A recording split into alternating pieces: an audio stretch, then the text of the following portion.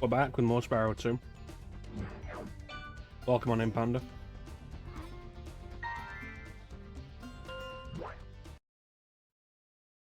%. That bodes well. Alright, so we're in Autumn World. Autumn Plains.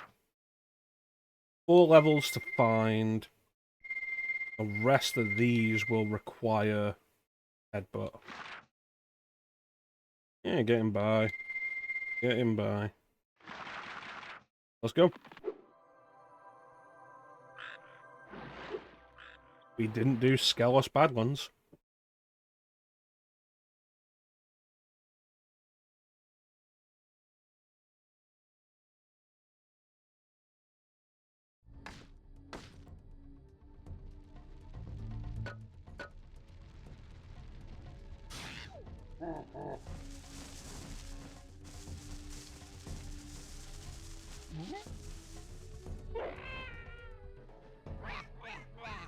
Wow, they just killed that dude.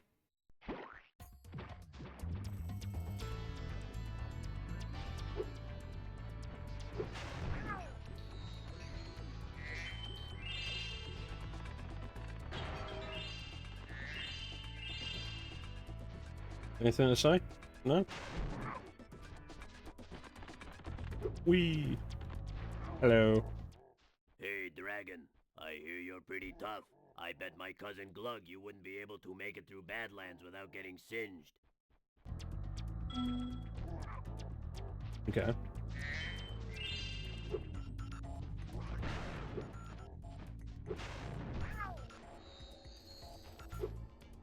So the question here is going to be, how do I deal with these guys made of fire? Because breathing fire is probably not going to help. I can just headbutt them. Maybe stay back when I do them. Alright. Problem solved.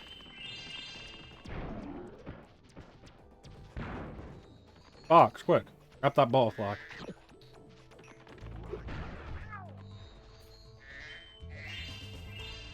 Bad charging works on those guys.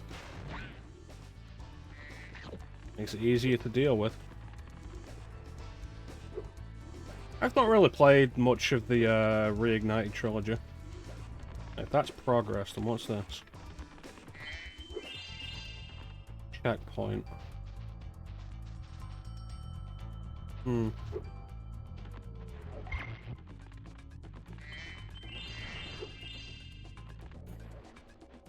what power up that is. Yeah, I've not really played much of the Reignited trilogy. The plan for the stream is to eventually just circle back around to it, doing everything in release order. So the original Spyro trilogy, Enter the Dragonfly, Hero's Tale, The Legend of Spyro trilogy. Maybe some of the handheld games. And then background to Reignited. With any luck, it'll be the last time I have to play through the original Spyro. I've played that enough in my life.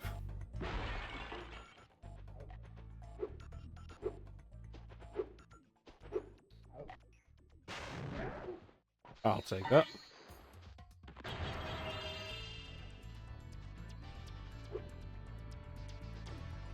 I probably could have just shot that thing at the barrier, couldn't I?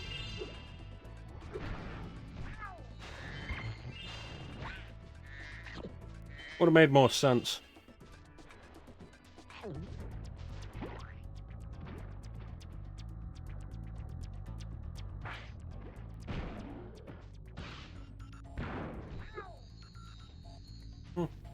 Doofer.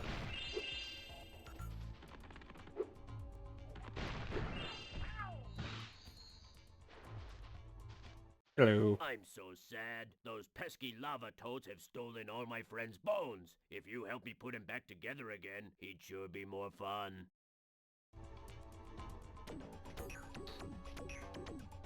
Alright.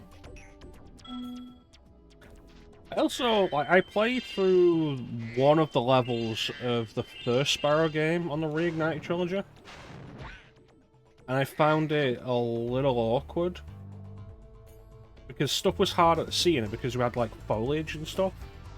I spent a while running around trying to find the last gem in the level, and it was hidden behind grass that wasn't there in the original. I knew I'd win that bet.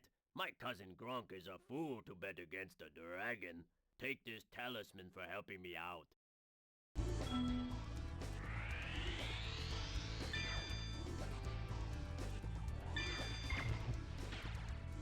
Alright.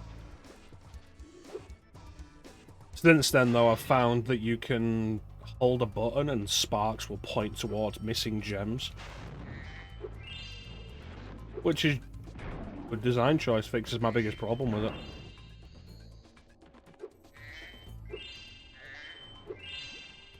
Just gonna grab that.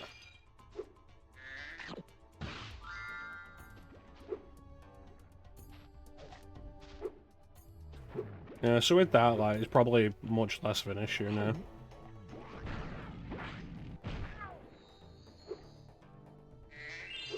All that, even trade.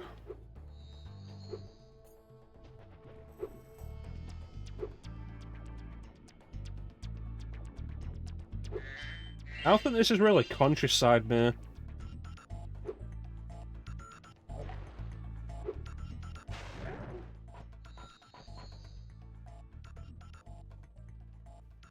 How you doing, man? Been a while since we've seen you in stream. Hope you're doing okay. That's a gem just straight up in lava. Oh, there we go. That's the end. You never know.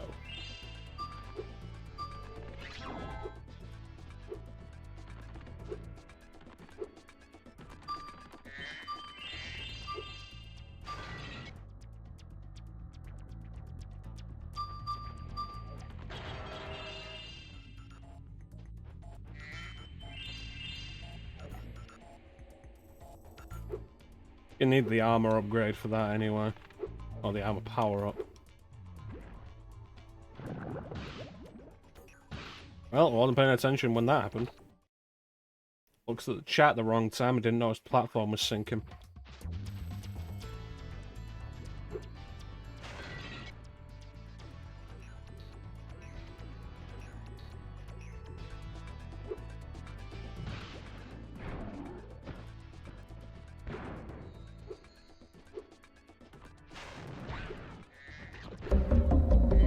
Yeah, is that the sound of the Clim hazard?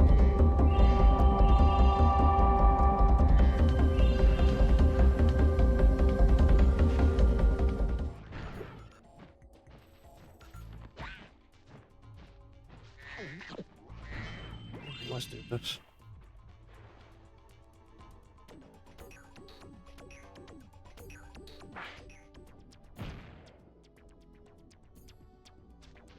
Yep, sounds reasonable, man.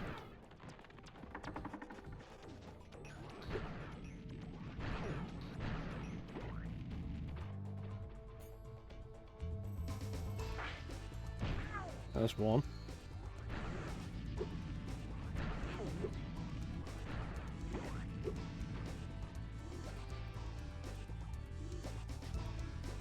How's stream doing now, Clem? Coming through okay?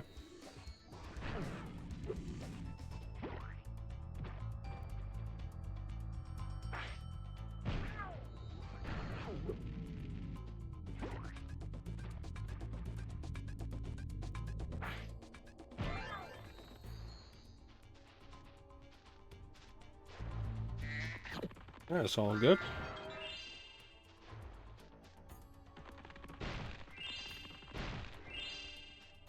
Yeah, I can agree with that.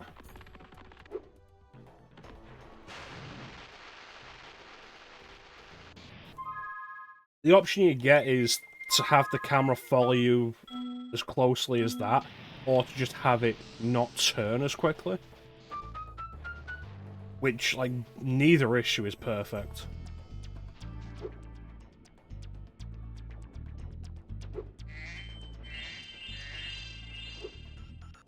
So... Spyro, our village is being overrun by lava lizards. Can't you get rid of them before they eat my little buddies? I'll lower the bridge for you so you can get over there. Alright.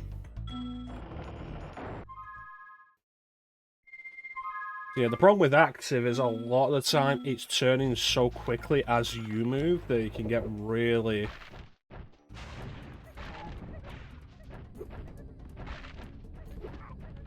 disorienting.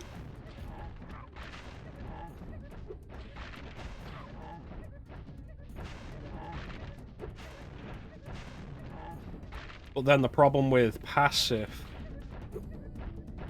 is that it doesn't turn quickly enough when you need it to be speedy. Well done, Grasshopper. Take this shiny, thing we found to aid your journey.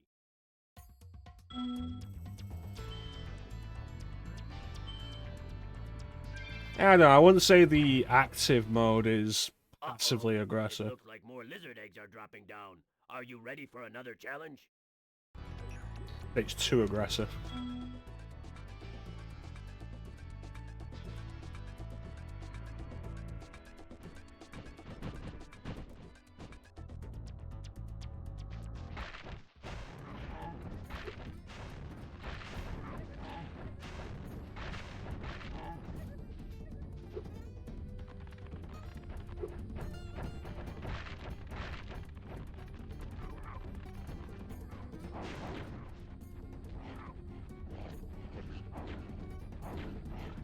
And I feel like this could be prevented if your friends tried moving at all.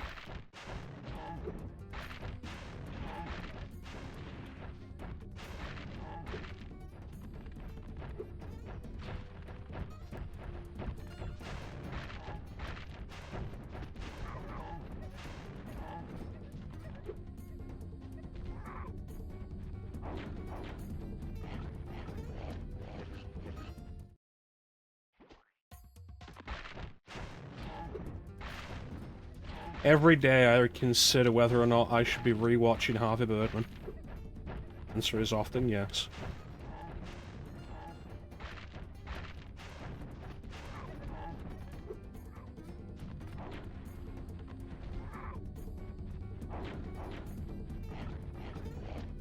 Oh, that's just lame, Clem.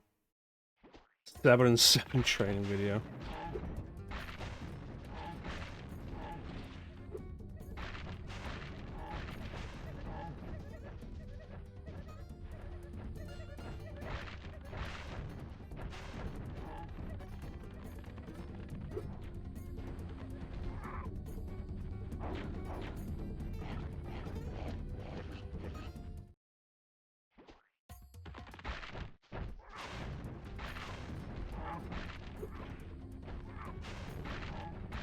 You know what? Just eat them.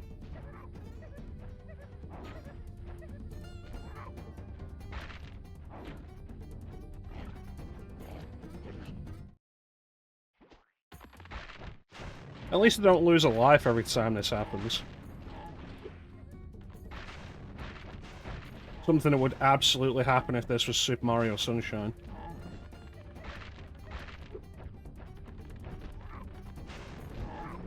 Move out of the way. Move out of the fucking way. Thank you for helping us again, Spyro. You deserve another shiny thing. I was going to use it as a nightlight. Hey, let the Ethernet cable in.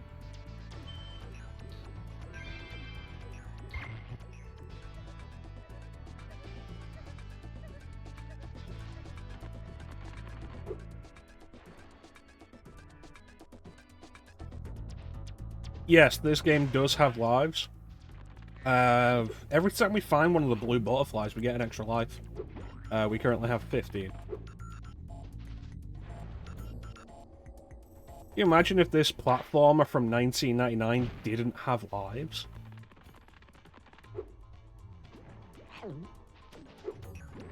That'd be crazy.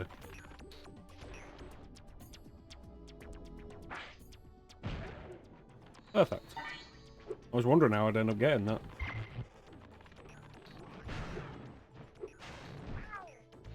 Or a dick.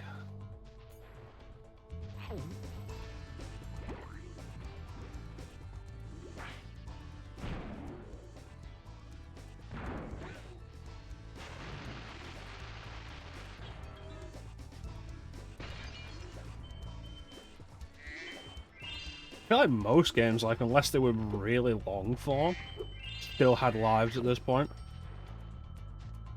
Ratchet and Clank doesn't have lives? That's crazy.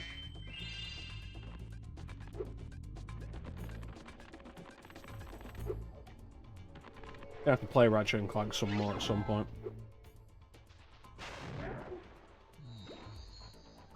Or just, like, generally.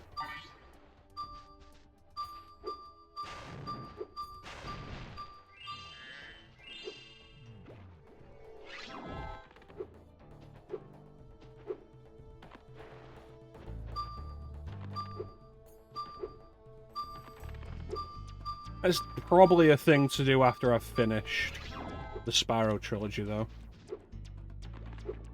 I've played like an hour of the first one, and I remember it being pretty enjoyable.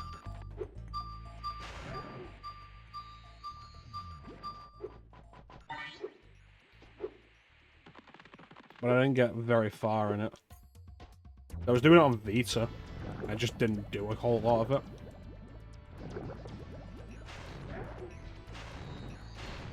Yeah, I don't want to pick that up yet in case it just immediately takes me to the dude.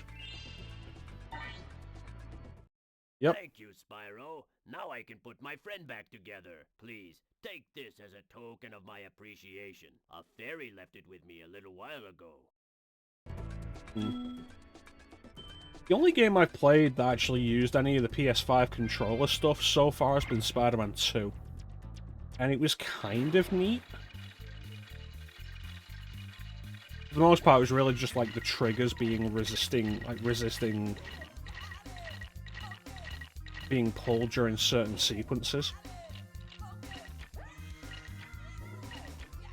I feel like that would probably wear the controller out faster than normal, though. But that remains to be seen. Okay, what am I missing? Okay, it's got to be off that.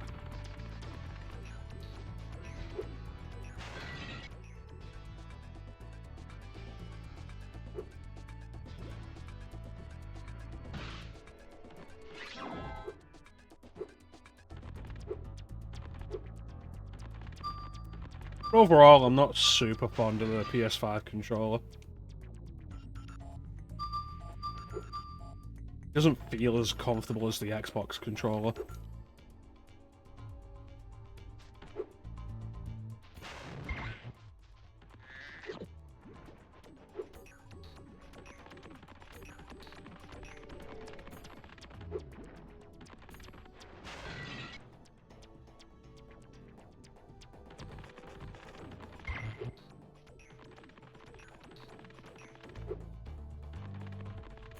Plus, I'm still like really fond of the D-pad on my Xbox controller.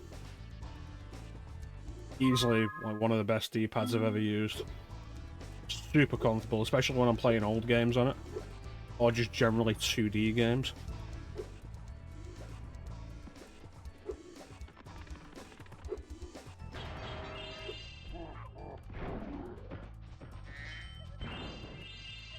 Perfect. Let's get out of here.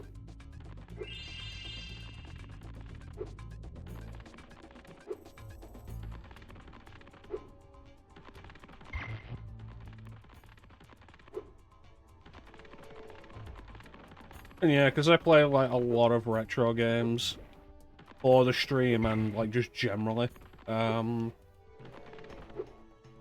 a really good D-pad is basically essential.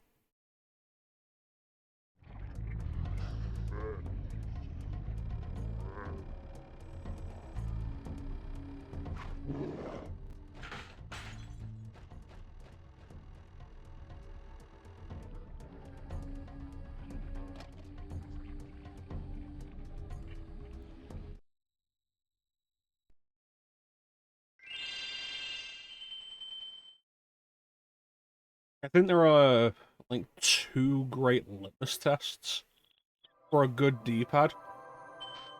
One of them being Resident Evil, classic Resident Evil. If you can play classic Resident Evil comfortably with a D-pad, it's a good D-pad. And if you can input the special moves from Symphony of the Night reliably, then it's a good D-pad.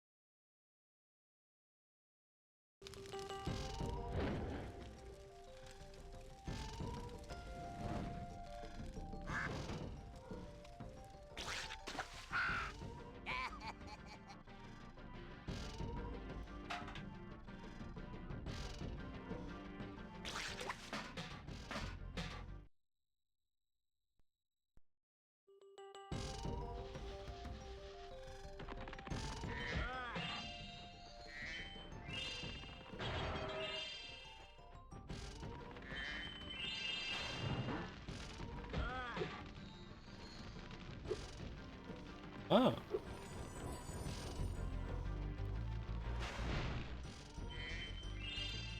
I do really like the way Spyro 2 is laid out.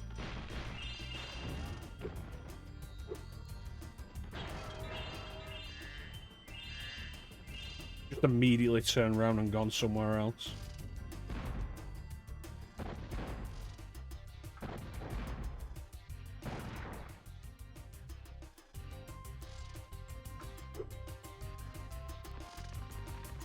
Oh.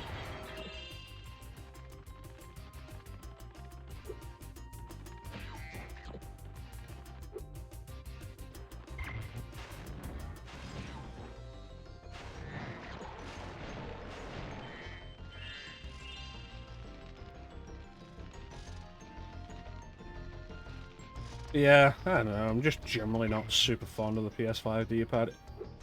Or just the PS5 controller in general. Like, it's serviceable. And it's certainly not the worst controller I've ever used. You're just gonna be an invincible like that, aren't you?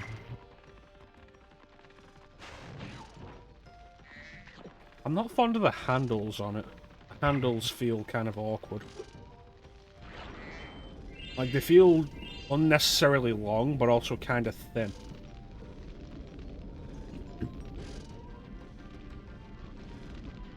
But we'll be using it at some point on stream next year. So we'll see how that goes. Got the Final Fantasy VII Rebirth stream coming up next year. Along with possibly Jedi Survivor. I've not decided what I'm doing for Star Wars month next year.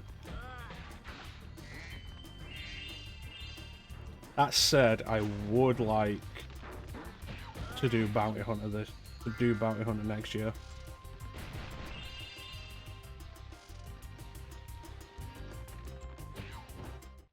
Those land blubbers have littered these metal spike mines all over the harbor. If you can clear them out, I'll give you this orb I found in a clam yesterday.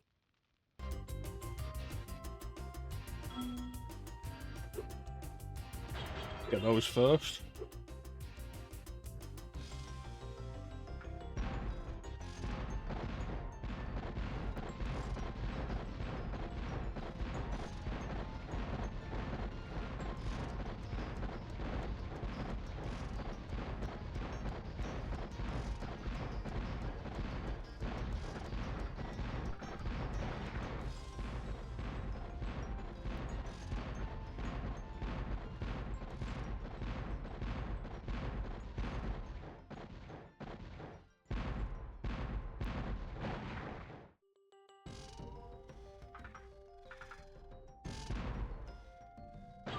Yeah.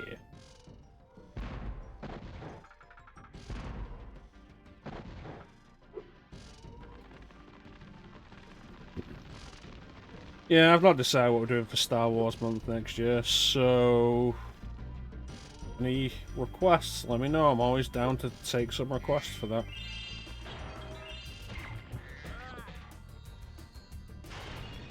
No, Bane wants Battle of Naboo, and I'm not against that. And there's also still all of the Rogue Squadron games.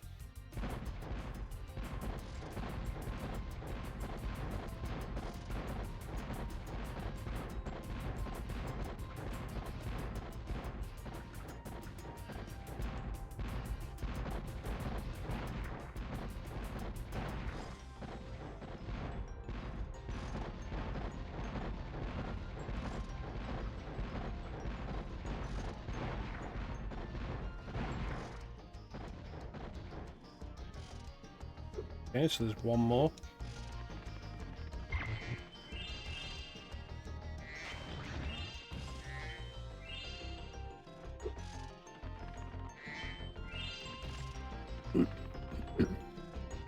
Also kind of toying with the idea of Super Star Wars, but I feel like I'll regret that very quick.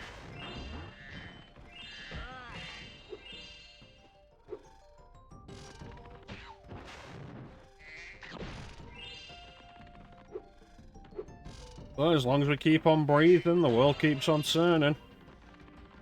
There's always a chance for us to get to more Star Wars games in the future.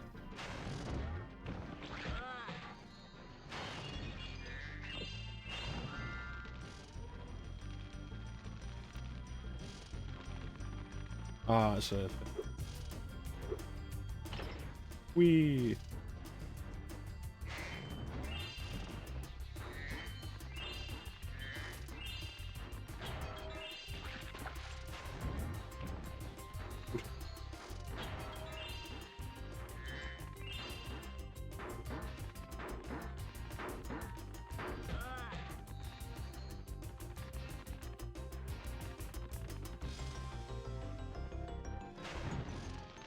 Hey, figure out what this does.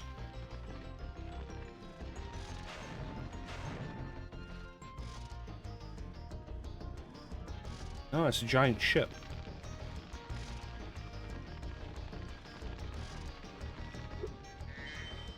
I didn't even talk to the dude at the start of the level. There he is.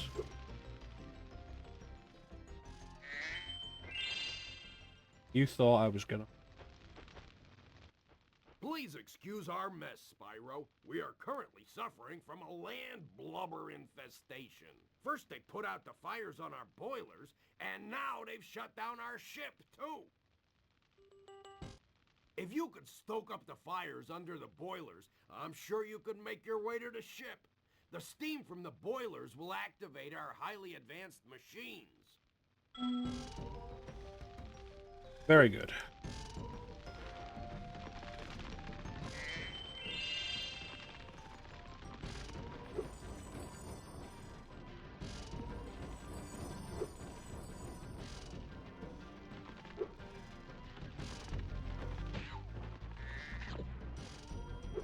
So I'll probably use this one.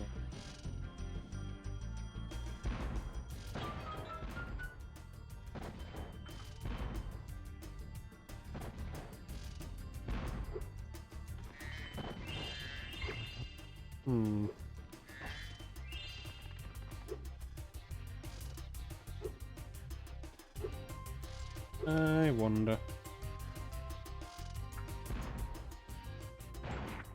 Ah, perfect. Thanks, Spyro. Here's that orb I promised. Sorry if it still has clam juice on it. Okay.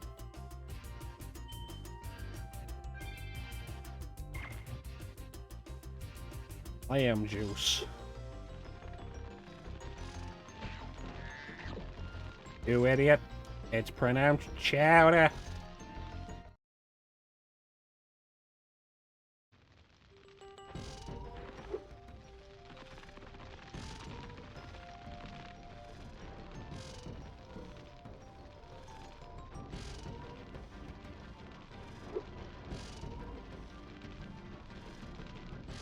Chowder.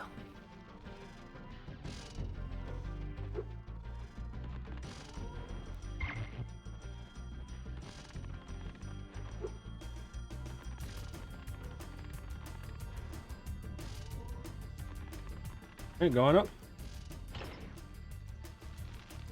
Perfect.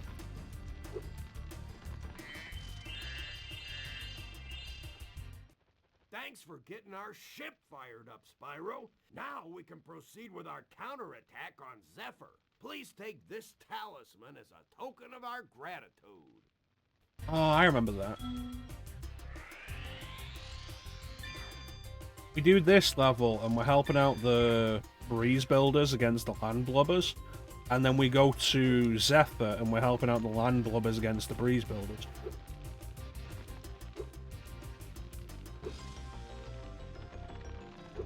We don't play favorites in this game. Y'all motherfuckers need to learn and live in peace.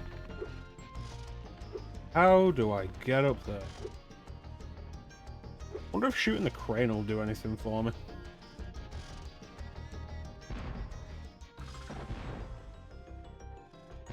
Nope, the cannonball will just clip through.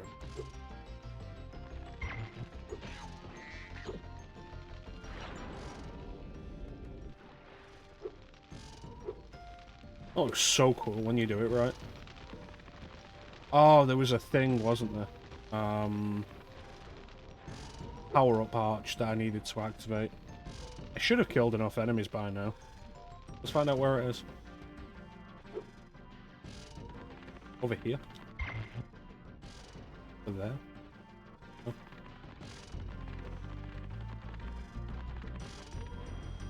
There it is. Oh, it's the spring jump.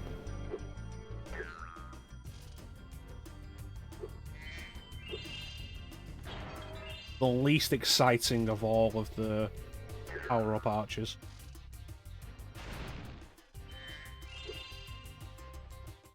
How lucky for me that you came along. My machinery is broken, and the gears I need to repair it are scattered all over the tracks. Could you hop on that trolley up there and get them? 50 gears. Difficulty 5 stars.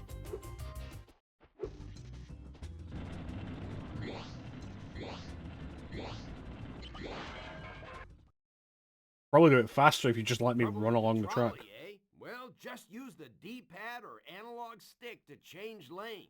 Press the X button to jump, and press the circle button to fire the cannon. Yeah, we'll be able to get back, Panda.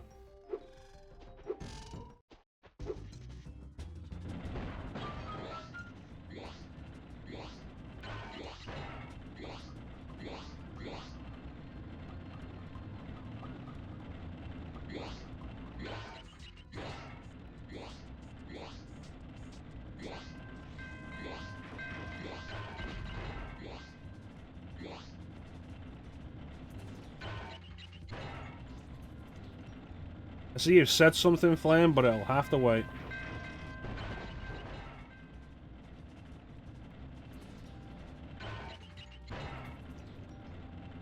I can't look away from the screen right now.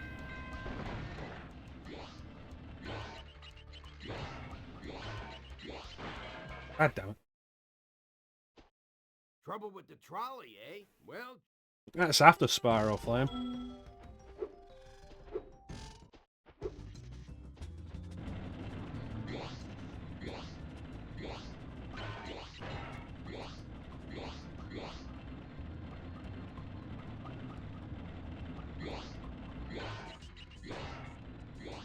Here, right, left.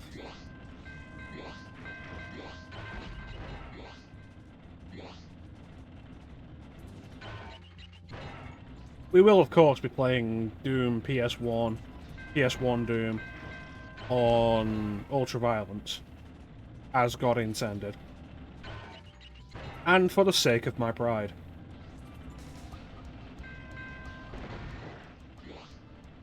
Legally not allowed to play it on anything lower than Ultraviolence.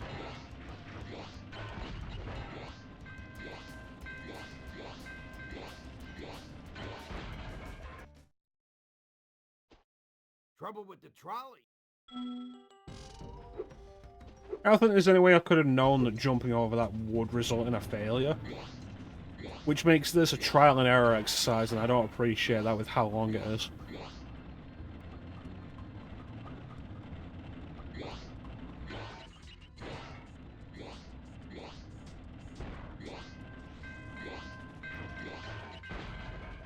Why is that one suddenly dropping CNC? It wasn't Trouble before. with the trolley.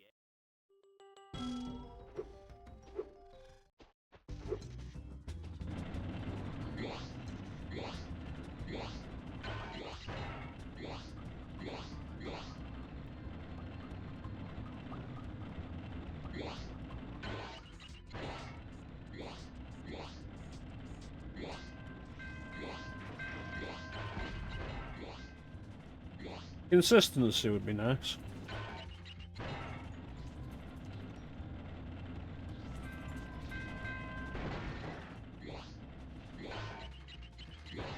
Finish right. Sounds like a skill issue, how dare you.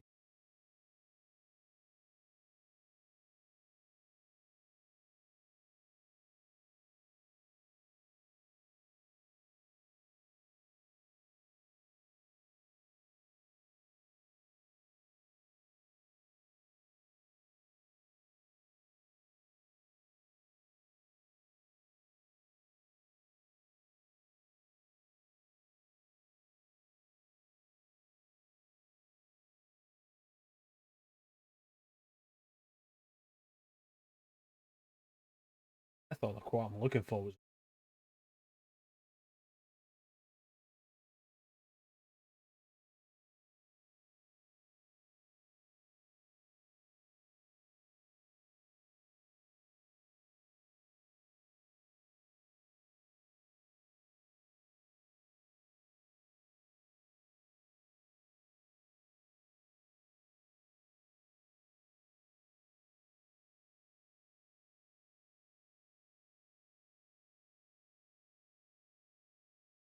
Because getting shot by anything in Doom PS1 or Ultraviolence doesn't require me to immediately restart the entire thing.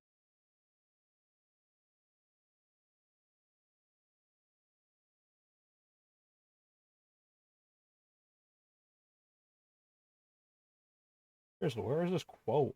Should not be this.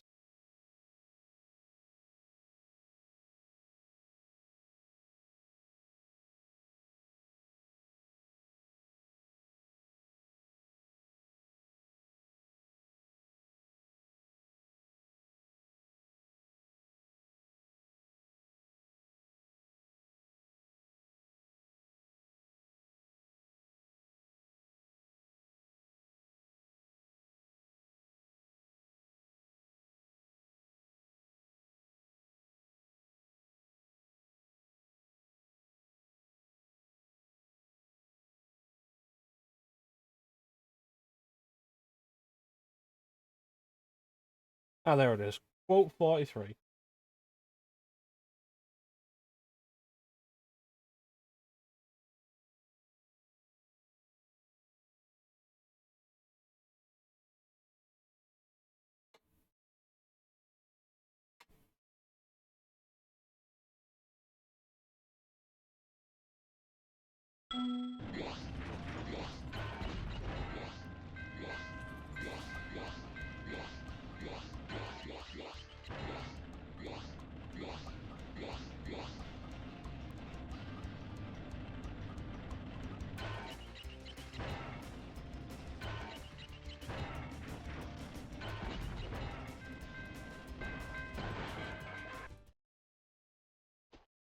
Trouble with the trolley. Alright.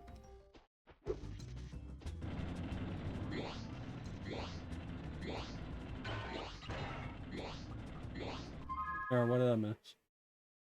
Yeah, it does if it's Baron of Hell. Barons of Hell are nothing. Barons of Hell are easily defeated with circle strafing. Surprised by a collection of exploded barrels, that might happen, actually.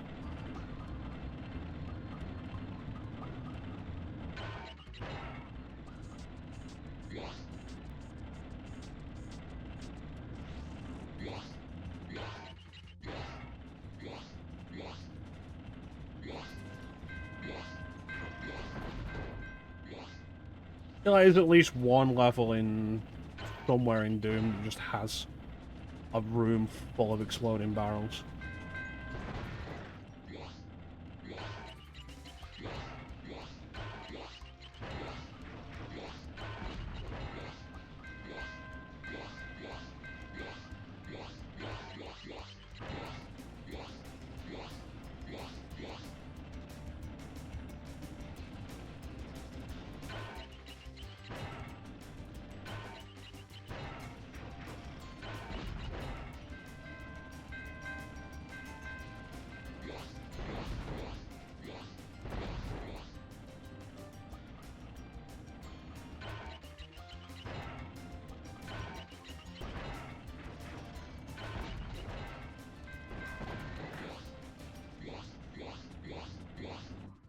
Bada bing. That was great work, Spyro. Now I can start fixing my machines. Here, I don't have room in my toolbox for this thing anymore. I feel like it would have been pretty easy to do. It's just that the only reasons to jump are kind of far apart from the gears.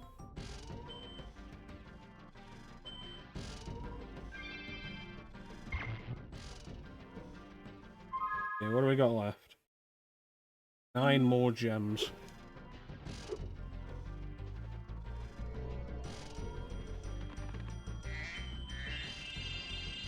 Yep.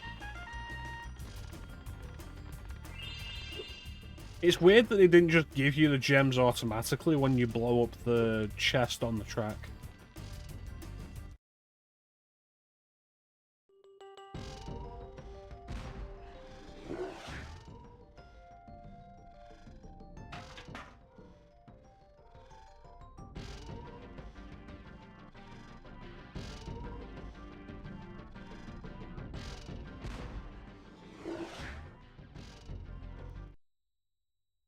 I mean, that straight up is murder.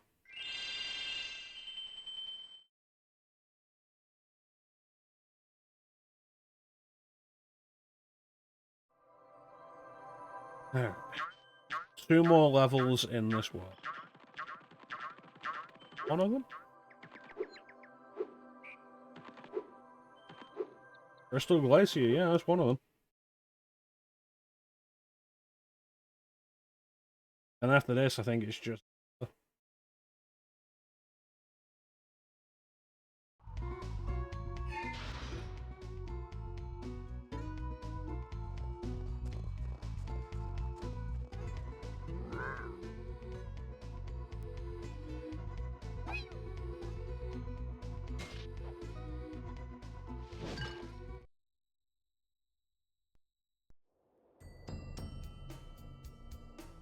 Wow, nobody's here to talk to me. I feel so unwelcome.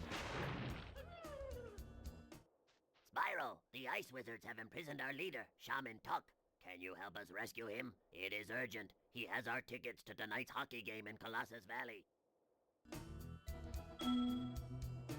I was told that level was just called Colossus.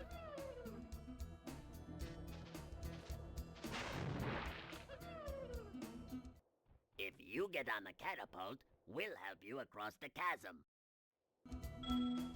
Alright, that sounds safe enough.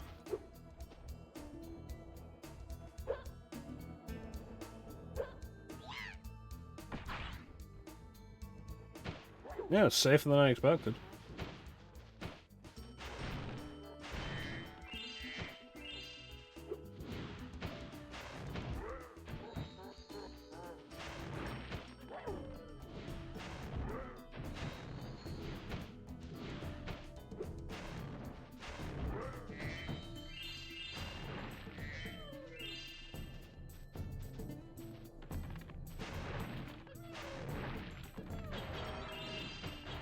I assume the rest of these guys don't actually have anything to say.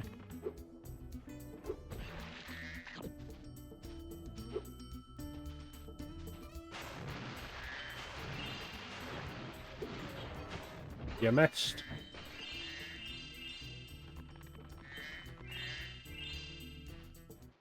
Watch. We'll help you climb this wall up ahead.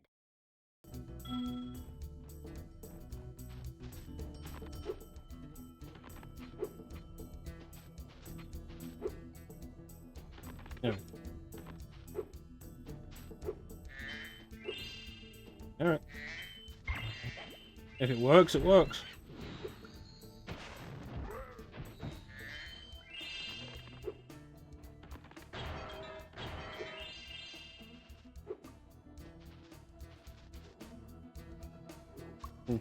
Wonder if I'm gonna get the flying power up in this level.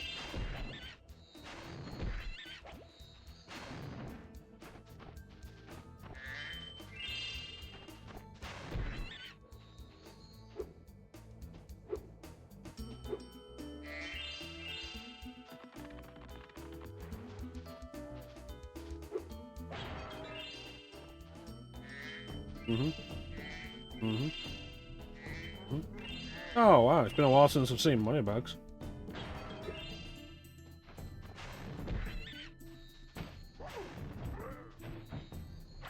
You know what? It's funny to me that some of the ice wizards are just throwing ice balls at each other.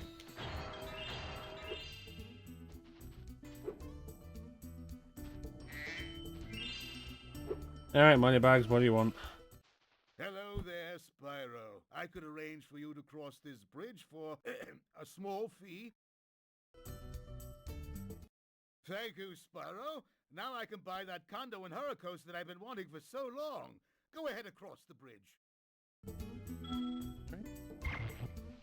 I don't coach you. That bridge doesn't look safe, Moneybags.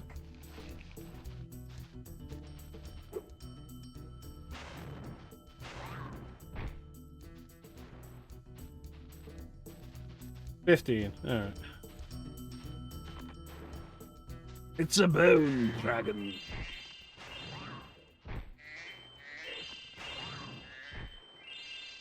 No, no, when the bone dragons don't have flea riders, they're called Ouroboros.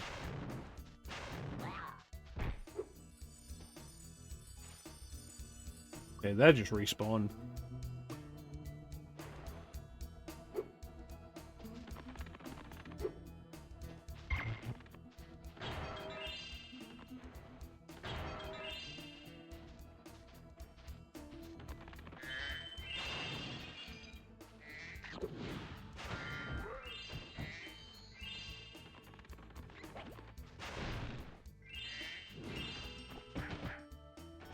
Yeah, well, you're getting it. We're also getting it.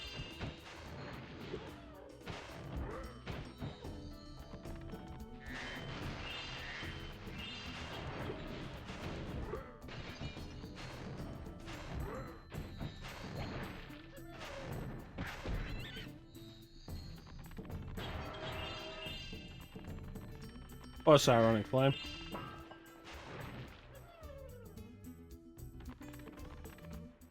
Thanks, Spyro. Just hold tight for a second and look out below.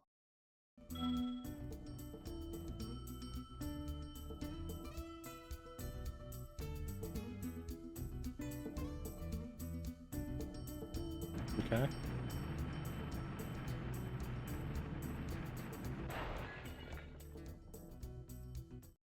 Ow. You'd think those guys could have got me out of here without rolling a 2-ton snowball onto my head? Here, take this crystal. I traded some hockey tickets for it.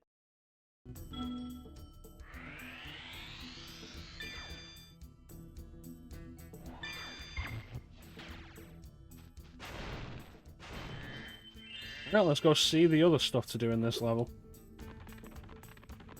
Though it's also kind of funny because it means they rescued him to get the hockey tickets and he'd already like, just traded them for the talisman that he then gave to us. So they don't get shit.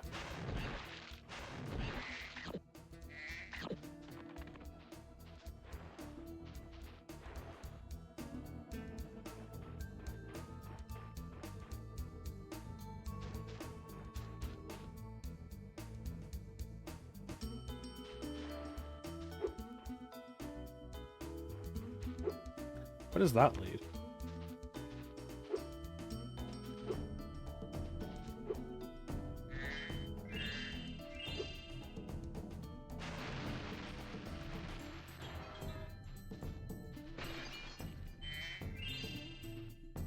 Hello.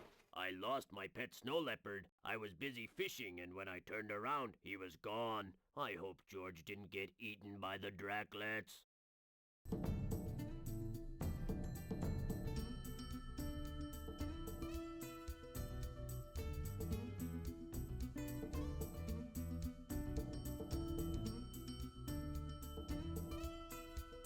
Draclets.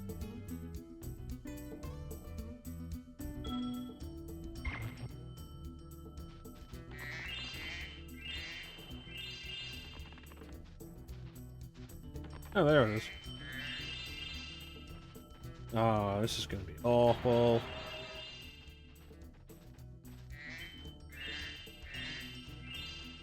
Because he will love him and feed him and call him George.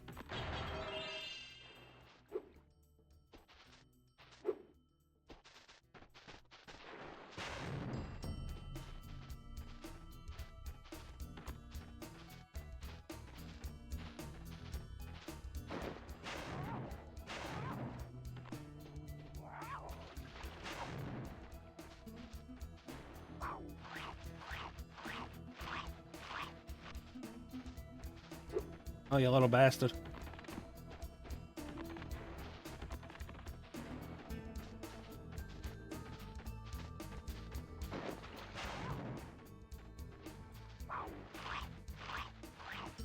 I think Yeti and Abominable Snowman are generally kind of interchangeable.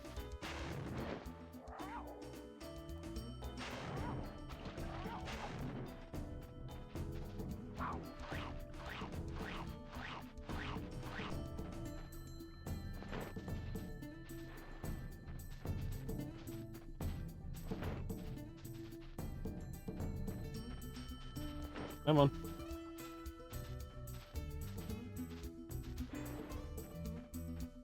I don't know what that is, but it doesn't look safe. It also doesn't look like all the other water.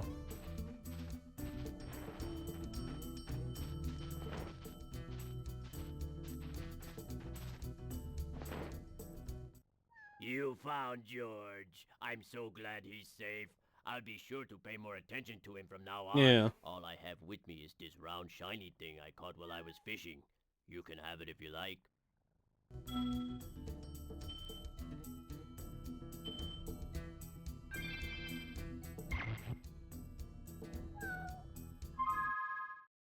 Okay. Another orb. Bunch more enemies. Only killed like half the enemy stage. Alright. So we've missed like a significant chunk somewhere. But we should also be able to do this thing now.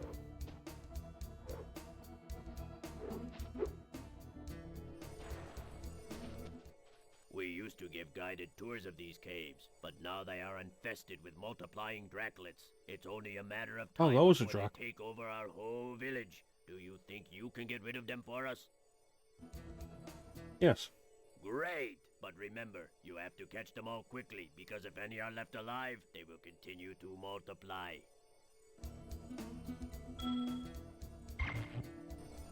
Here we go.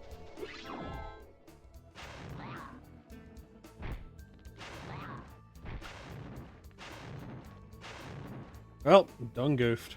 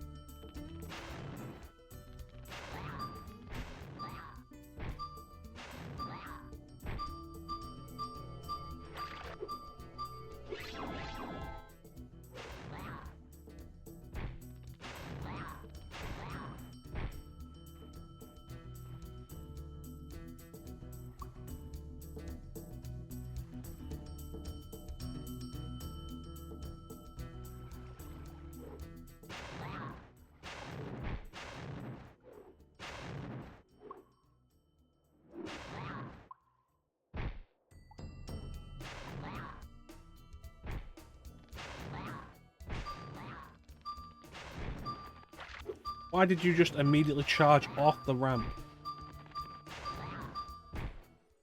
You have saved us all from a grisly fate. Please, accept this orb as a small token of our thanks. Yay. Both orbs.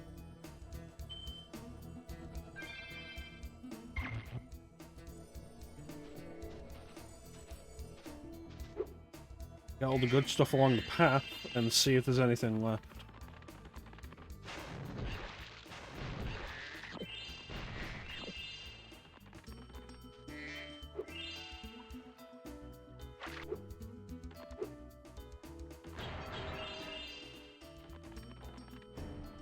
Oh, I'm not gliding across that.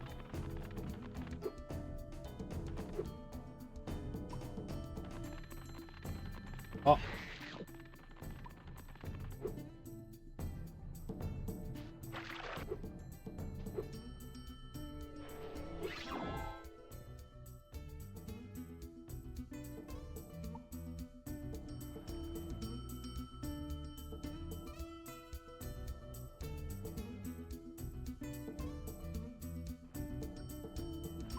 Oh, can't go any higher than that. So we've missed something else somewhere.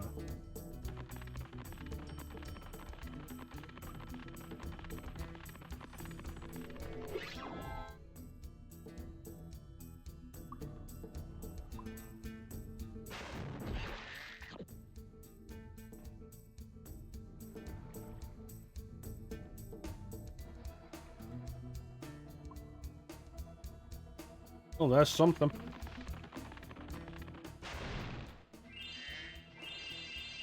Da, da, da, da.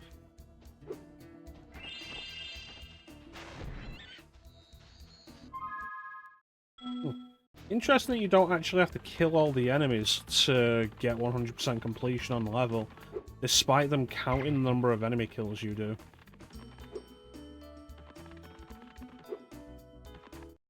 And we're out.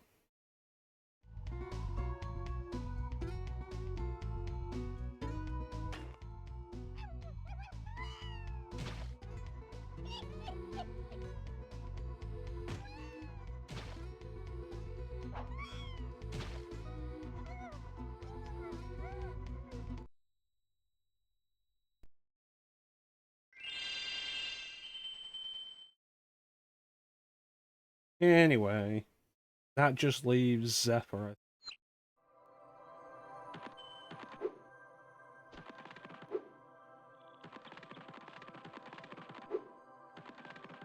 This. Yeah, there it is. And then we can go and take on Crush? No, Gulp. Crush was the first.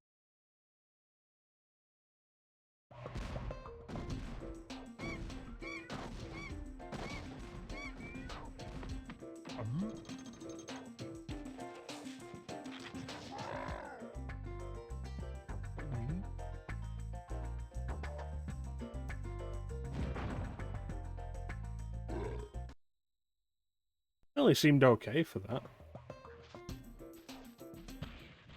Okay, Spyro. Looks like we got us a bit of a situation here. The Breeze Builders have got us pinned down, and we've been waiting for a volunteer to blow up their munitions building. Looks like you're it. You know what? The Breeze Builders were nicer than that. They didn't just say, you need to do this, we're making you do this. They were like, hey, could you help us?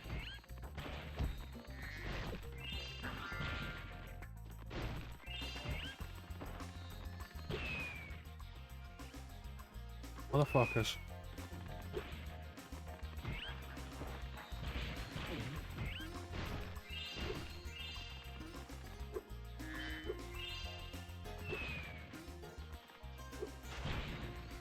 God damn.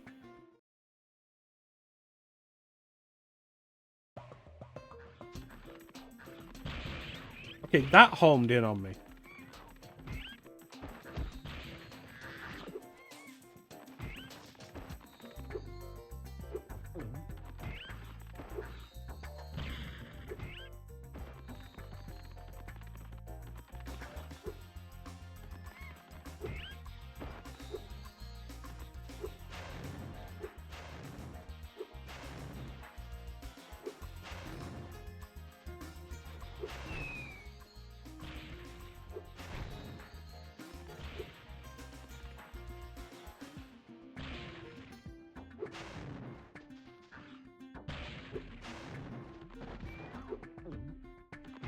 Gotcha.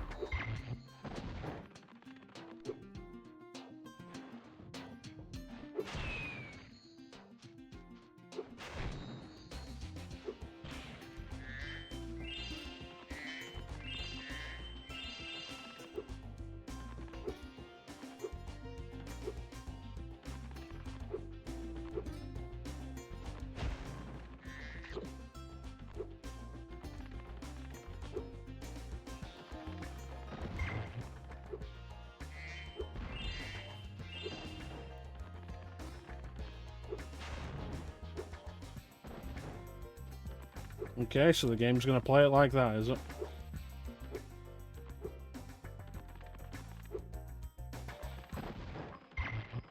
You, out of the cannon. Cannon just ain't working for me. Do you think you can blast that bird, soldier?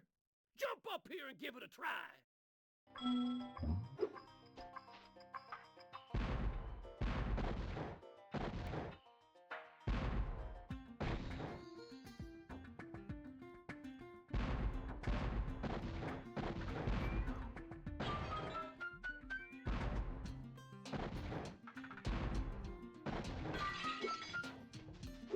That's everything I was after. Unless I need to blow open the doors as well.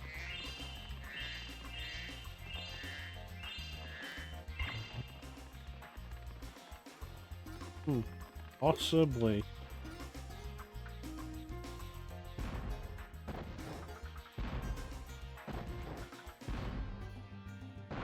Yep.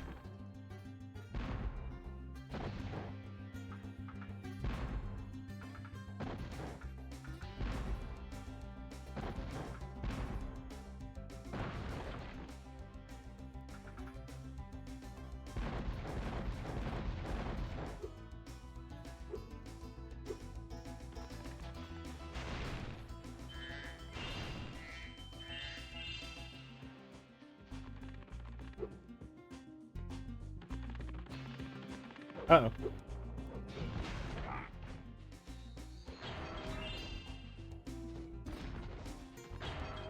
It's interesting how none of these enemies look really a whole lot like any of the breeze buildings, so. But the land blubbers look a lot like a bunch of the land blubbers we saw.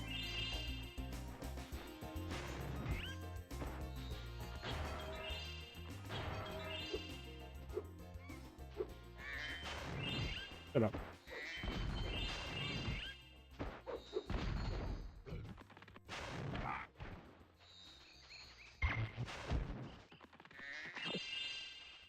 Yeah, we could call those child soldiers.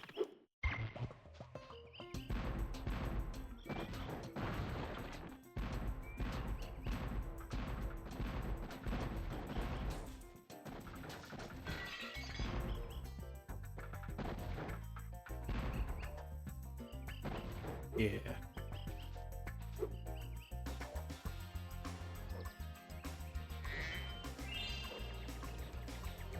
I was honestly expecting the TNT barrel to turn and just go straight towards me.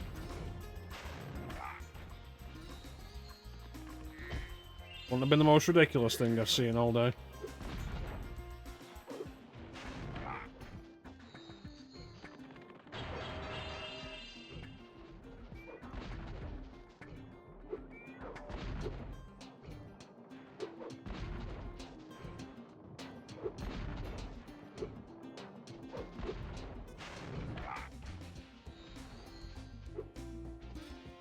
Okay, so I'm gonna shoot you.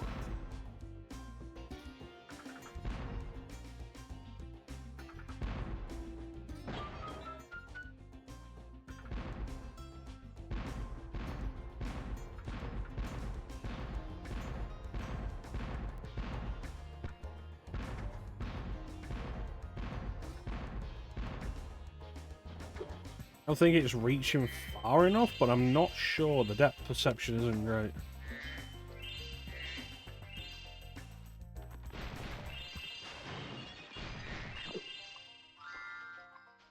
Yeah.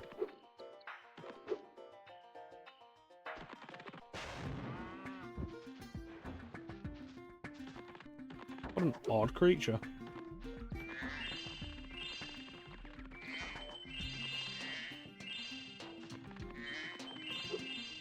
Hello. What light from yonder window breaks? That window up there, dummy.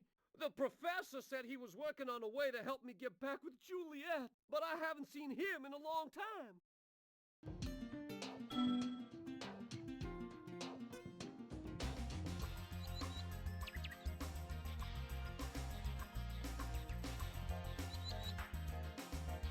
You know, buddy, I feel like if she wanted you to be with her, she would fly down to see you.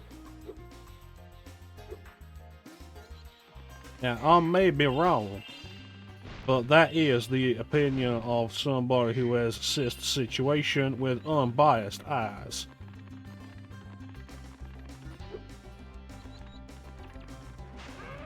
What's going on with these things?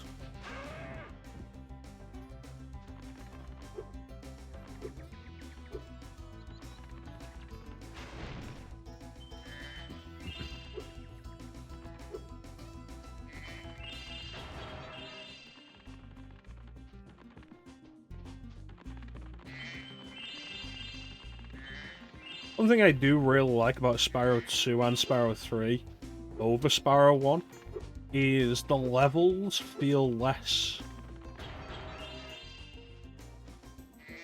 frustratingly designed. In Spyro 1, like, there's a bunch of levels where one of the big problems you'll have is you're searching for, like, one last set of emeralds. And it happens so often. Didn't I just see you down there? And it doesn't really feel like that's the case in 2 and 3. It feels like you always have a much clearer sense of where something is and where it should be. Spyro, my boy, I've got a magic bean, seed, for you in here somewhere. Here it is. Why don't you plant it in the ground and see what grows? Aiming the seed Is by it a holding fuck down tree the where I triangle can keep button all my will make this fucks? easier. Oh, and if you ever need your seed back, just flame the plant, and it will turn back into a seed again.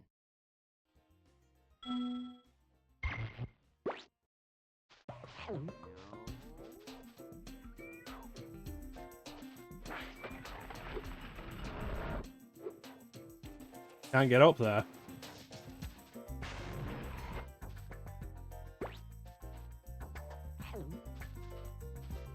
I have one currently. No, I have none. I'm gonna have to work up to this area, aren't I?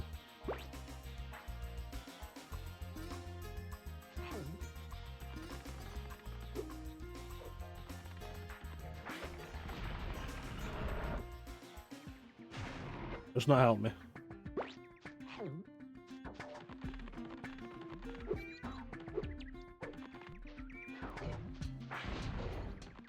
Why would you do that, Spyro?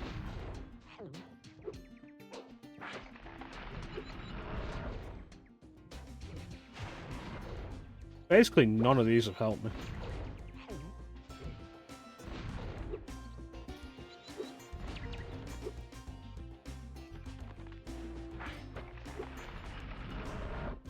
There we go, finally. Something that feels like progress.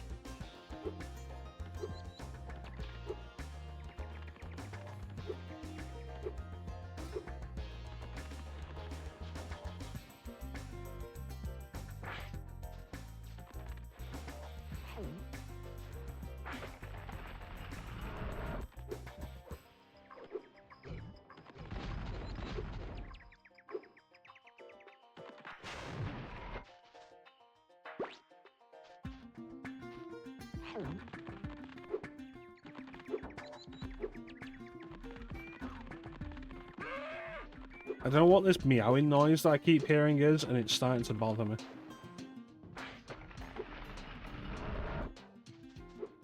Okay. Oh.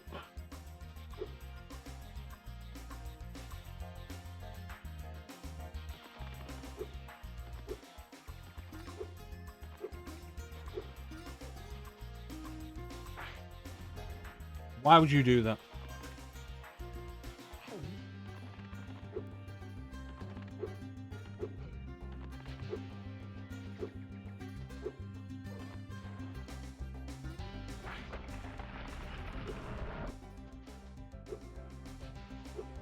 No, it's definitely been happening in the game. It might just be this level.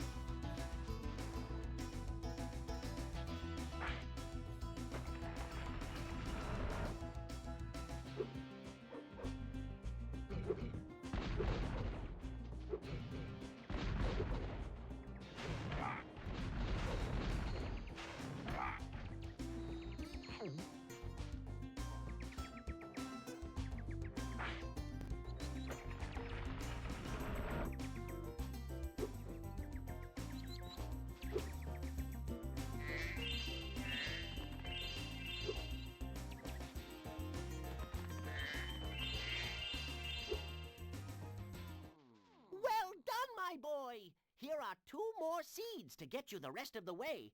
Oh, and take this with you if you don't mind. It's been cluttering up my pockets. If you had more seeds, why didn't you give them to me?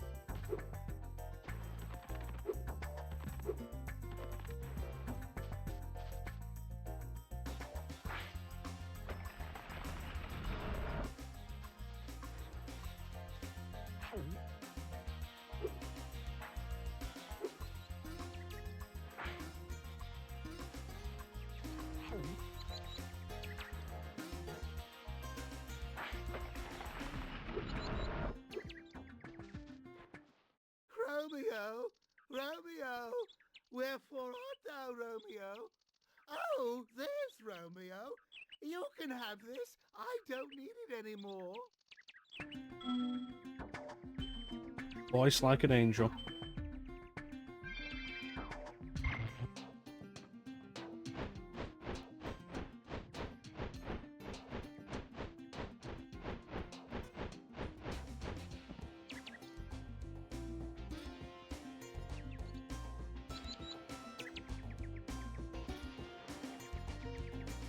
So all of that could have been avoided if he'd just thrown a rock up here.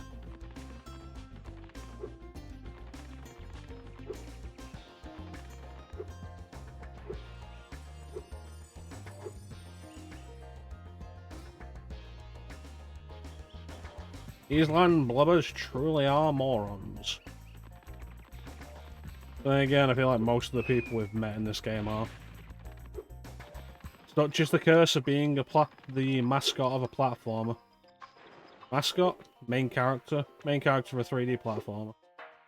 Everybody's an idiot and wants you to do all the work for them.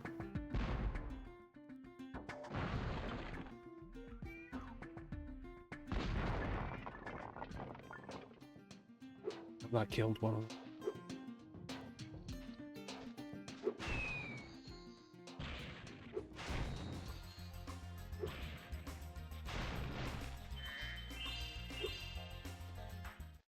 Wow! What an explosion! It sure is a good thing I had my helmet on.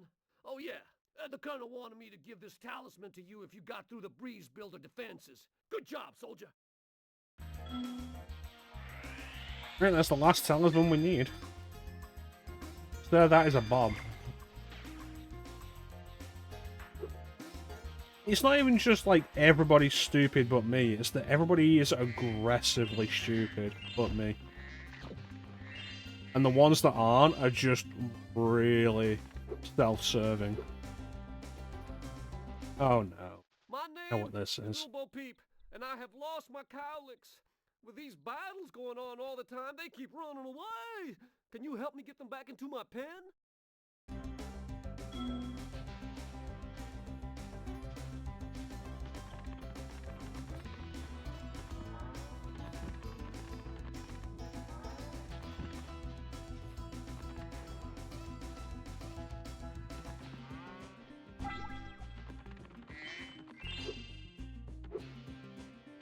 Two, that's three.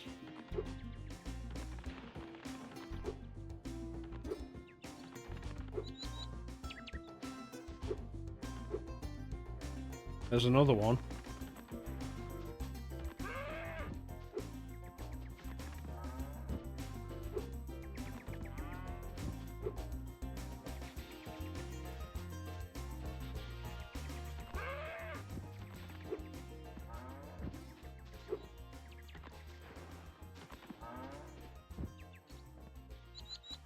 Please don't walk off.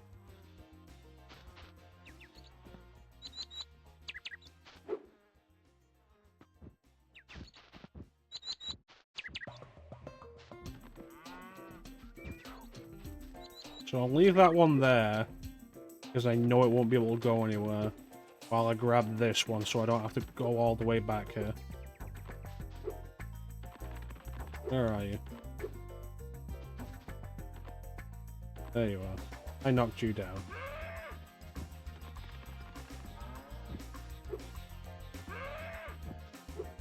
So I said Spyro 2 is my favourite over Spyro 3. And now I have to consider, do I hate this more than I hate the overabundance of skateboarding in Spyro 3?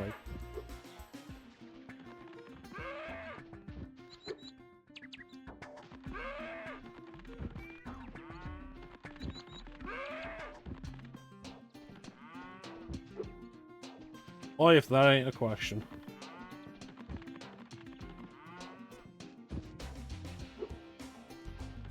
To be fair though, like, these things only roaming within a very small area of wherever you've left them, and not walking off cliffs. Fantastic design choice. The kind of design choice you would not expect of a game of this era.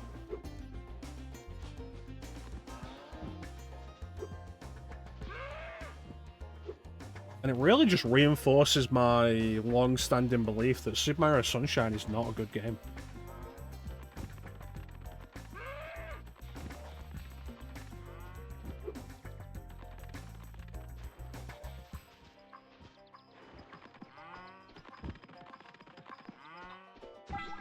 Ooh.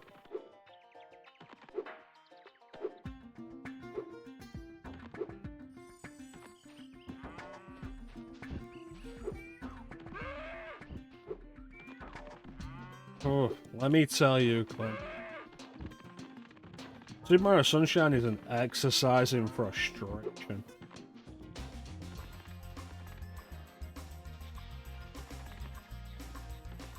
It also has this big problem with whenever you fail anything, it will take a life from you. Like, hey, were you doing a friendly race and you lost? Lose a life.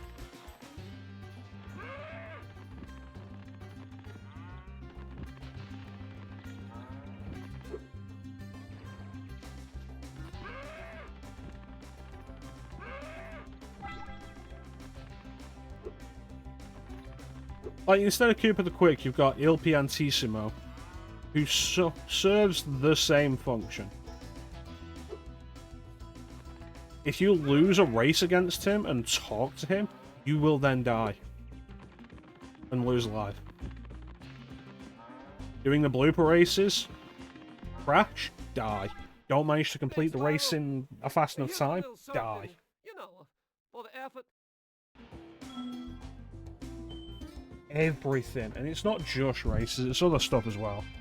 But if you don't manage to accomplish something, the game will just... Oh. But I haven't seen them in days. There is so much in Sunshine that will just take a life from you. On top of it just generally having pretty poor design.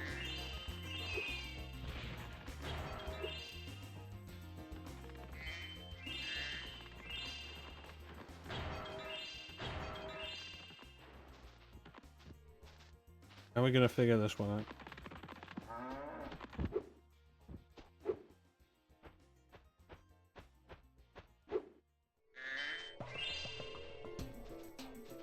It should reasonably be, like, arguably the best game out of 64 Sunshine and Galaxy.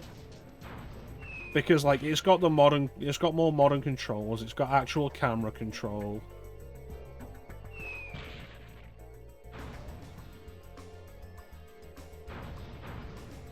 They could have learned from the level design issues of 64. And it's like, it's really not. It is so much worse in almost every way.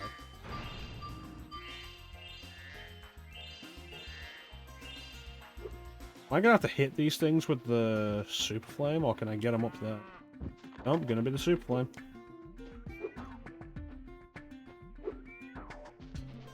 There's also the weird decision of, in Super Mario 64, to complete the game, to open up the final area, you needed stars. Like, there's always a certain number of stars. Get 8 stars, you can go and do the first boss fight with Bowser. Get 30 stars, you can go and do the second boss fight with Bowser. Get 50 stars, you can move up to the 3rd floor, and then get 70 stars, you can go and do the final boss fight with Bowser. Mario 64 will let you think it's doing the same thing, but it's not. You have to complete the 7th stage of every level in that game. Which means that almost every shine is completely worthless unless you're going for 100%.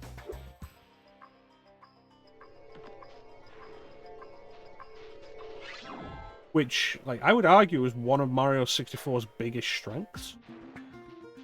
That you could just ignore levels that you did not like.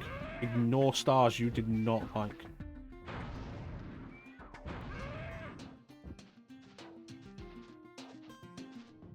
But in Sunshine,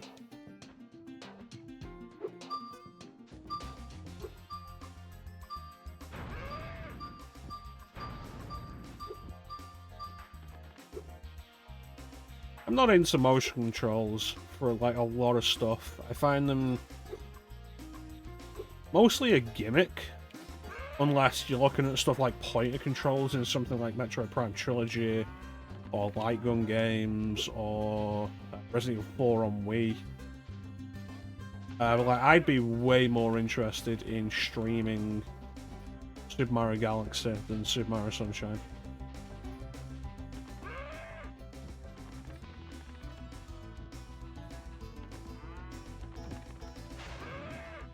Get in the fucking pen.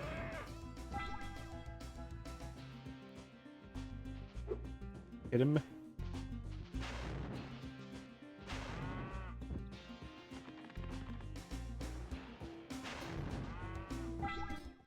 Well, I am impressed. You got all 7 cow licks for me. Here's a fair reward.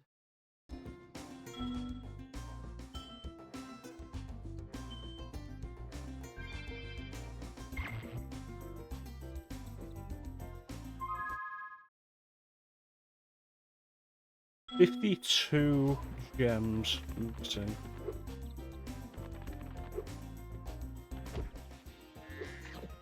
I need to find where the question mark jar teleported to.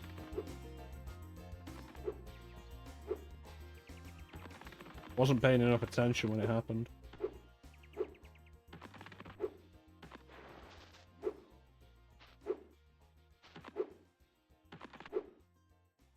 So I've mentioned previously I've been collecting movies now.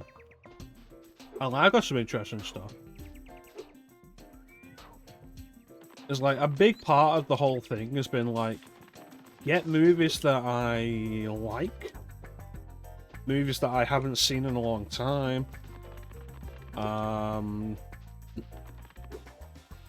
movies that I've never seen but I'm interested in, or like some of the big classics that I'm quite interested in that I've never seen.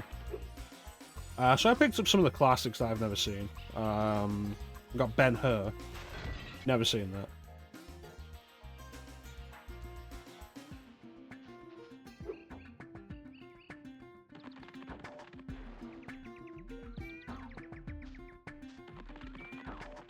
Get Spartacus, the original Spartacus. Lawrence of Arabia, pick that up. Never seen it. It's supposed to be one of the great epics. I was looking at the runtime of it, and it is almost 4 hours long. And it's like, wow.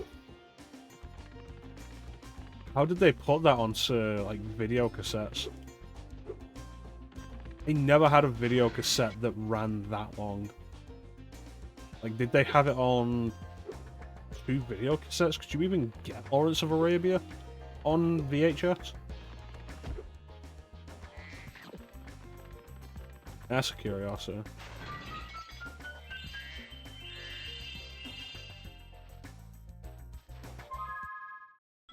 $5 gems.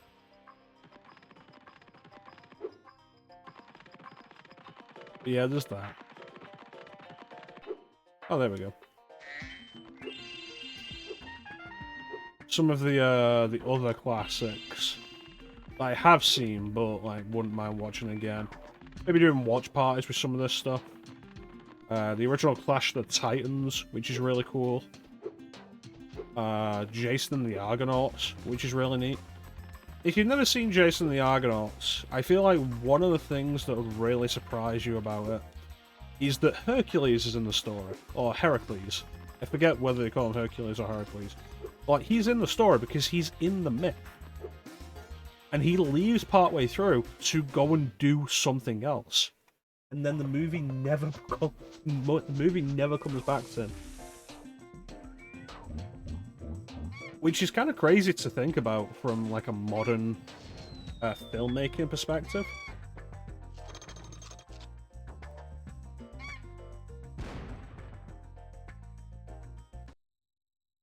Well, Jason the Argonauts is a good movie.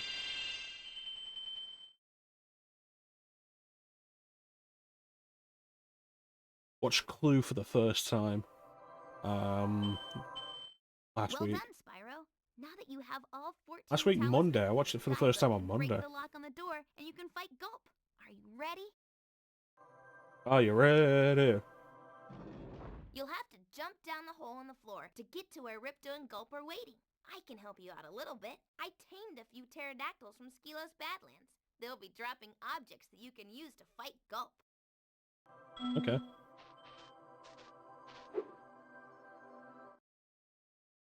Yeah, so I watched Clue for the first time, and like that was an interesting experience. Gulp, we've finally made Avalar ours. You've earned a special reward. Gulp, what is it, boy? Oh, the fairy. Here you go. Ah! You singed my cape. Dragon, you are really starting to get on my nerves. Say goodbye, Flame Breath. Gulp, lunchtime. Gulp, finish him off and you can have all the fairies you can eat. I'm going to enjoy this. Well, it was a pretty interesting thing. Like, it's a short movie. I think it runs up as like an hour and a half. When they're showing all through, wow, where the hell did you get those from? Like when you watch the home release rather than like if you saw it in cinema, it shows all 3 possible endings. Because the idea is you can have one of 3 results. So like even with all 3 being shown one after the other in the home version, it's still like just over 90 minutes.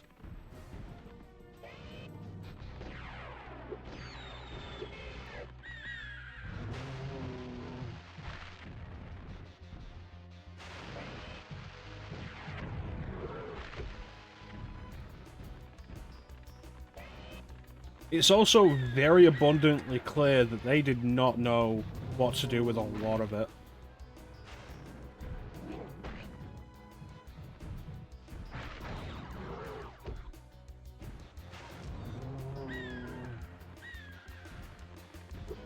Like, the movie is such a time waster for a lot of it. Like, there's nothing really going on for so much of it. And then for like the last 15 minutes, it's just Tim Curry recounting the plot. Just saying everything that happened to the rest of the cast. But it's so relentlessly entertaining. Ah, crap.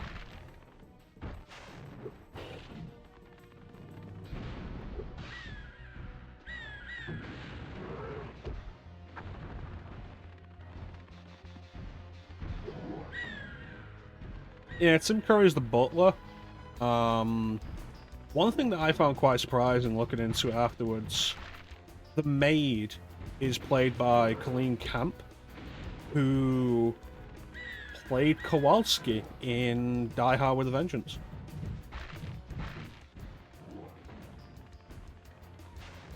That was surprising to find out, because I didn't think she was that old in Die Hard with a Vengeance.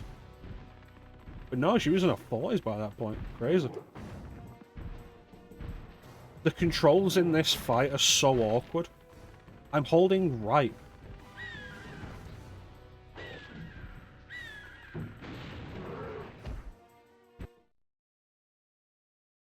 Yeah, it was a fun movie. Recommend it. A really solid cast. Really solid, engaging, entertaining cast.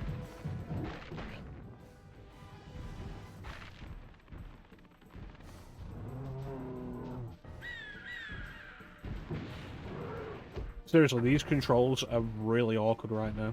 Because the camera's always turning to face Gulp. So the analog movement doesn't properly connect with where it's supposed to.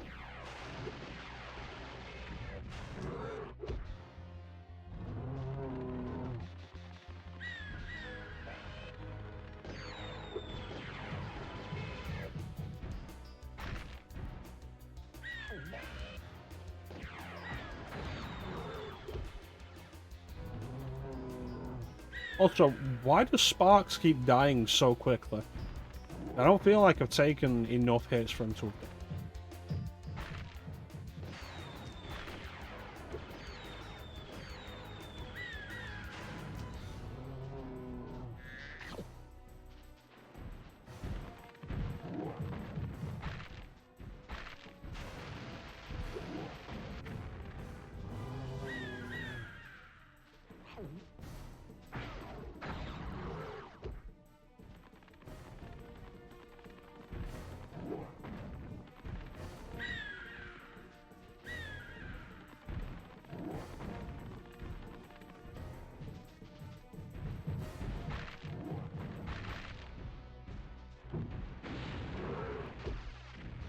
Yeah, it was a fun movie. Recommend it.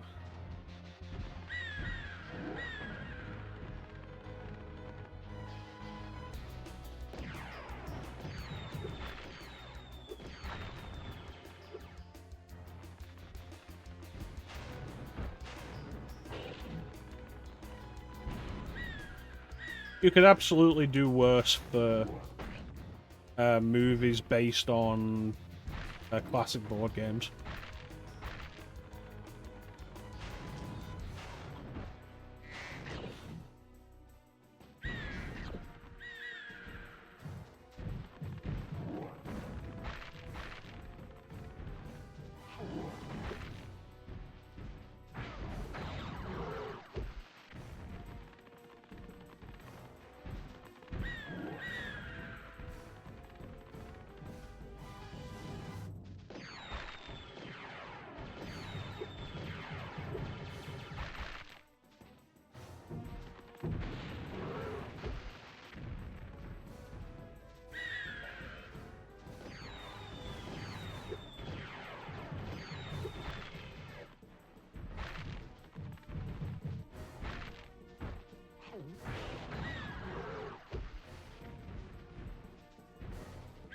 Come on.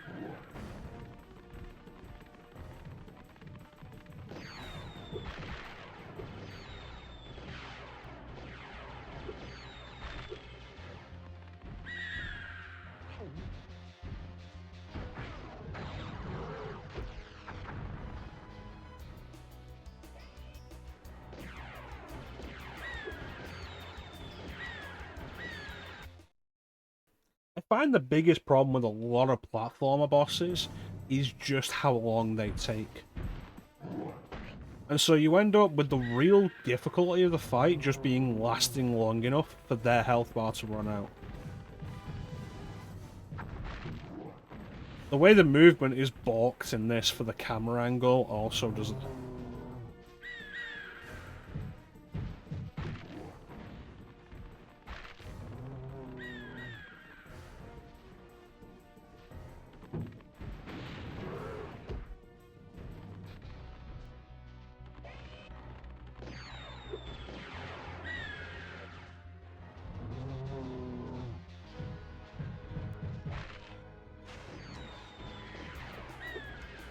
I feel like I remember Ripto being one of the easier fights, though. We'll see.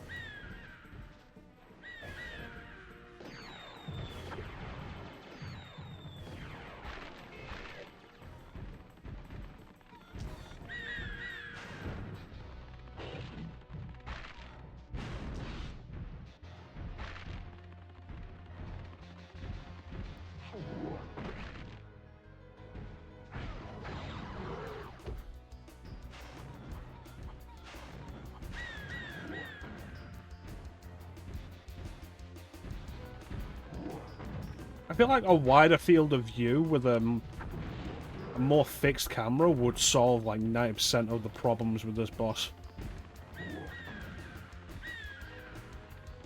They'd solve like a lot of the problems with a bunch of the stuff that's happened in this game.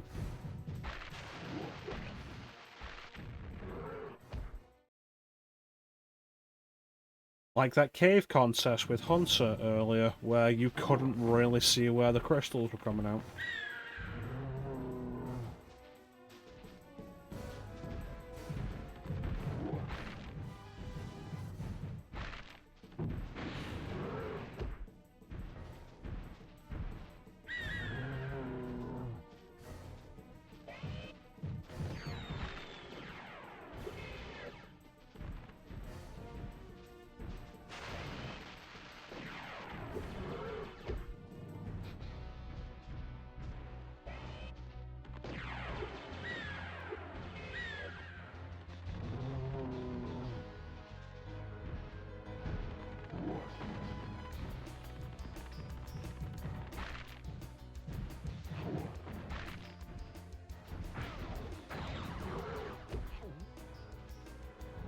Got it anyway, bitch.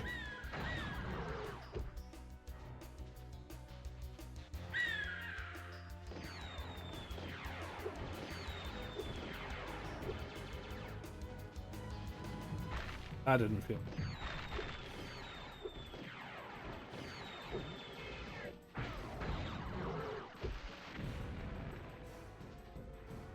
You birds want to drop some health, that'd be great. Nope. Alright, I guess we'll just start the fight again.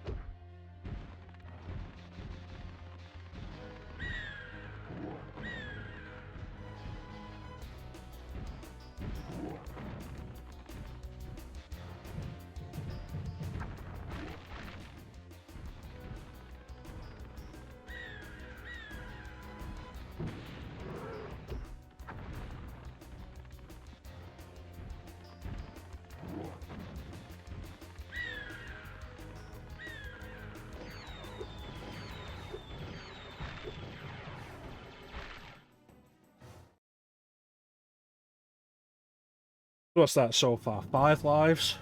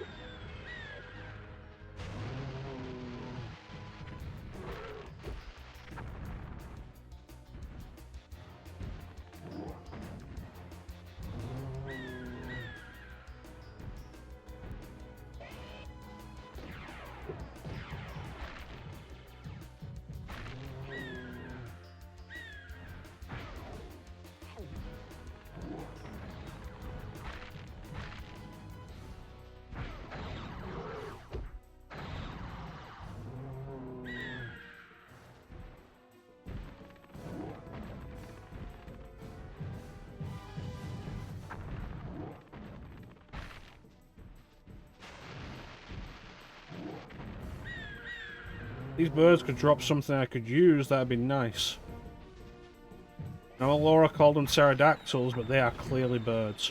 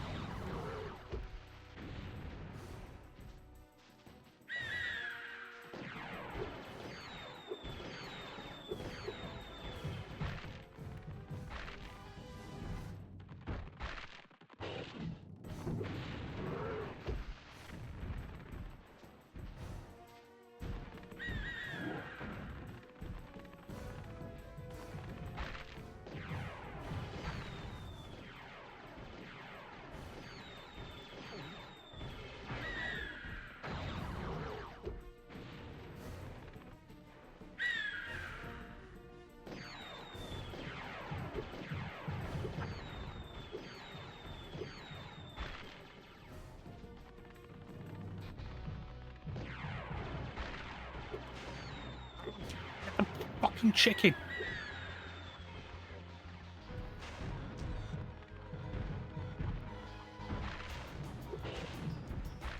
Are you kidding me? He can recover his health too.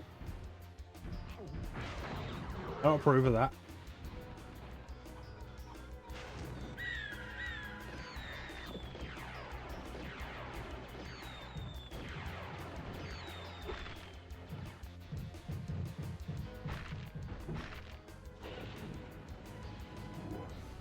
That was worse than it had any right to be.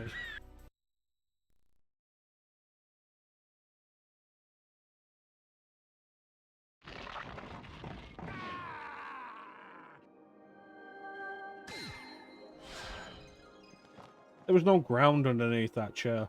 Spyro, you did it! Whoa! Alora, where'd you come from? I was just outside the castle in Autumn Plains. The castle is now free again. There's no sign of Ripto. And since you've been around, the creatures of Avalar are finally starting to get along. Since you've done so much for Avalar, and since I know you really missed being on vacation, we really wanted to do something nice for you. It's not much, but we hope you like it.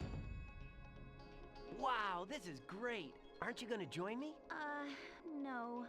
I'd like to, but I've got to go check on the professor in the winter tundra. He's still trying to fix the super portal so we can send you home. Oh, that sounds interesting. I think I'll just hang out here for a while and soak up a few rays. Spyro, we're indoors. Hey, where'd Alora go? I better follow her.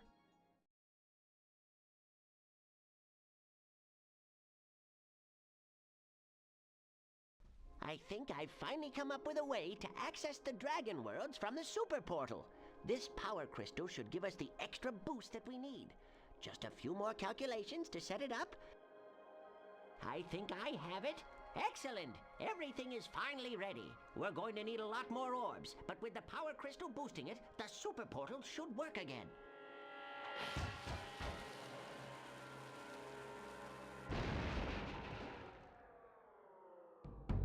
So, you thought you had gotten rid of me? Well, I'm afraid not. I persuaded that fat bear Moneybags to sell me a few bombs.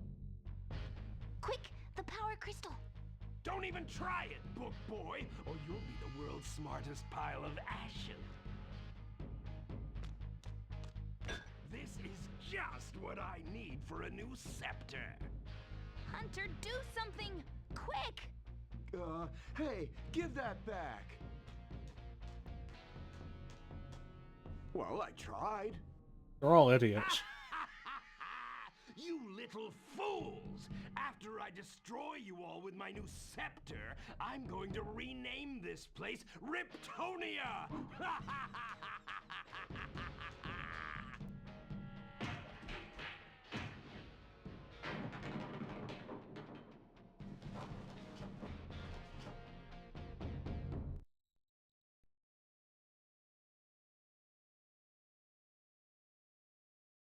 Alright.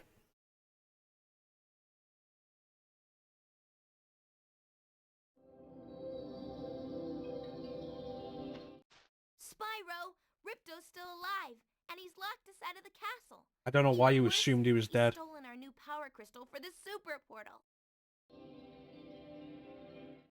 If you can collect enough orbs, you'll be able to get the power crystal back from Ripto, and we can send you to Dragon Shores.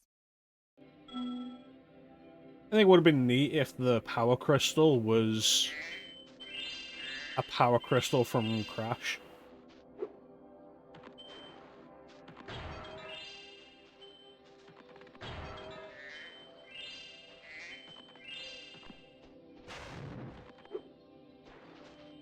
Moneybags. Well, Spyro, it comes down to this. There's only one more thing I can teach you, and like all the best things, it doesn't come cheap.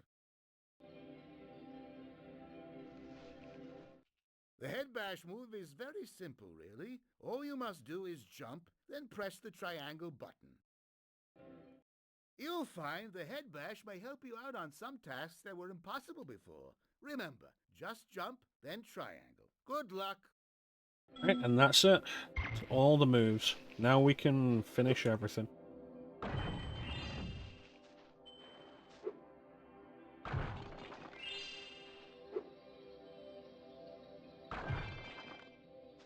Means we can also go back to the previous areas and finish those off.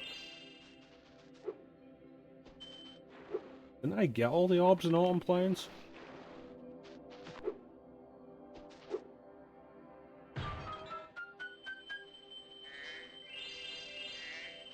Like I said before, one thing I do like about Spyro 3 is that we start and we have all these moves. I like that kind of ability continuity between video games. And it's always nice to see it pop up. The Soul Reaver games do the same thing. All of the abilities Raziel gains across the first game, he maintains in the second game, except the Constrict ability. But that does make a return of sorts in Defiance.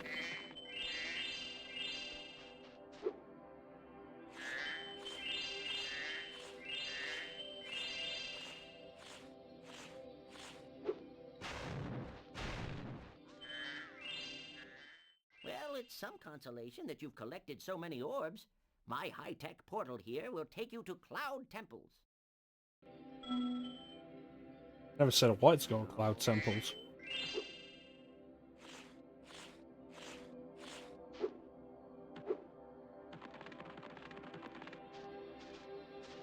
But yeah, it's nice to keep all the stuff you've worked for between games. So many games don't do that.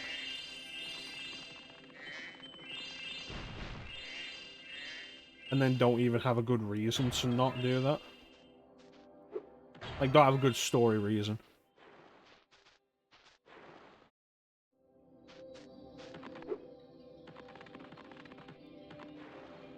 Although even when they do have a good story reason, it can still be disappointing. I'll give Jedi Survivor credit for that as well. Pretty much everything you gained throughout Jedi Fallen Order, you still have in Jedi Survivor, and it builds on that. That is something that's pretty cool. I can see you've learned the value of orbs, Spyro. This touchy gate should work perfectly with the help of your impressive orb collection. Metropolis.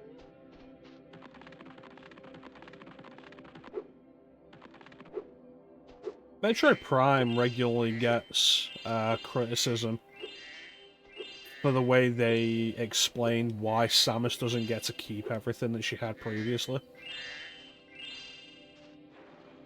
There's an explosion early in the game, and Samus gets thrown against a wall by it, and she loses everything. Except her power suit and a basic power armor. Nobody said Ripto was brave. He's locked himself behind this door. The professor thinks that only a very large collection of orbs will open it.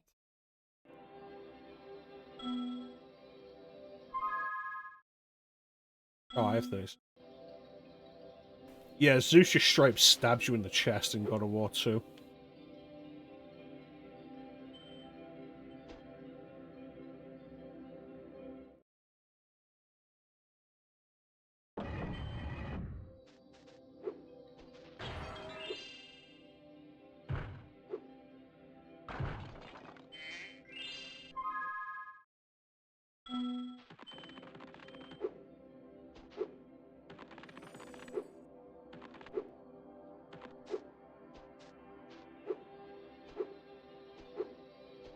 I feel like that kind of just became the reason for everything in God of War.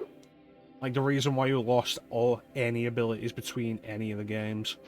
Oh, something happened and you went to Hades. Same excuse to give you in God of War 3.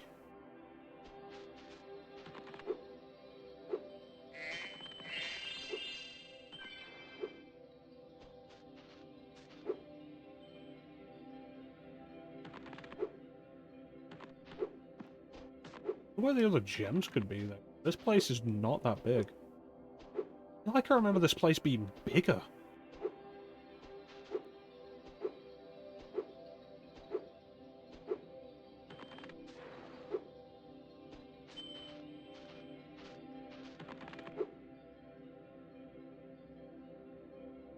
Certainly having more caves.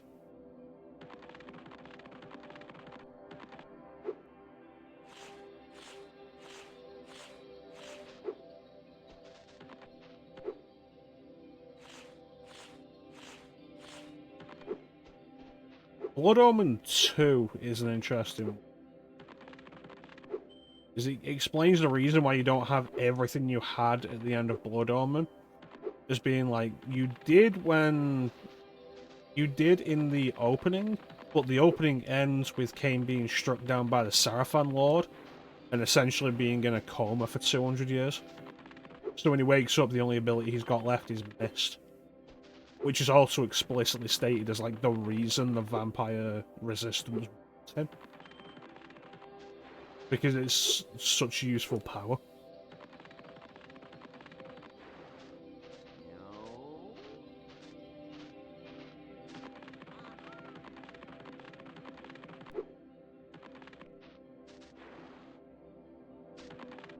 Hmm.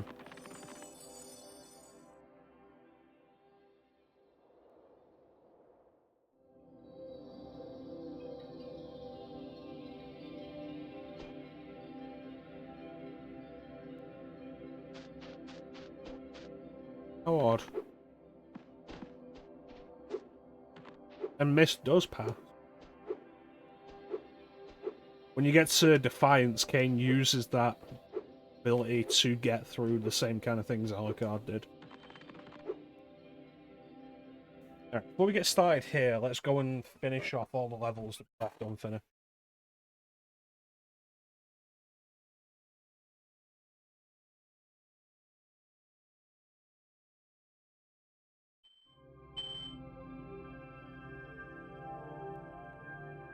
I believe I didn't get any orbs in Autumn Plains.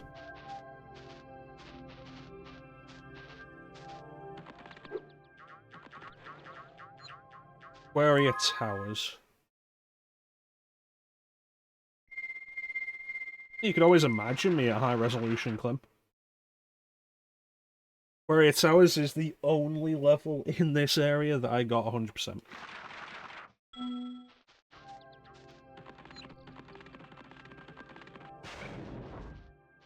720 is not crisp enough. Sunny Beach. If I need 40 orbs to fight Ripto, I could collect enough without ever doing any of the levels in Winterton.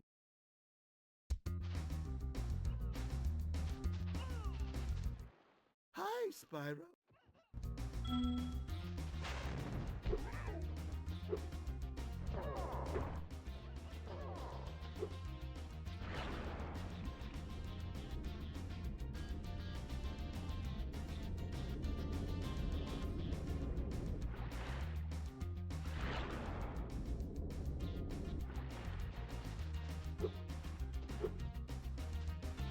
Got all the abilities now.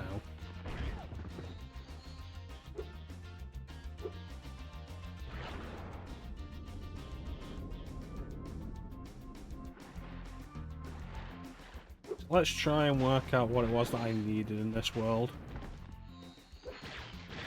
Pretty sure I needed the climb ability. There was something about somebody eating stuff.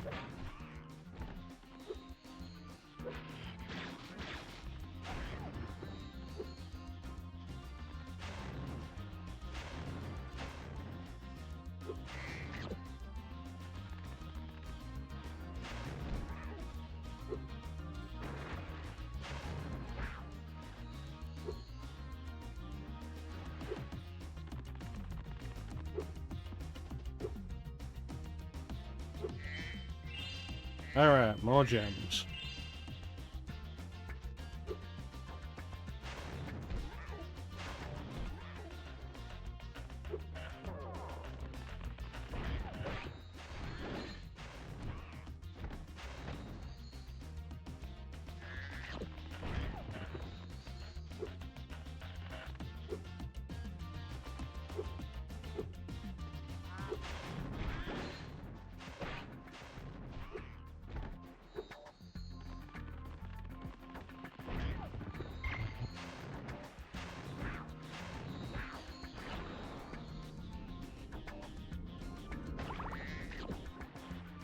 Nothing.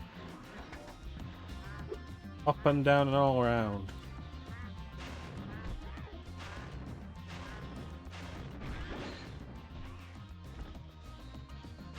We go up there, you little bastard.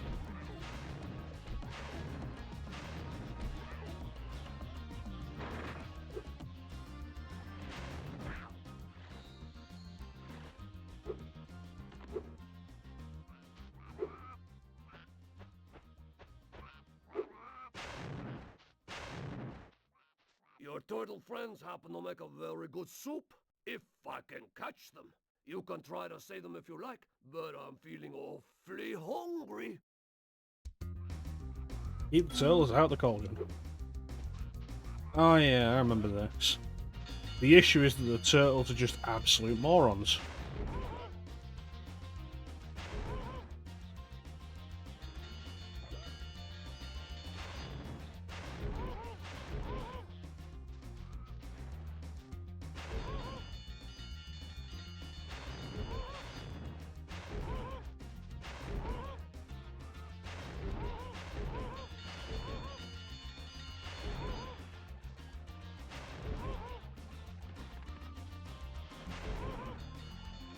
At least the camera lets me see the whole area. So, you saved a few turtles. There are more where those came from. Here, take this orb and go away.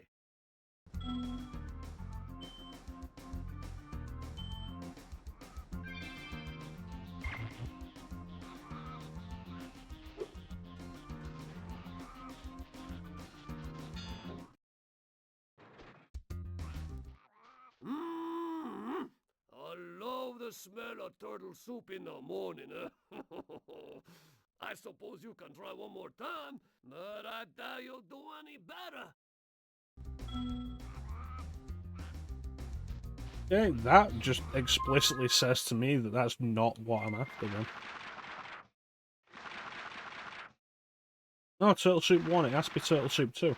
It's weird, because every other time it's been a second tier of something, it's just immediately given me the option of going into it.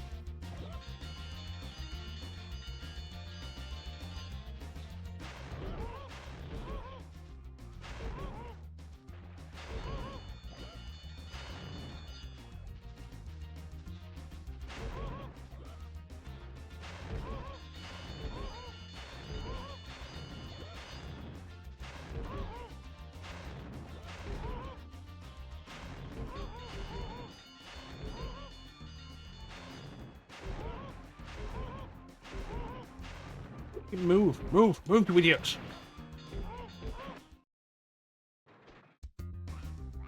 Look, if they're just gonna walk into it willingly, who am I to stop them?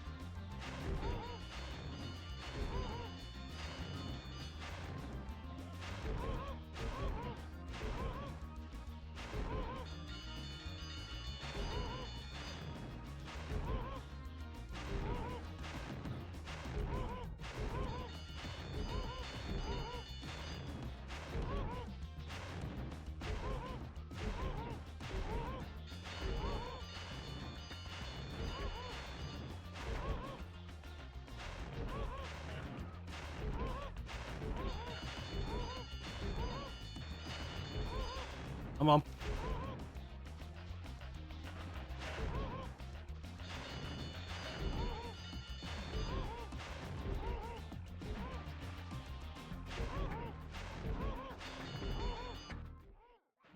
Rats!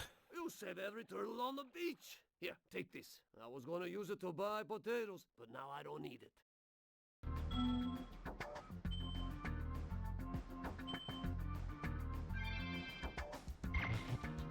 Yeah, we can go and take on Ripto without having to do anything in Winter Tundra.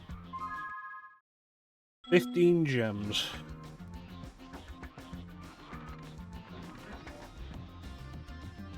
Yep.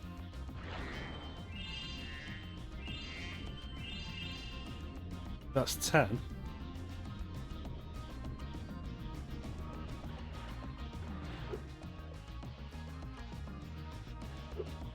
You know what game's actually really fun to do dolphin jumps in? Majora's Mask.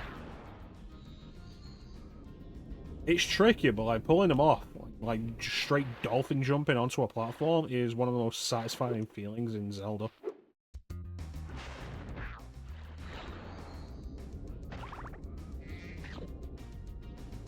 In the Japanese version, it was straight up required for some platforms, but they changed that in the Western release.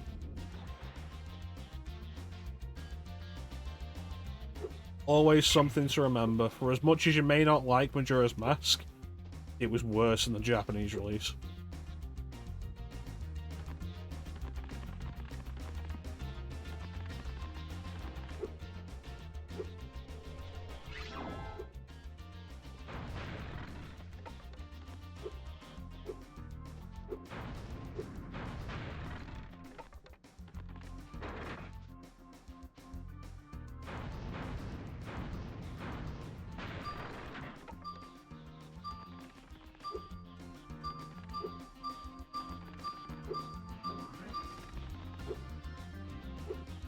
Surely there's got to be something up here. Something I needed to climb for. Yep, there it is.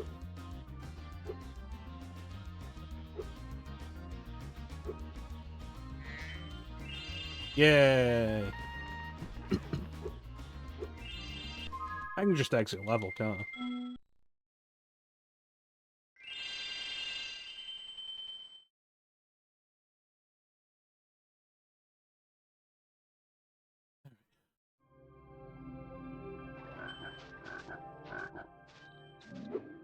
Oracos.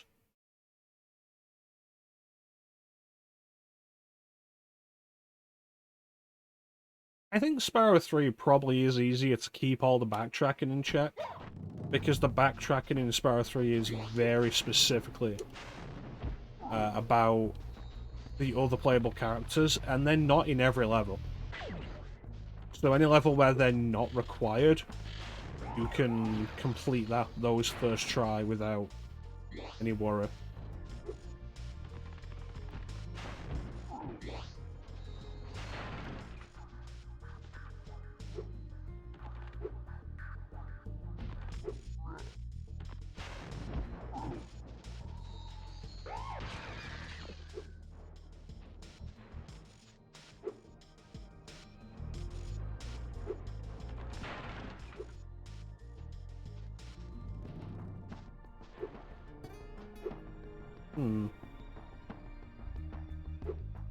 How do I get those?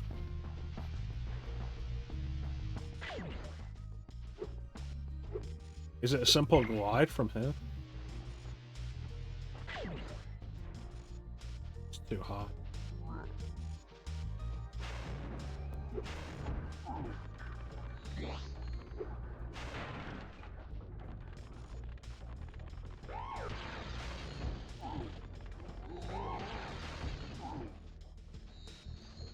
What's the enemy count for this?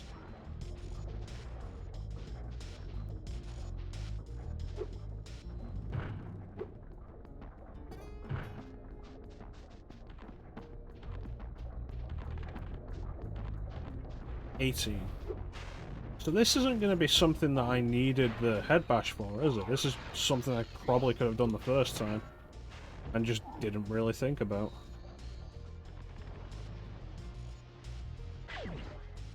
It'll be embarrassing.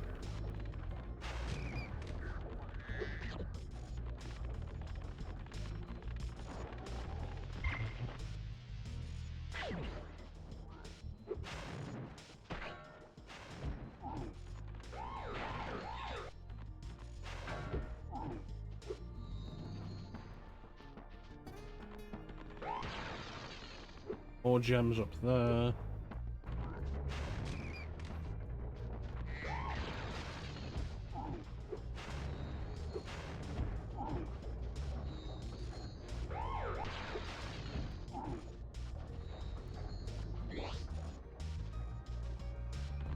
So I should be able to go back and get that. It looks like a Kind of really half-assed this level.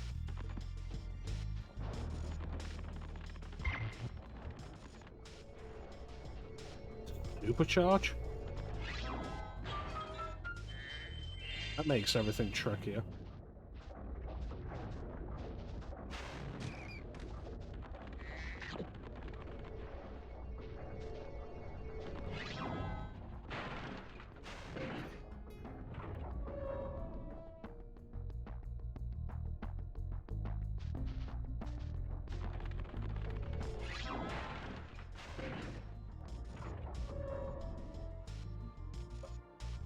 That was much. Right, here we go.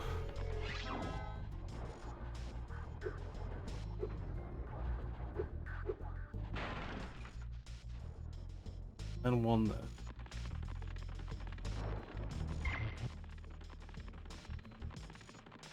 there. Around. Oh.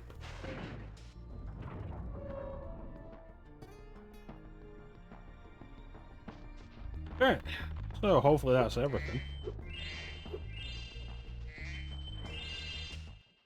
Spyro, do you see that big building over there? The gear grinders are using it to steal our electricity. Please help us by shutting down the machinery inside. Okay.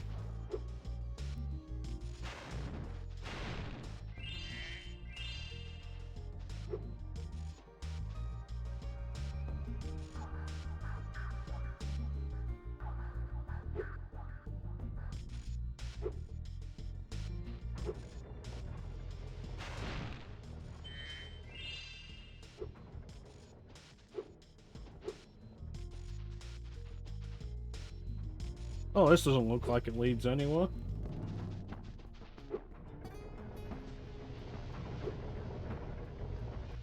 Hmm.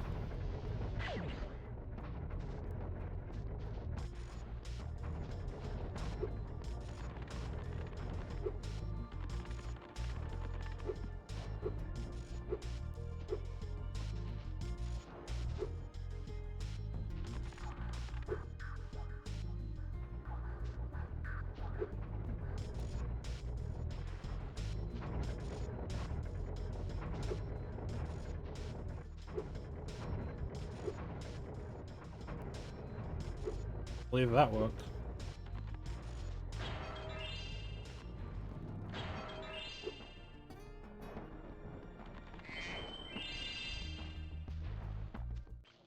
Spyro, you've done well so far. You can have this little trinket for good luck. If you have any Alright. The first question would be how? The next glides get tricky. You'll have to use your hover maneuver to make them. Press the triangle button during a glide to hover and get extra height. Remember to press triangle when you are very close to the windmill, or you won't make it. Cool. So, about that how? Remember to press... Nope. Tell me.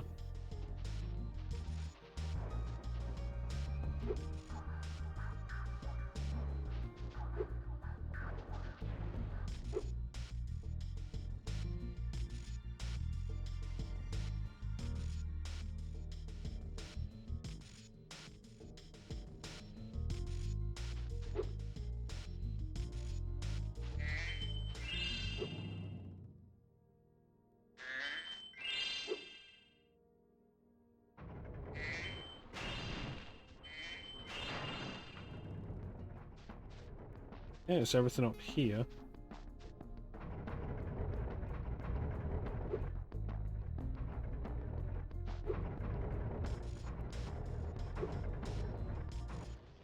Spyro, help! The switch to turn off the gear grinder factory is in that room, but, it's awfully noisy in there.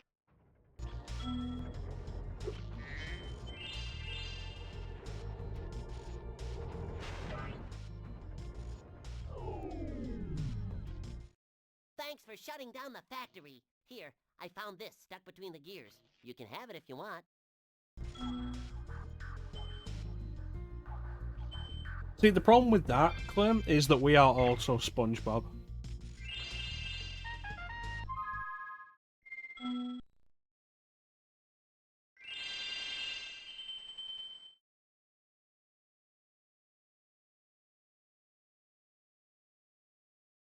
Yep, it's one of those games that had a handful of voice actors to just do everything.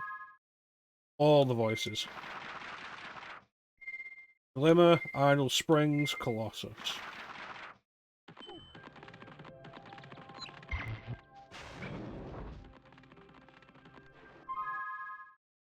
I do have everything for Summer for it.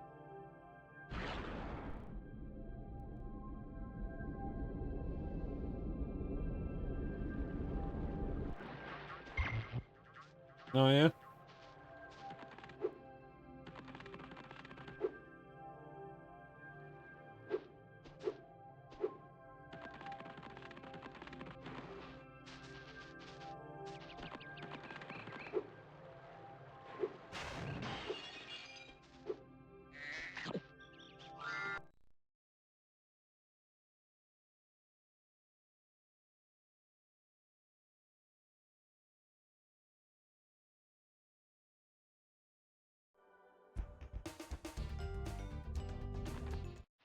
Hi, Spyro! Welcome to Glim...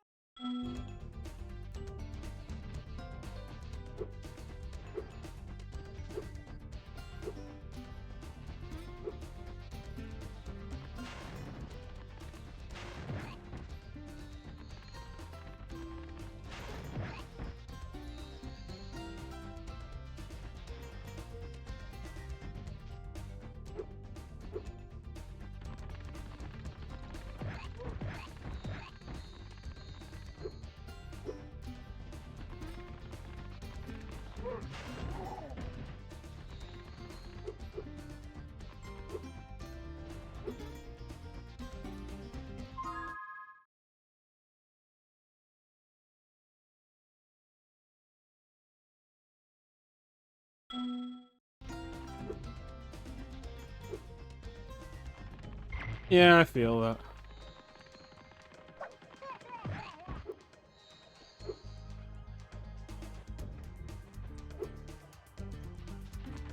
For me, yeah, sure.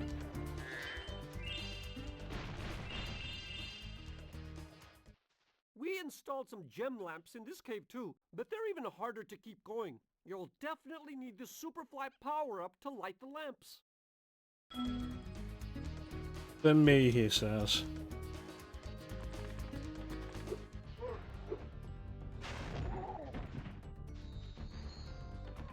I assume you played more when you came in trying to talk about the Amala network.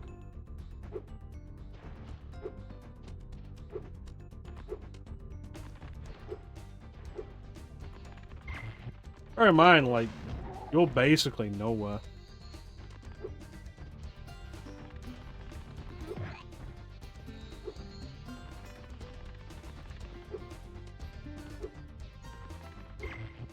You go through the Amala network a few times, and I feel like it never really gets any more fun to go. You're still super early in the game, Clem. Like, if we clarified it by, I don't know, like FF9?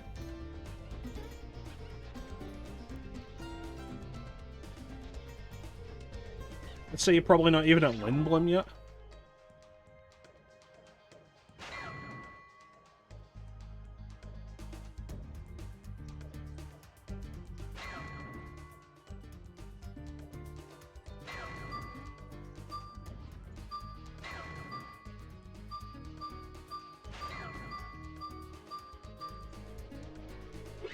And where's the last one?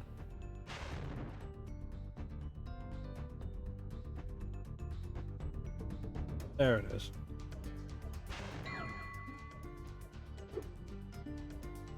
No, it wasn't. God damn it. You gotta play it more, Clem.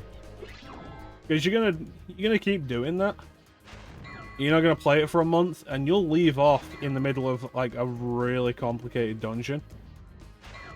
And you'll come back and like you will not have a clue what you were doing, where you were.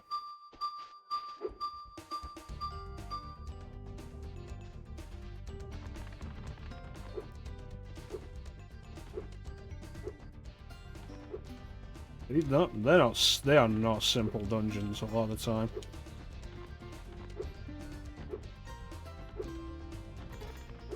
Man, I want to play Strange Journey.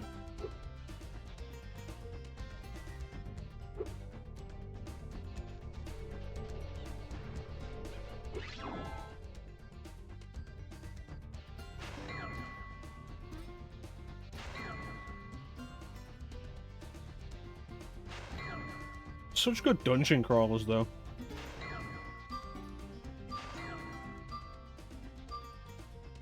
There we go. Yeah, it's like really good dungeon crawlers, Thanks for SMT. helping me light the lamp, Spyro. For a while, I was afraid we were going to have to cancel tonight's baseball game. Here, somebody mix this orb in with the baseballs.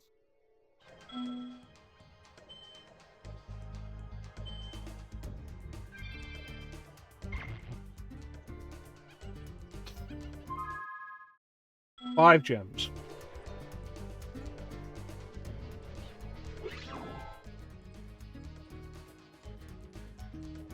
Yeah. Super fun dungeon crawling, but like I can very, very easily understand why somebody wouldn't want to crawl through those dungeons. They can be a real task. I feel like it's been long enough since you saw me stream an SMT game that you might have forgotten how much of a task it can be.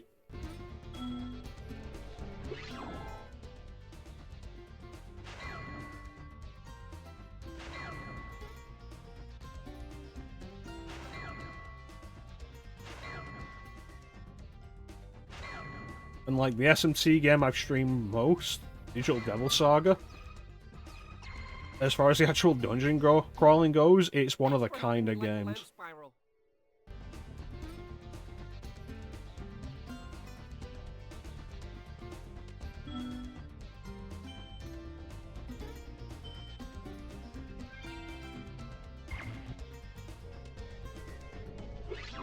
I find this last set of gems that's probably one gem.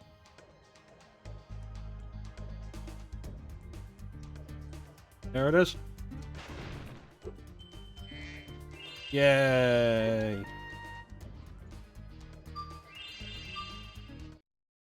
Free heals almost everywhere you need one. Yeah, that's an early game thing. That's gonna stop. You're gonna start paying for those heals from the sexy lady at the fountain. Their prices are not cheap.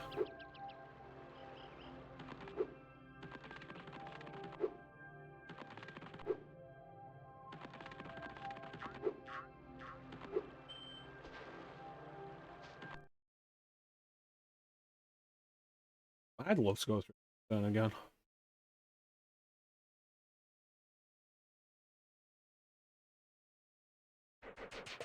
Honestly, it's not even later. Like, if you decided to stop getting those free heals wherever they pop up and just use Lady of the Fountain, like, even early on, they are pricey. And more than anything else, the big thing that drives up the cost, more than anything else, is MP restoration.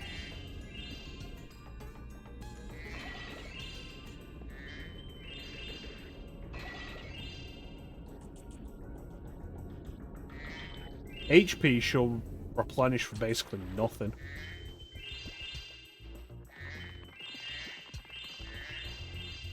How much are you using magic, so?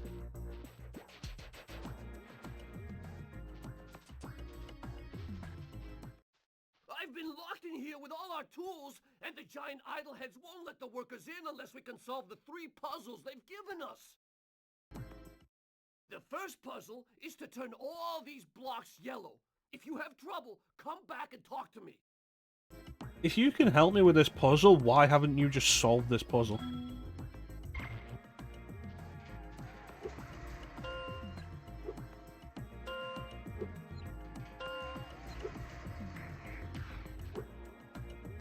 Yeah, once you start gaining more elements...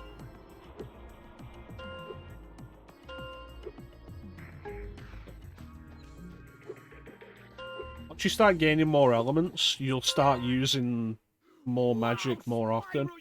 Very specifically to hit weaknesses. But the battle system is almost entirely built around exploiting weaknesses for extra turns. So you'll start using more MP.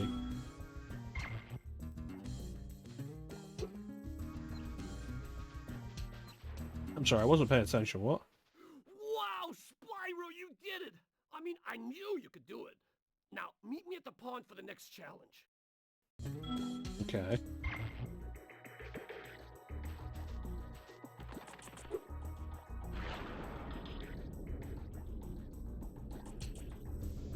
Yeah, the beauty of the press turn system is very fair, very balanced.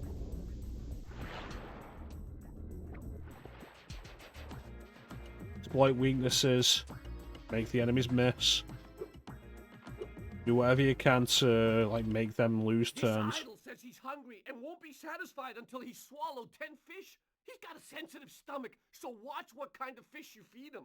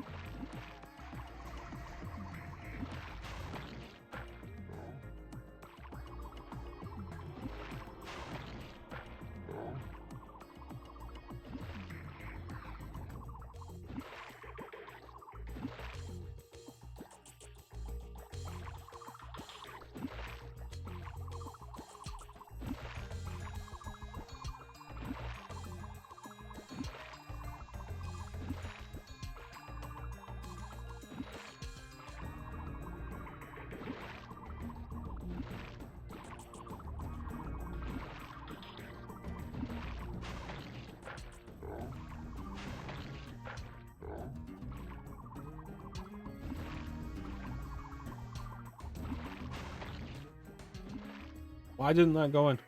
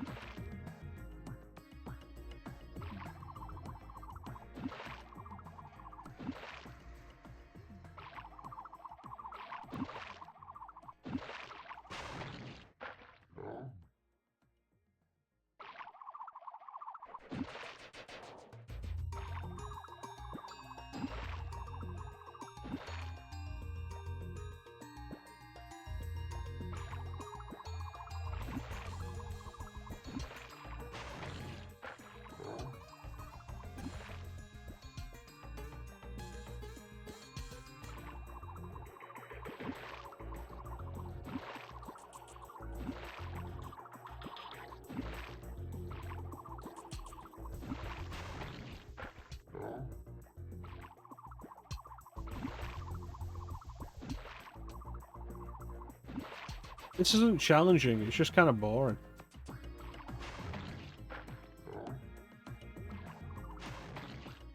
That one's because I was looking away for a second.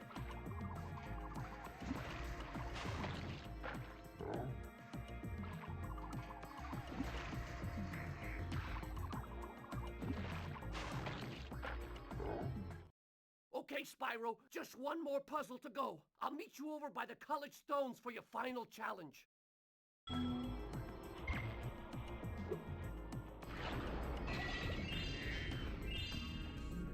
Perfect.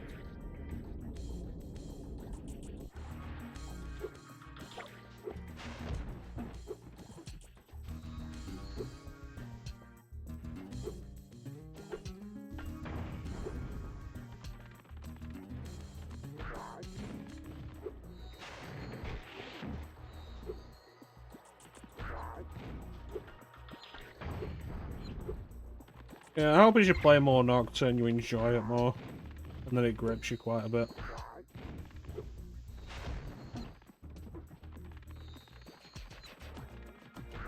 If you don't enjoy it, what's really the point?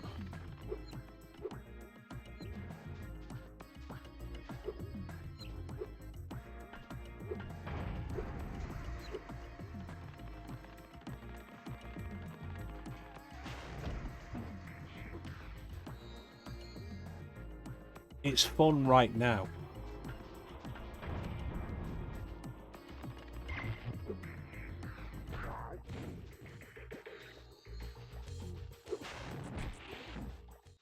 If you jump on these stones in the correct order, you will solve the puzzle. I only know what the first one is. It's up to you to figure the rest out.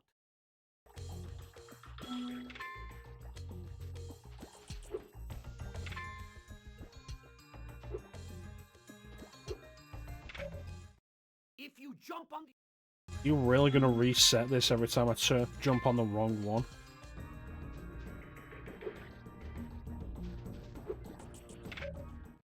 If you jump...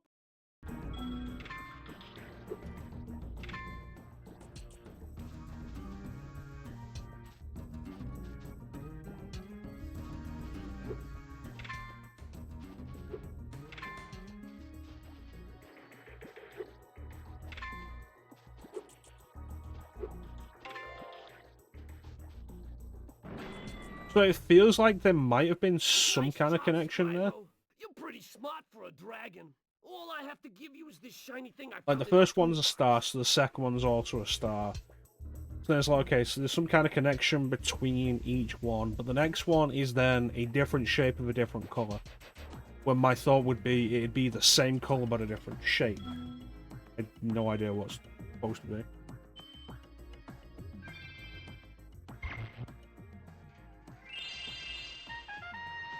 Let's get out of this place.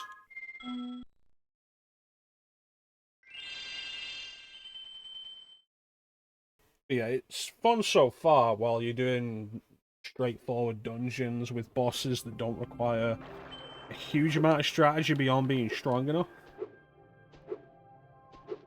Once the dungeons start getting really complicated and the bosses require like more specific strategies, it might turn you off. It's just my concern. Colossus, is that one?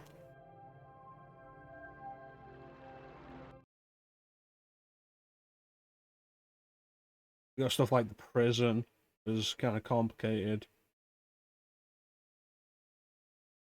What was the tower where I fought the 8 sisters? I don't remember what that was, but that was a complex dungeon. Rampaging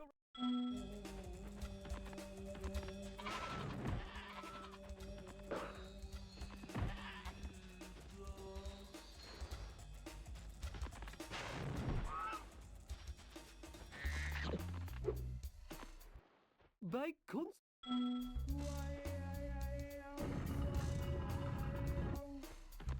With some effort.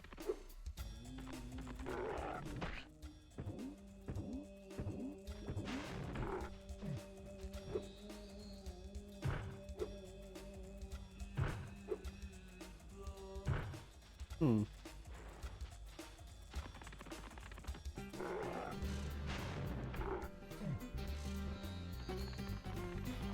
It's a shame there's not really other games in the series available on modern platforms to really recommend at the moment. Like, there's SMT5. That's kind of it.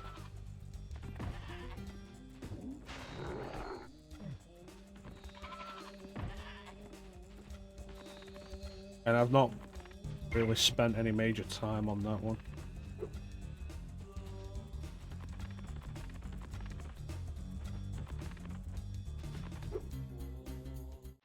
Hey, look what I can do.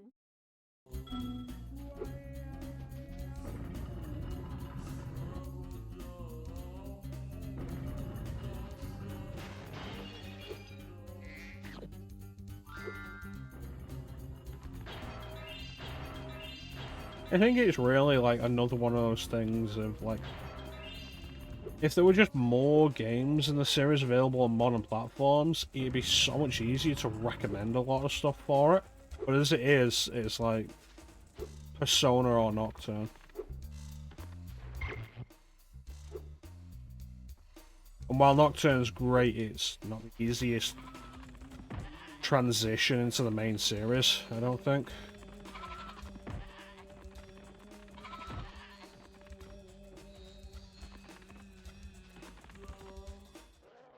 Even though...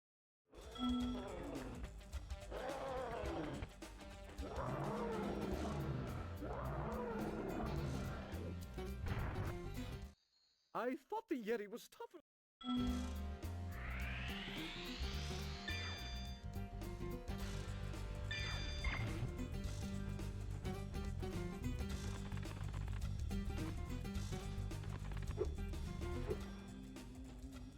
Oh.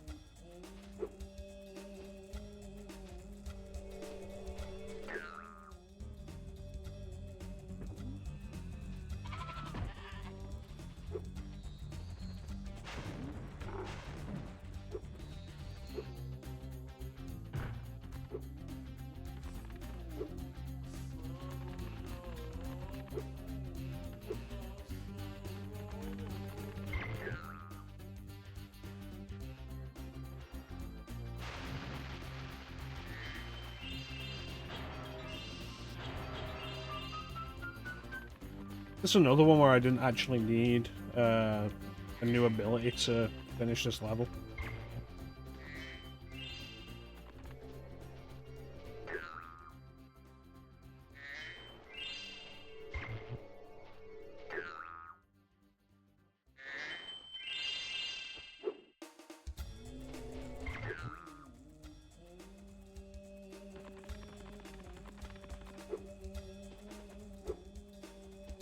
At least Castlevania finally got the Dominus collection as well. Like, the Advanced collection was a bit of an awkward and tricky recommendation. Because, like, Harmony of Dissonance is fine. Aria of Sorrow is great. Circle of the Moon's kind of rough, and Dracula X is not a game I'd really recommend. Dominus collection, though, having 3 really solid, like 3 of the best Castlevania. Much easier recommendation. It'd be nice if we got something like that for SMT.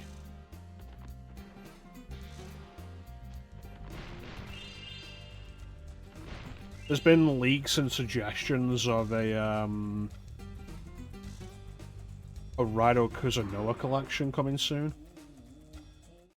Oh, thank goodness you scared that evil spirit away. But now it will hide in the statues. If you were to flame all 10 statues, I'm sure you would chase it away for good.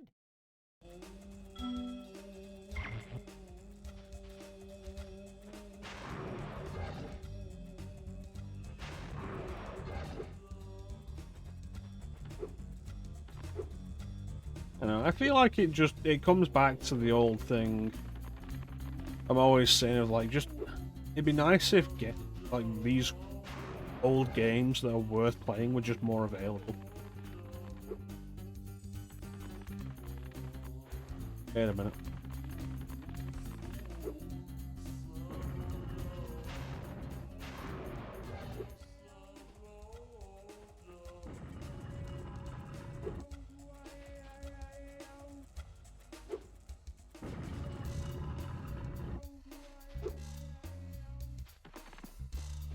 Want people to be able to play good games.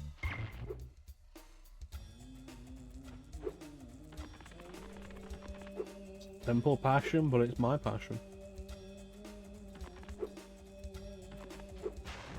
Passion I've really got left.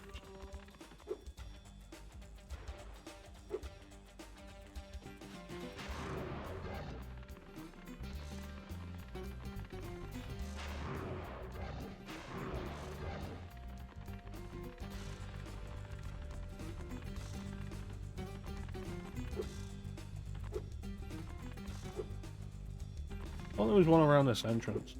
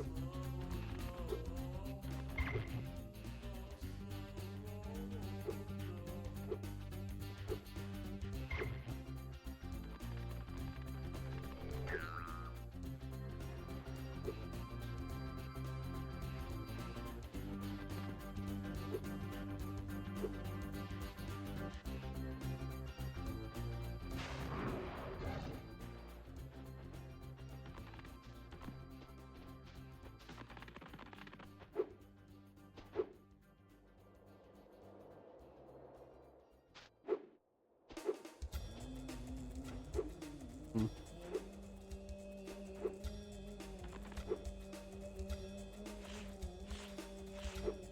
Oh, there you go. Well done, Spyro! You've scared the evil spirit away! Why don't you take this? I borrowed it from the temple. They don't need it. Okay. I mean, at that point, that's straight up theft.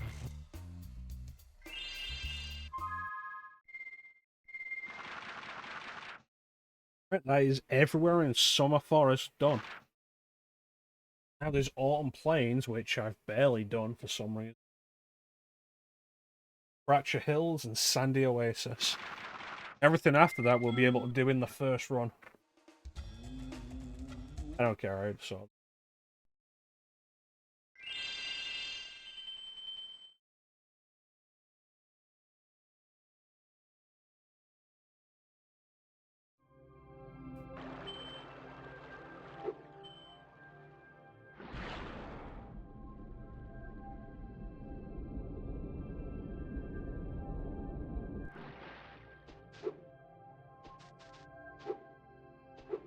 I think it's a real shame Wind Waker and Twilight Princess aren't available on a modern platform.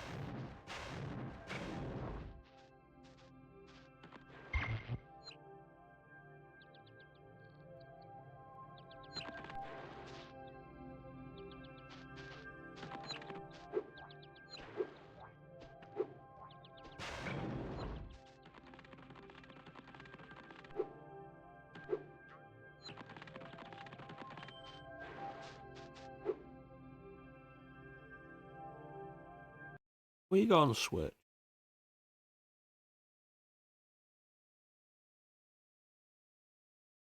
Did they put the Link's Awakening, like the original Link's Awakening or Link's Awakening DX on Switch Online?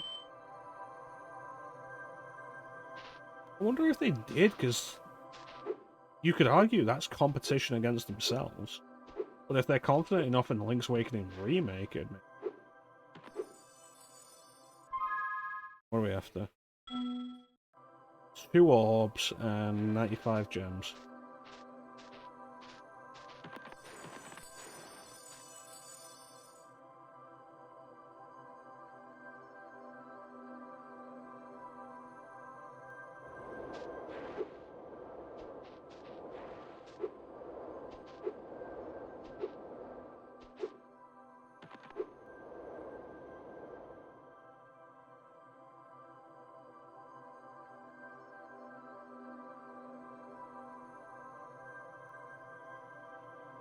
Oh, definitely orbs there.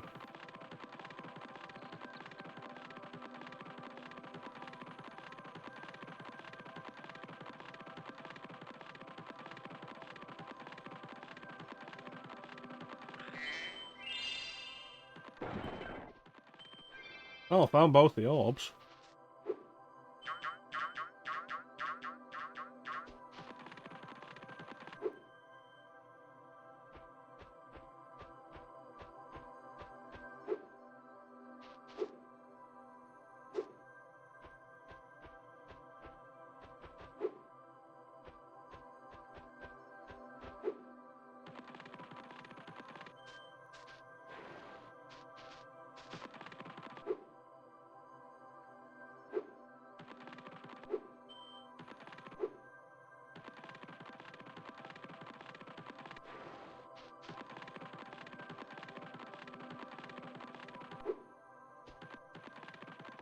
There we go.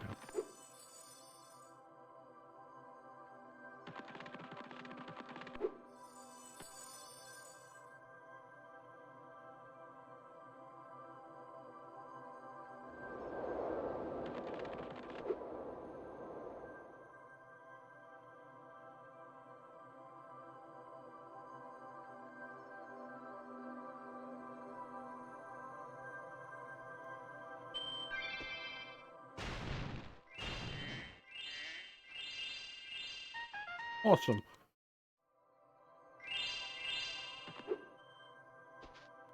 Zephyr's done.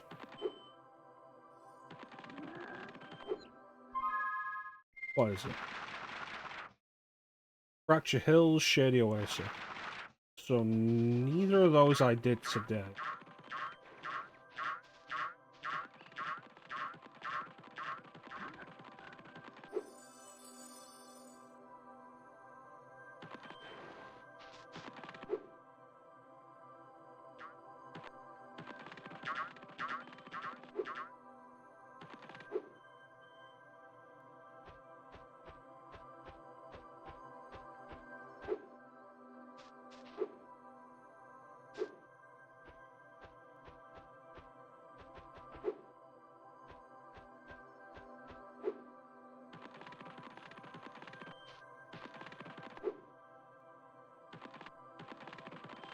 Alright, excellent. This one I remember. I need to go and talk to Hunter again. And dear God, I hope I don't have to do the alchemist quest again to free him.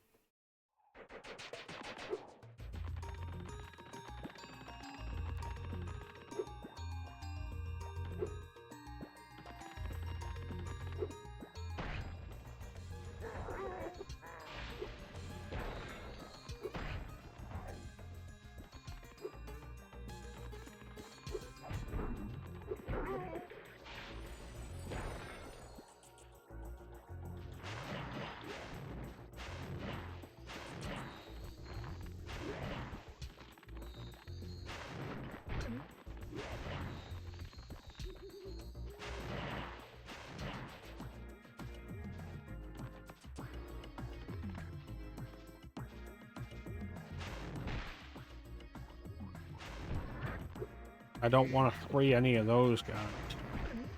And they'll play the music, and I don't like it. Killing a bunch of the enemies I do want to do, because that'll give me the supercharge power-up.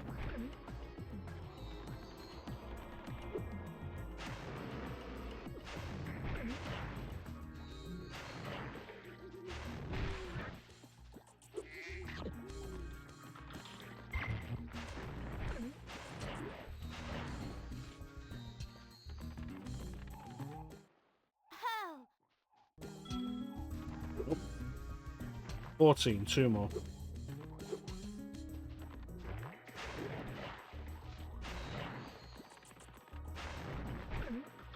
Yep.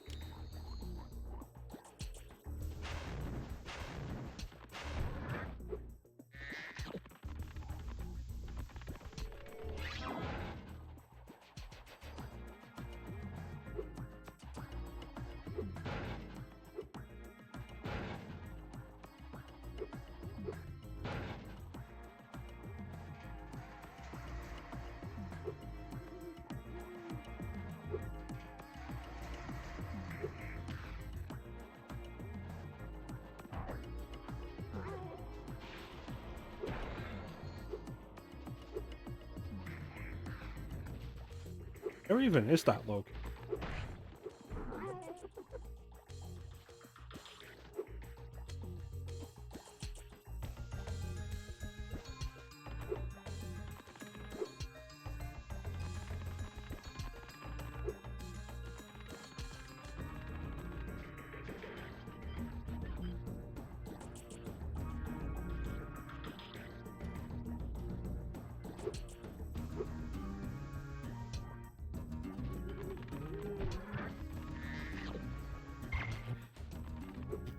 You know what, Clem? You're absolutely right.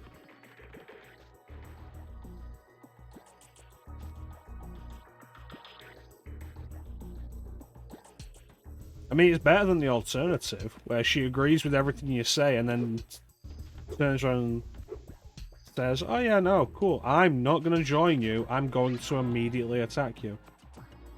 Hey, give me some of your life. Give me some more of your life. Give me an item. Thanks, idiot. And then they attack you. It's frustrating trying to recruit Huapo in the Shinjuku Medical Center because of that, because she has a habit of doing it.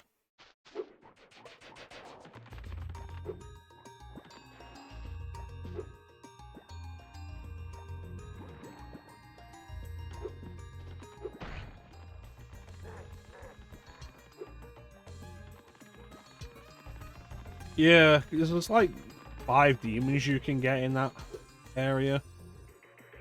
You'll get Pixie. Pixie's basically required. God damn it. Thank you. Pixie's basically required. Shikigami. Jirei.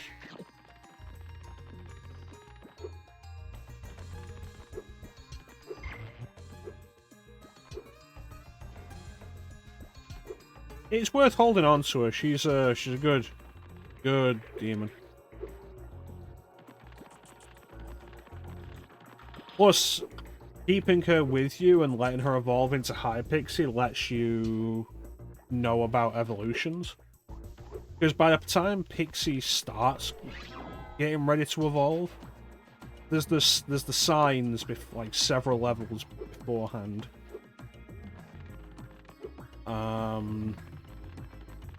But by the time she starts doing that, she's not really gaining a whole lot more of anything. Like, her stats are not great at that point, and she's not going to get any new abilities. But if you keep doing it and let her evolve, her stats jump up as hyper. And that tells you evolution can be a big deal. The bonus that you're talking about, Clem, only happens if you keep her or somebody you fused with her, is what I've heard, but it didn't work for me for some goddamn reason. Oh, motherfucker! Just stand still. Do this quest again.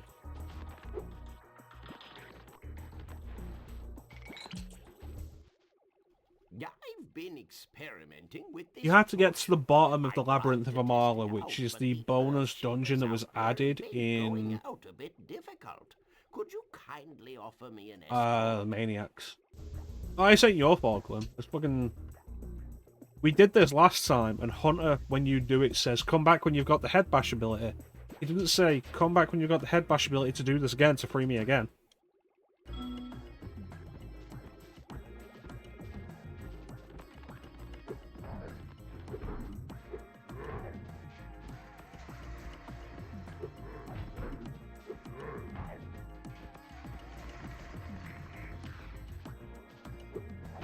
Yeah. With it being your first playthrough, it's very possible that you won't do the Labyrinth of Amala. I recommend diving in there. It's a good way to get some extra grinding done while feeling like you're progressing in some way.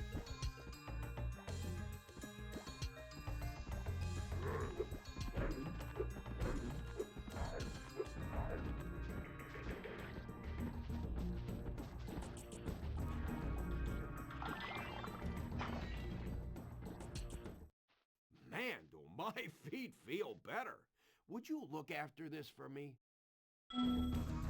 Also, if you get right to the bottom, you are locked into the true demon ending. You get right to the bottom before you go into the final dungeon. To help me take out these stubborn earth shapers? You get locked into the true demon. Prior to that, if you don't do that, you are locked into whatever reason ending. You go into the final dungeon. If you don't get to the bottom of the Labyrinth of Amala before that, you are locked into whatever reason ending you have followed. And that's based on the choices you've made throughout the game in, like, every conversation.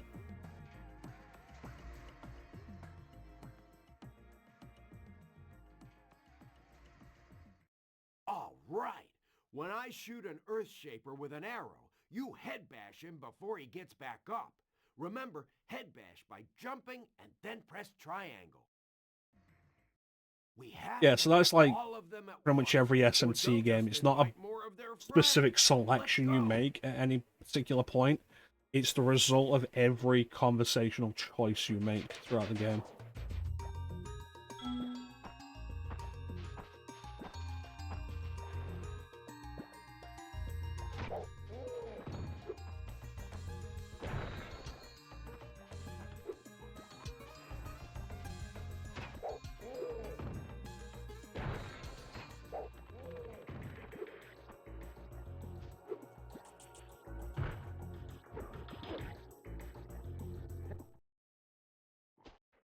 As long as you're here. Okay, so Hunter won't even wait for you to take out an Earth Shaper before he moves on to the next one. Fucking shoot them, you prick.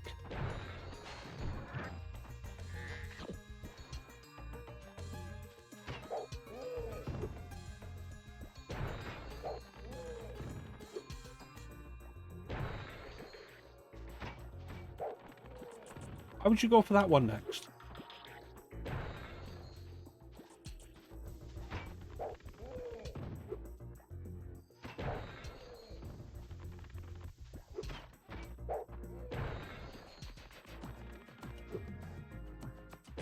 If you don't hit them fast enough, Hunter's like, well, I can't shoot them again. Here, I was going to give this to the alchemist, but I'm a bit annoyed at him at the moment. Hunter, I need these to go home, you complete and utter prick. I hate Hunter as a character so much. He's an awful person. What was it? Sandy Oasis next. Then we can just go on to the final world, Winter Tundra.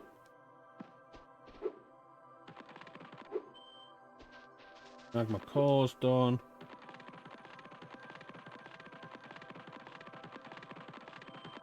Shady Oasis.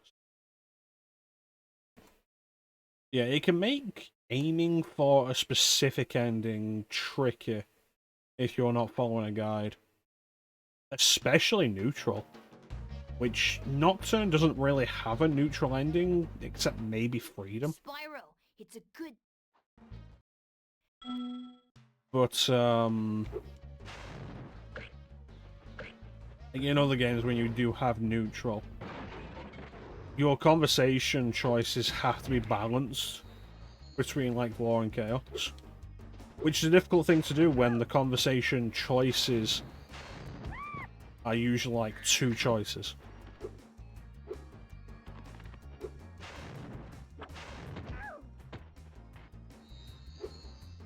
In pretty much every other SMT game, though, neutral can be really worth going after. Because it's also the pathway, usually, where you fight everybody.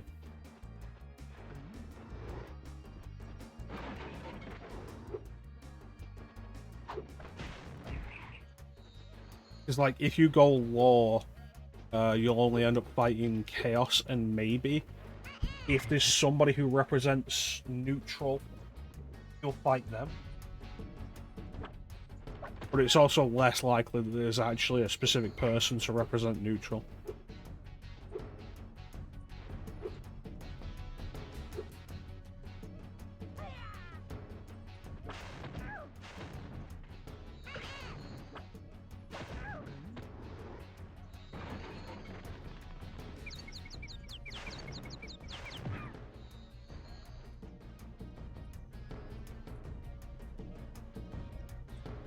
Like, a good example that isn't super spoilery or anything would be like SMT1.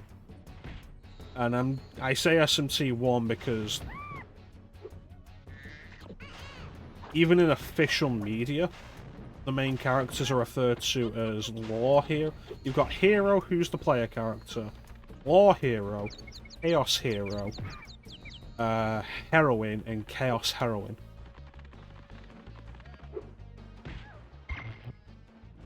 And I think only one of those has an actual name. And it's Chaos Heroine. You don't choose her name, you choose the names of everybody else.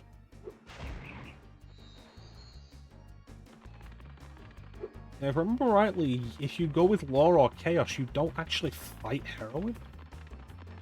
I might be remembering that wrong. But like, if you go Law, you don't fight Law Hero, you side with Law Hero and fight Chaos Hero.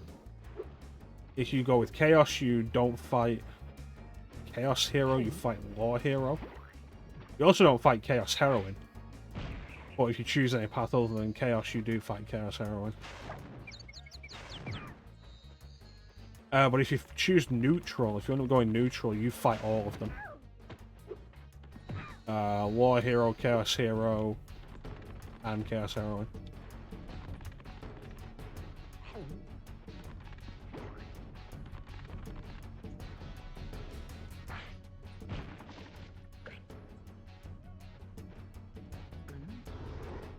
And once you're aware of that dynamic as a thing in Shin Megami Tensei, it becomes pretty easy to pick out in like every game who is law and who is chaos. Nocturne's a little different because it doesn't have a strict law, neutral, chaos thing. Stolen our magical brass lamps.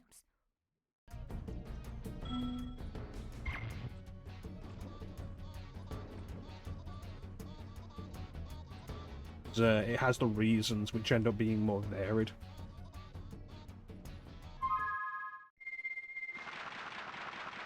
None of them is particularly good, one of them is obviously bad.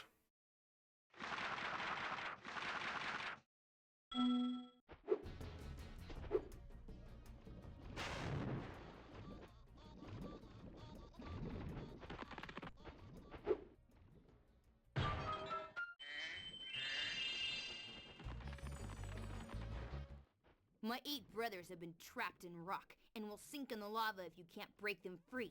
Head bash the rocks by jumping, then pressing triangle, and follow my lead.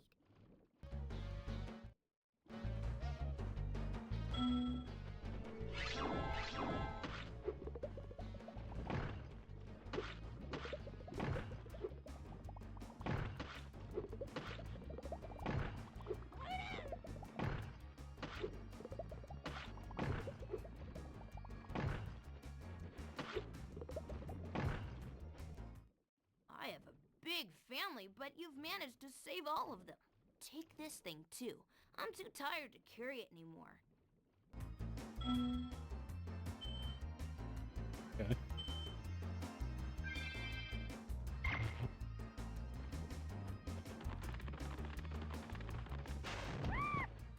Some people feel like the law, neutral, chaos archetype is overplayed and kind of like overly simple. So when Shin Megami Tensei 4 Apocalypse was said to be bringing back a more diverse and nuanced alignment system, people were quite fond of that. People were looking forward to that. I haven't finished Apocalypse, I did not quite enjoy it. I will eventually stream it, however.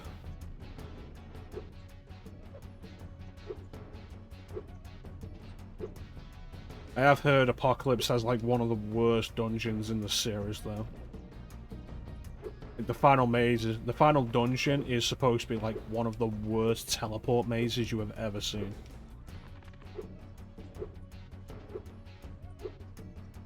What am I missing? 12 gems.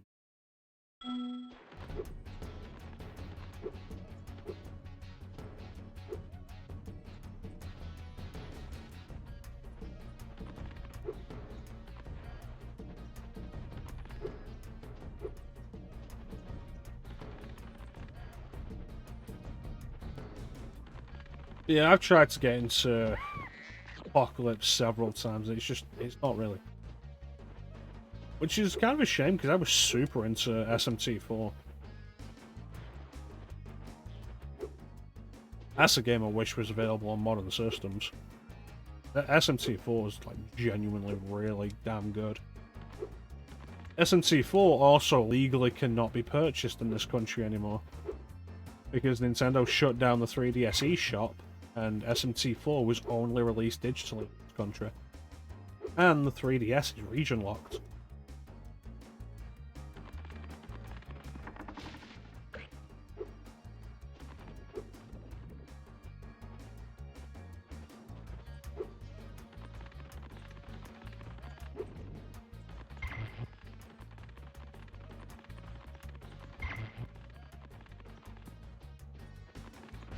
It's particularly a shame as well, because like if you're into Shin Megami Tensei, the 3DS is one of the 2 best systems for playing SMT games. Like it's between the PS2 and the 3DS, because they both have, I think, 8 SMT games, counting Persona stuff. Because the PS2 has Nocturne, Digital Devil Saga, Digital Devil Saga 2, the 2 Raido games. Persona 3, Persona 4, 7, isn't it?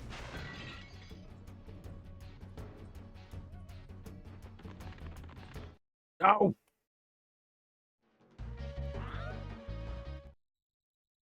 I mean, I'm gonna have to do all of that again. Not all of it, but like get to the end of the level again. Nocturne. Digital Devil Saga 1 and 2. 2 Rhino games. Persona 3, Persona 4. That's 7. I'm missing some. 3DS has SMT4 for Apocalypse. Devil Survivor 1 and 2.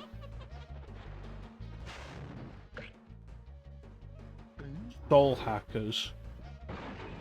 And the 2 Persona Q games, so it's 7 apiece then.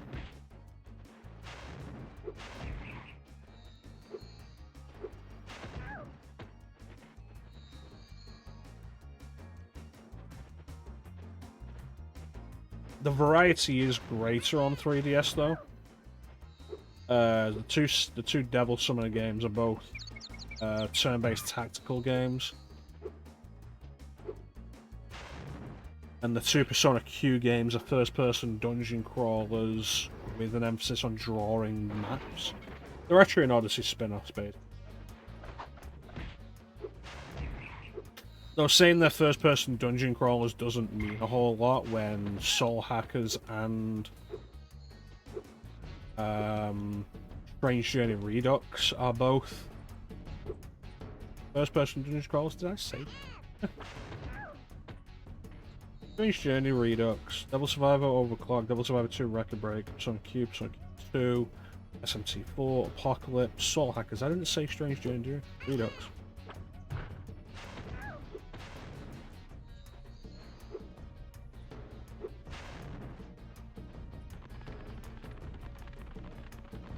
So I guess the 3DS wins out. Though in all honesty, I do not rate the Persona Q games particularly high. The gameplay is fine. Ultimately, I think they share the same problem as all the other Persona spin-offs. If, like, you play Persona 3, 4, and 5, and you grow to really like the characters and, like, enjoy the way they're written. And it's like, you play one of the spin-offs to get more of that, and you're not getting more of that. You're getting the shallowest interpretations of the characters. And they're so bland and unappealing, and usually, more often than not, boiled down to a few basic traits.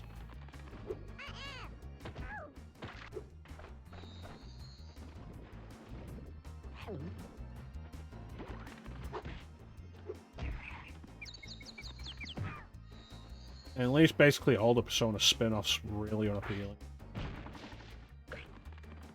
Unless you're just there for the gameplay. But the thing with all the Persona spin-offs is, with the exception of like Persona 4 Arena and Arena Ultimax, which are they're really good fighting games that have unique styles to them in the way they play. And with the exception of those, every other Persona spin-off is something you can get elsewhere in a better form. Persona Q games are both Etrian Odyssey spin-offs. And I played Persona Q and enjoyed the gameplay, but found the characterization to be so bland and uninteresting and frankly irritating that I ended up quitting Persona Q and just playing Etrian Odyssey. It's actually how I ended up getting into Etrian Odyssey.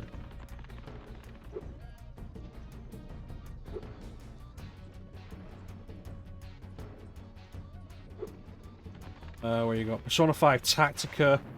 If you're after a tactics RPG,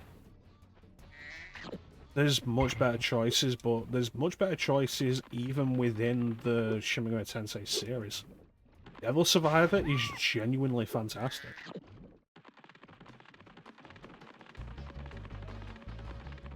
And has some absolutely great characters.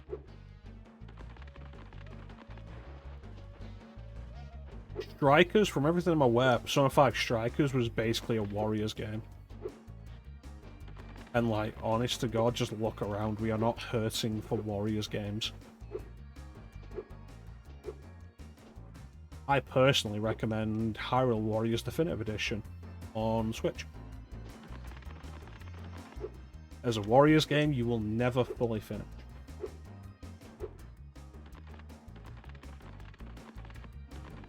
My last count, I was like 80 plus hours in, and I've not even finished a full adventure map. There's like 12.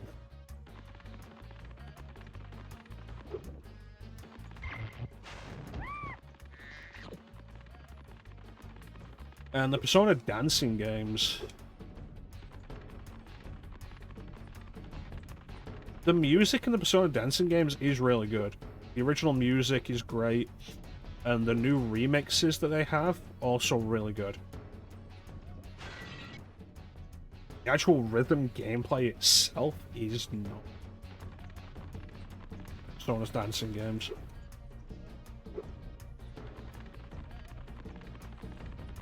Plus, if you get Persona 3 dancing or Persona 5 dancing, either of those has a story. They're bare bones games where they give you an opening cutscene that ends up with them telling you to just play the game. Play the game, play the songs. Eventually we'll decide you've done enough and give you an ending cutscene. That's it. For all its faults, Persona 4 dancing at least had a full story. It wasn't good, but it was there. It was a reason to play the game. Persona 3 and Persona 5 dancing both have no story and are so light on actual content for the sake of milking DLC sales. They're just really not appealing to recommend.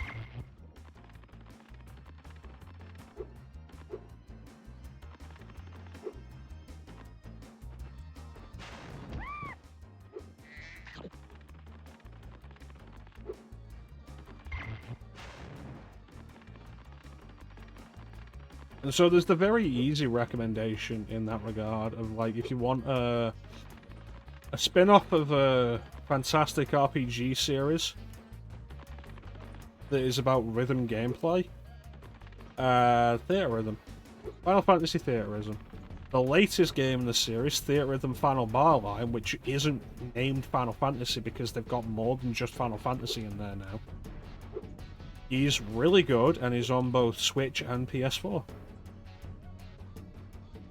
And if you decide all the songs the game comes with isn't enough, there is more DLC. Which is nice.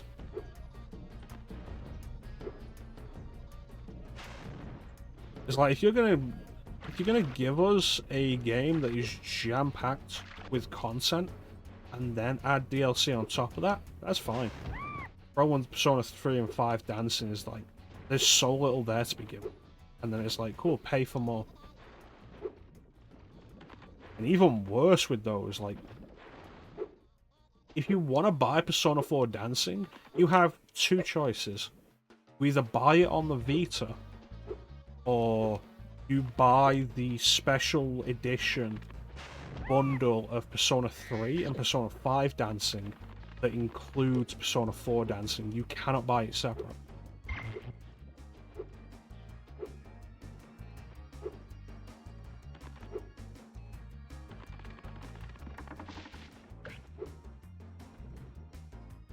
So there's generally a good reason why Persona 3 and 5 Dancing, which were both released on the same day, are considered like the low point of Atlas milking Persona.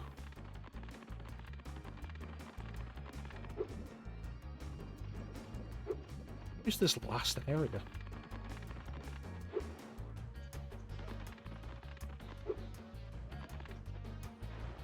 Yeah, if you like rhythm games, Clem, I'd definitely recommend Theater Rhythm Final Barline for you. It being available on PS4 is like the really big reason why I'd be like, yeah, no, you'd be into this. You don't have to buy a Switch for it.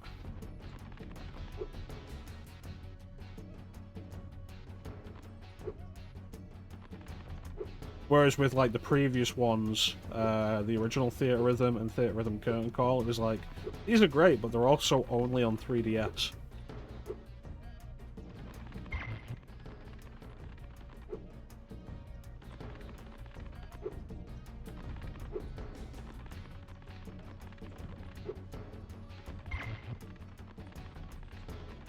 Seriously, where is it?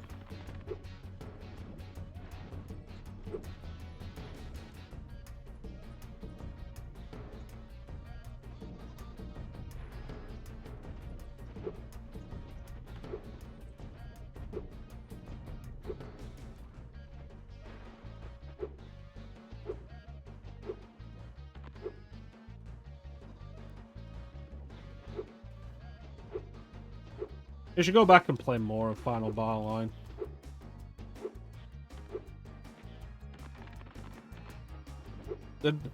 All of the DLC was on sale, so I ended up buying.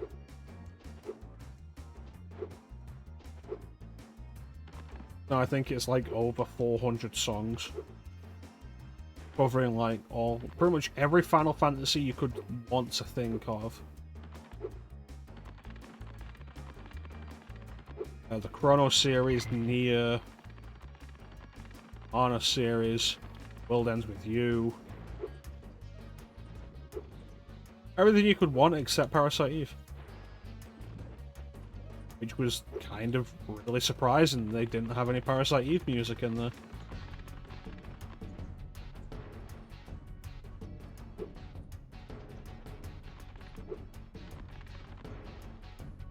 It's a fun game to just chip away at.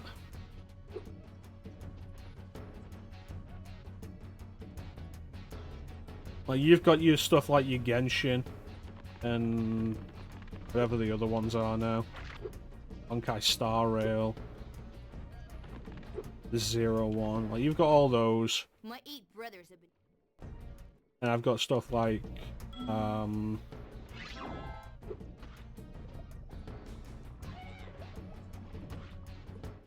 Almost... Okay. I got stuff like Theatre Rhythm and Hyrule Warriors.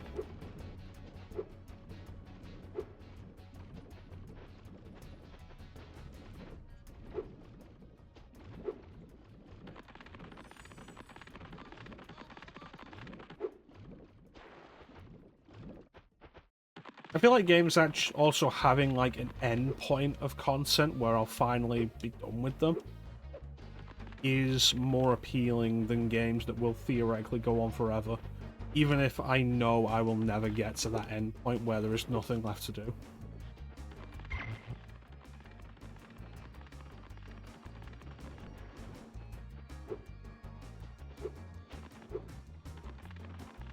Going around in circles here. Let me check the start. I don't think I've gone back to the start yet.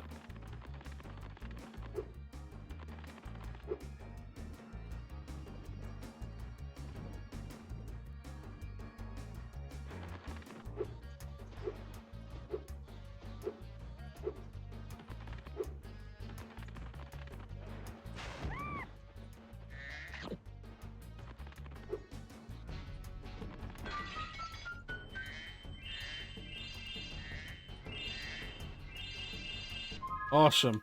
Get out of here.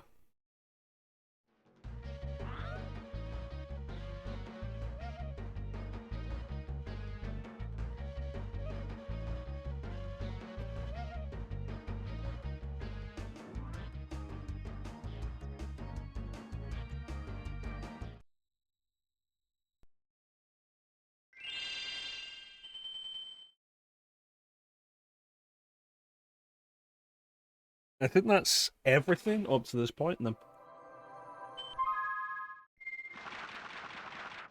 All of Summer Forest, all of Autumn Plains, and now just Winter Tundra. With 4 levels in it. Let's go. Do this. Today. Right now.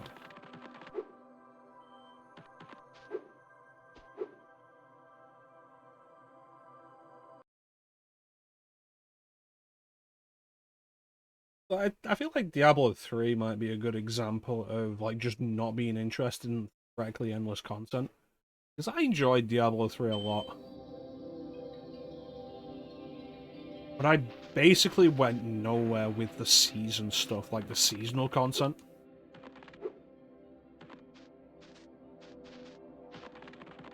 when I think about playing more Diablo 3, the only thought I really have with it is just like do the story again.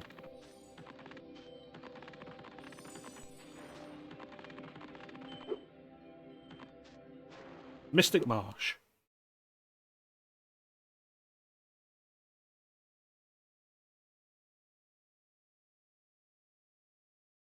Yeah. That said though, Clem, like next year, you and me, co-op Diablo 3 stream. The stream they never thought would happen.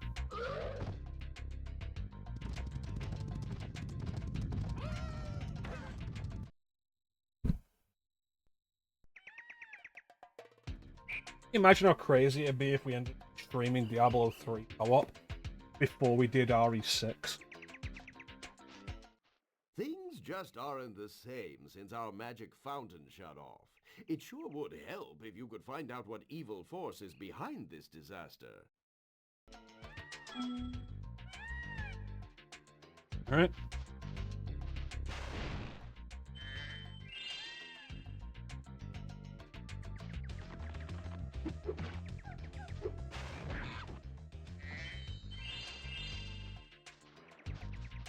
Twenty.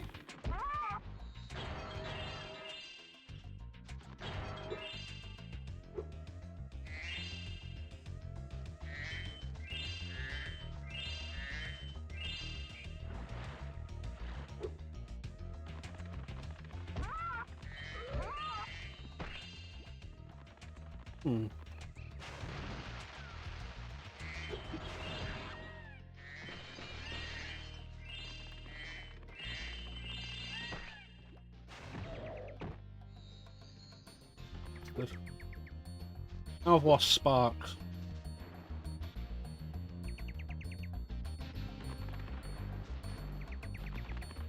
There we go.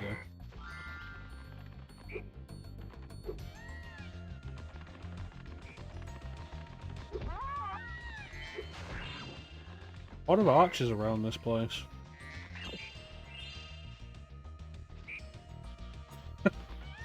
No. No, you don't get that at all. If negotiations fail, you should consider yourself lucky if the demon doesn't immediately attack you.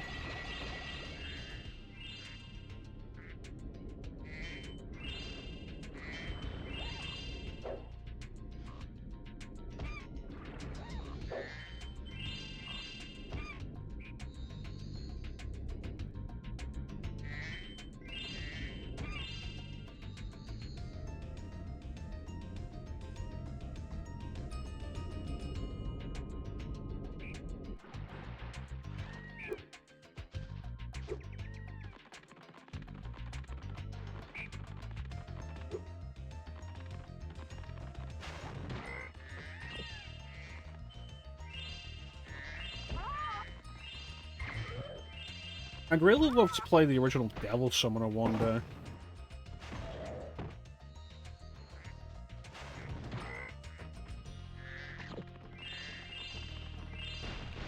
I've heard a big part of the trouble with fan translating the idea of that is that it has like the deepest, most complex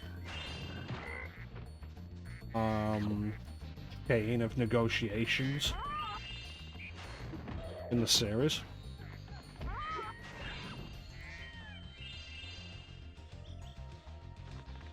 It's like there are people who've played through it with a translated guide. A guide that will tell you like what to do, where to go, what everybody is saying. But you can't really do that with the negotiations when the battles are random.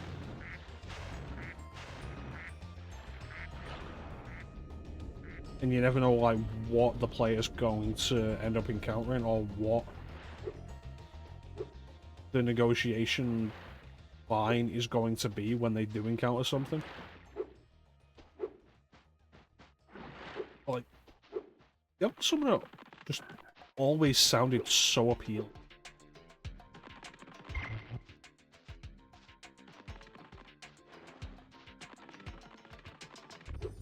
One of these days I should really go back and finish Soul Hacker.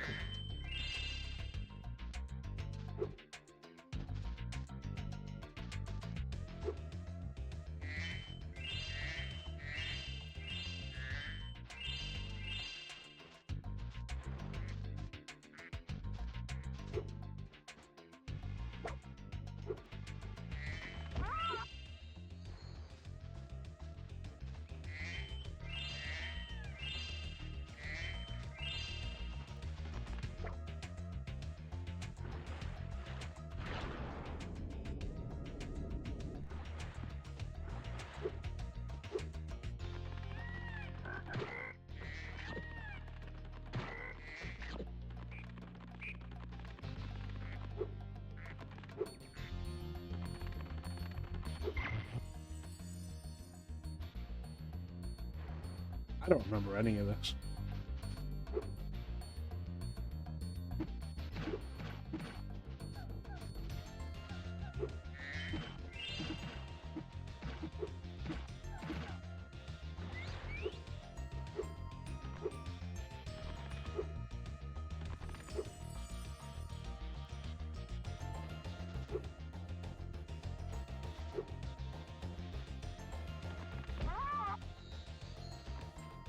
So those arches should be active. Damn it.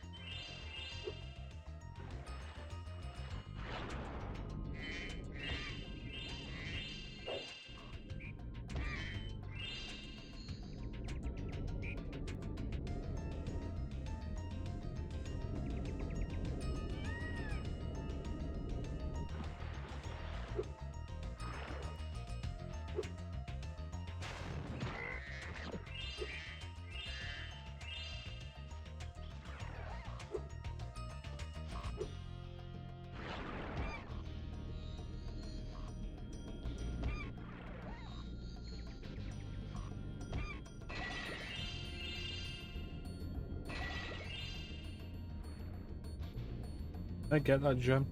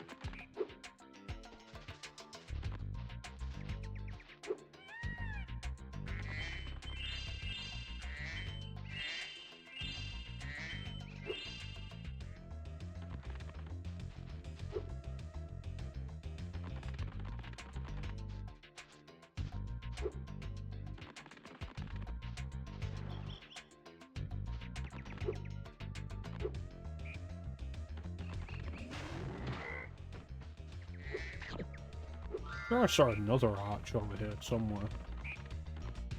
There it is.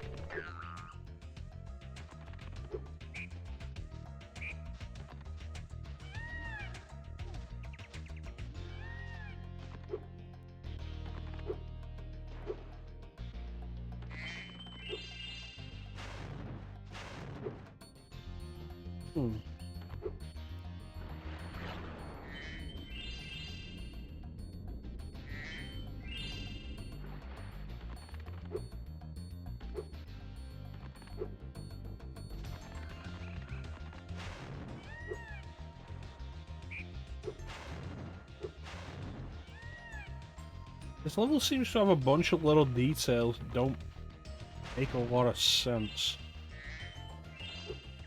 Stuff that you just wouldn't expect to be randomly around in a PS1 game.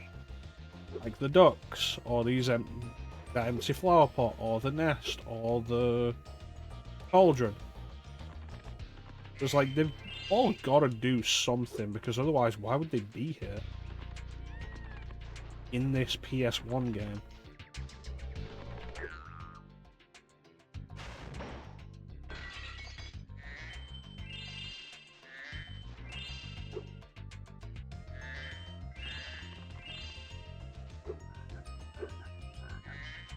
Okay, that's just a guy with a car. Ah, Spyro, a friendly face. A bunch of rotten thieves have stolen the spark plugs, and I'm stuck here. Please get the 4 plugs back.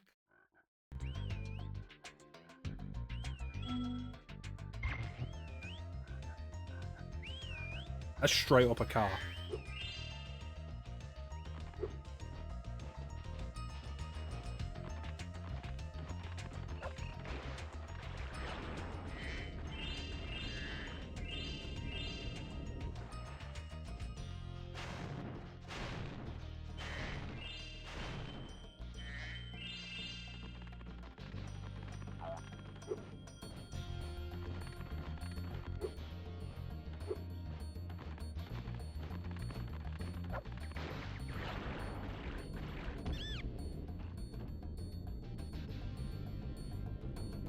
On. Oh, Flame's back.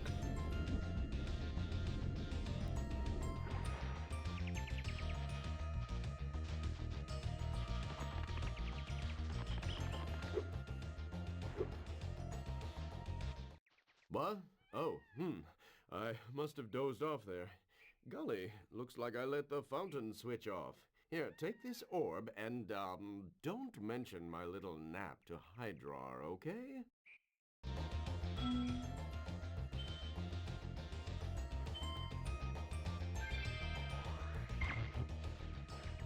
So there's no more talismans to get, it's all just all.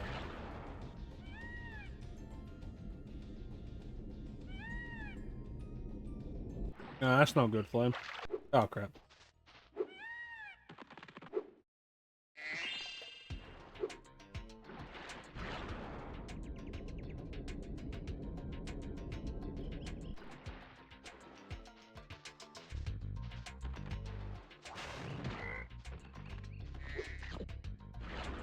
Try and find the rest of these areas.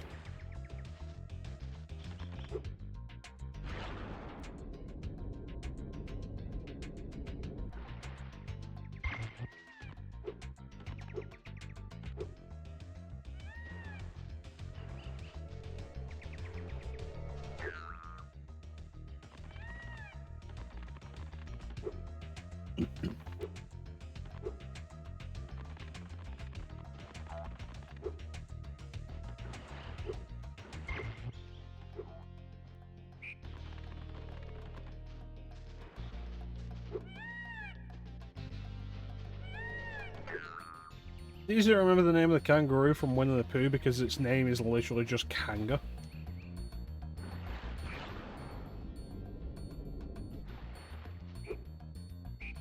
First half of the... Yeah, Spyro 3, Sheila. You know, because she's Australian, so of course she's called Sheila.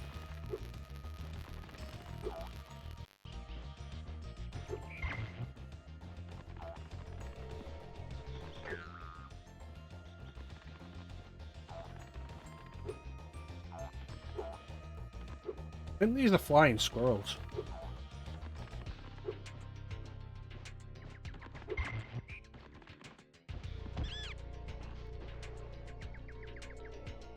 So.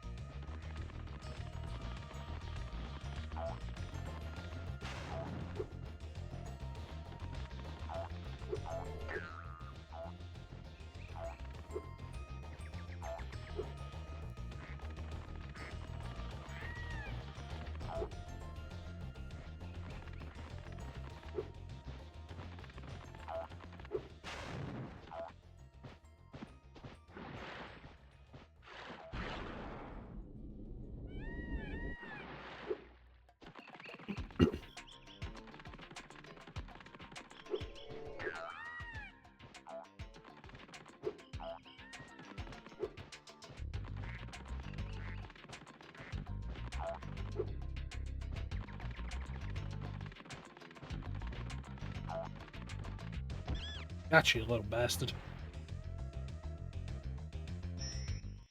Wahoo! I'm back in business. Here, young dragon friend, take this. It's museum quality, but you deserve it. Like, this is straight up just a guy with a car.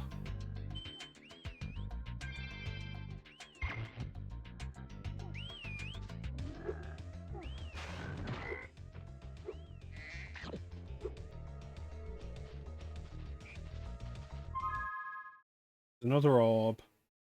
3 more gems.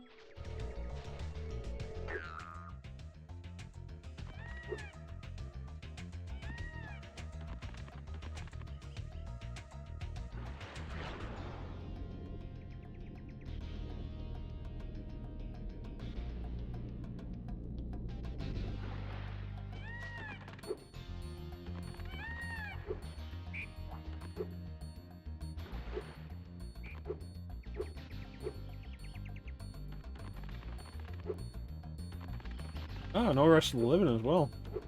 Thanks.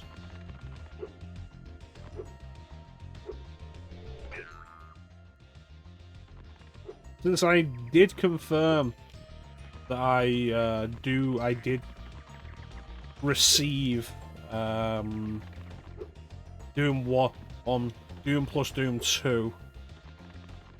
No Rest of the Living may be on the cards in the future for us.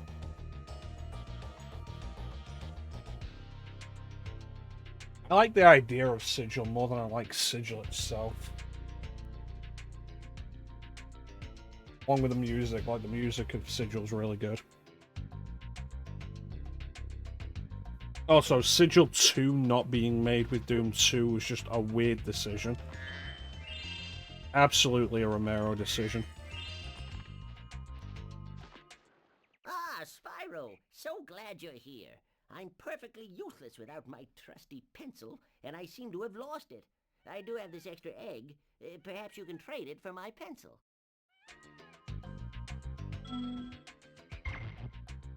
Yeah, I think No Rest for the Living is absolutely a fairer challenge than Plutonia.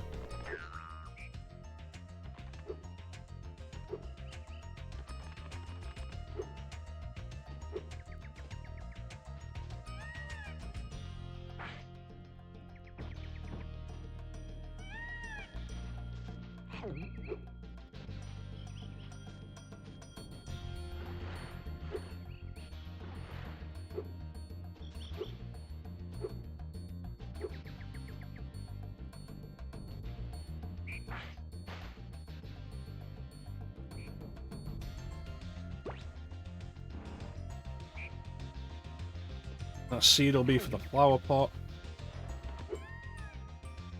I don't know, but now that you mention it, I think it is actually the exact same sound as a chocobo.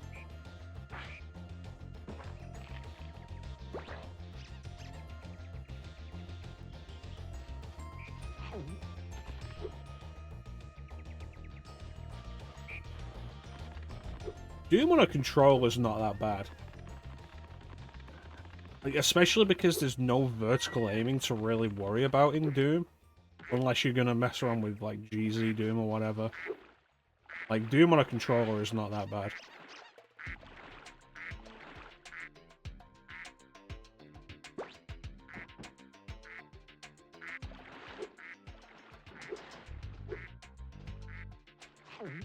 Is that a turnip? The fuck do I bring this?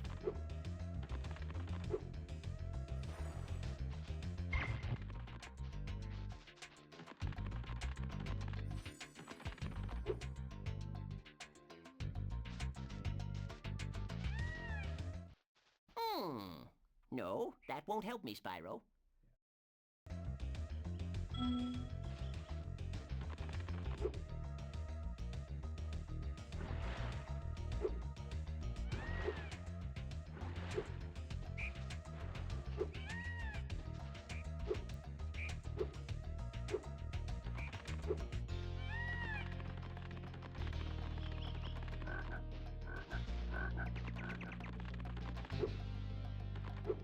Alright. We'll be here. Got a bunch to do. This is going to be a 2-session playthrough.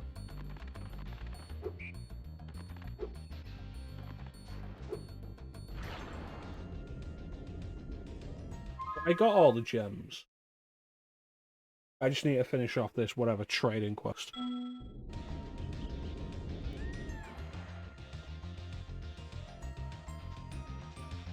Was it in the cave? Whatever I'm at. The cauldron. Of course, it is in the cave.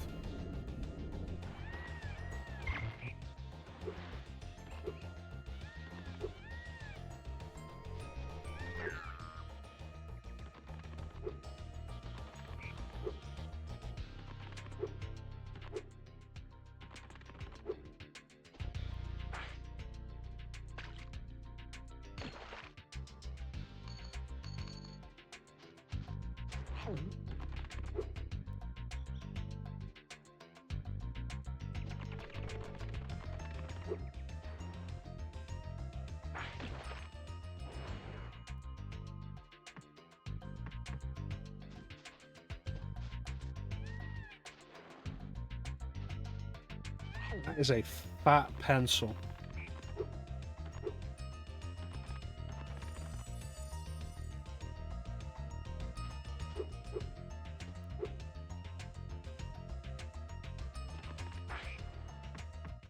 My pencil! Now I can begin calculating the age of the universe again. Here, take this orb. Alora says she thinks I'm going to lose it.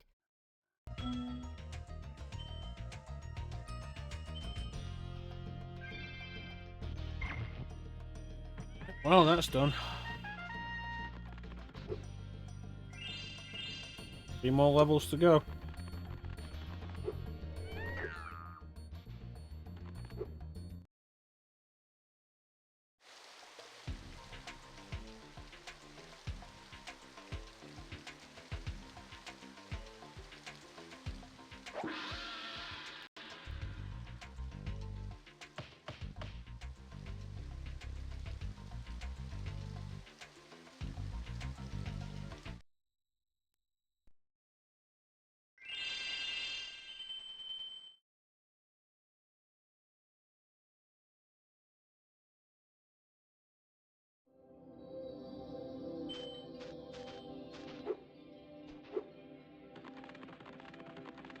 I don't remember what the total gem count is for this.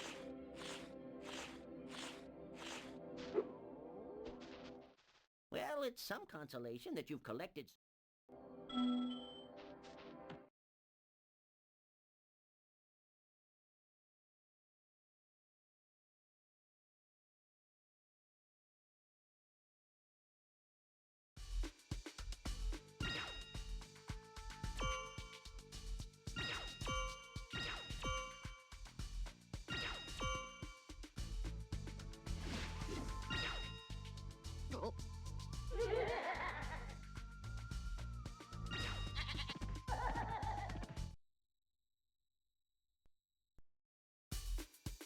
Alright.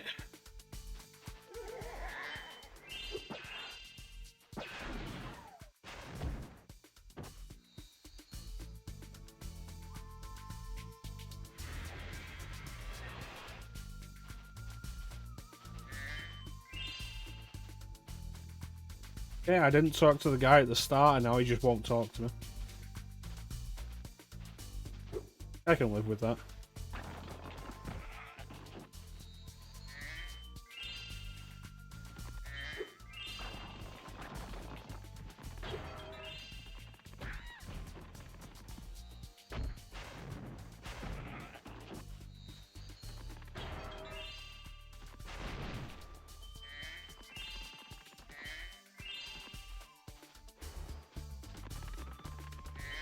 I wonder what this is for. Not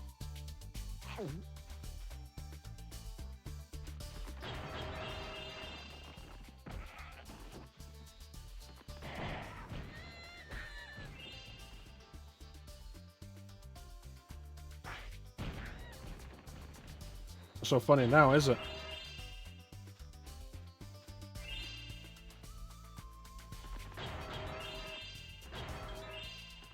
Can I pass by an animal I can kill? Nope, doesn't look like it. We're running without sparks for the minute.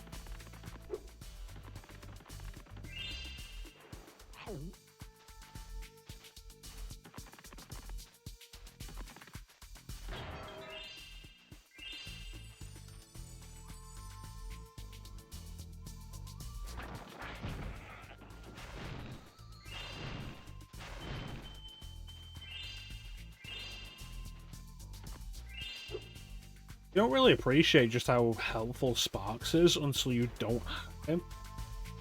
And you get, like, really close to a gem without picking it up. And it's like, oh yeah, this collecting gems was so much easier and more convenient because Sparks was just grabbing everything at actually a really good range.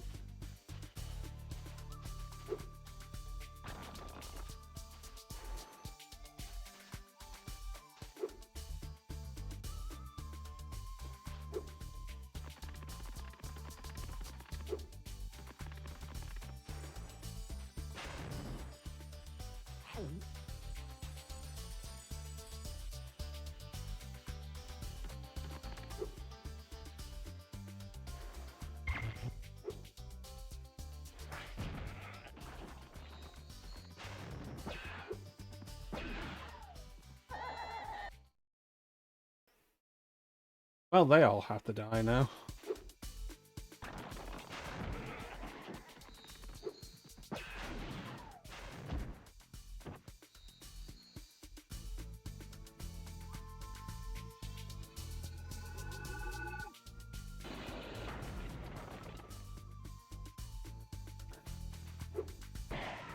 I would have thought the answer would be something a little more complex than just destroying.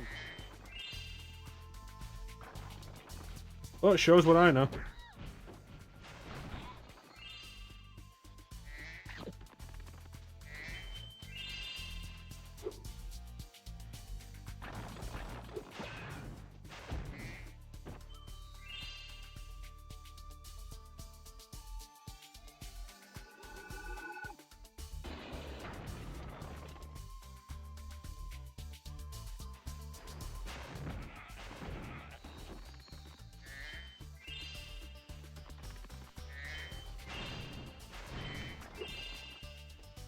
We now have 60. Alright.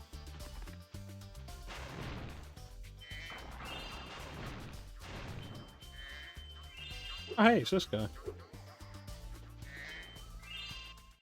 I'm a secret agent. I'm going to my secret hideout. Only members of my secret club are allowed to go there. I'm not leaving unless you hide behind that tree so you can't see me.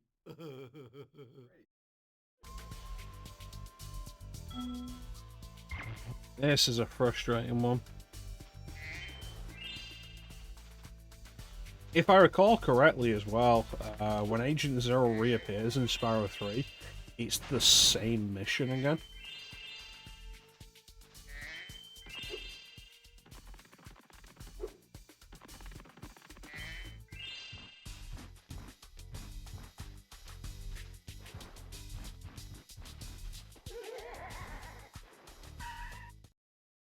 This time I better not catch you sneaking behind me. My hideout is for members only.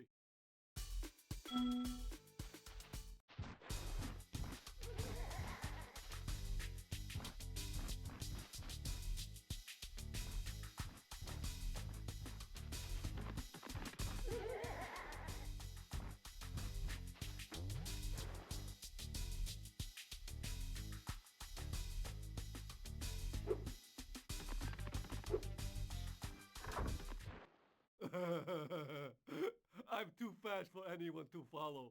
No one will ever find my hideout. Let's see about doing the other stuff there.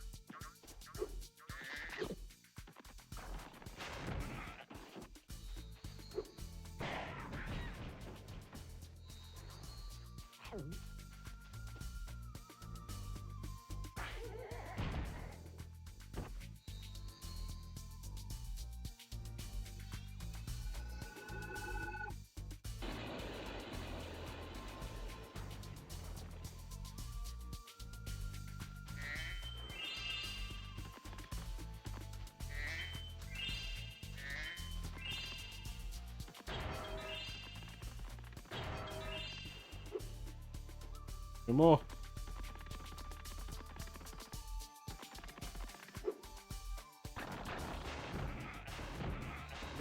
There we go. I'll do it.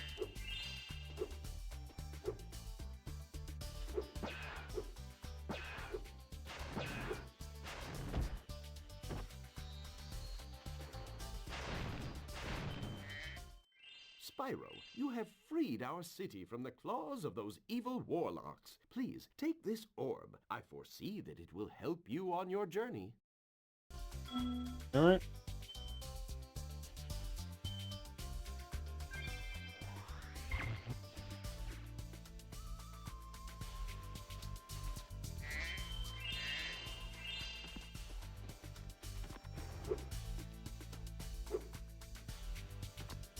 Alright, so let's see what's going on with this one up here. What is it, ice breath? Our mystical bell towers have been overrun by trolls, and the bells haven't been rung in days. I tried a fire spell on the trolls, but it just made them crazier. This Super Freeze power-up will chill out the trolls, but we really need the bells to ring. They'll ring if you charge into them.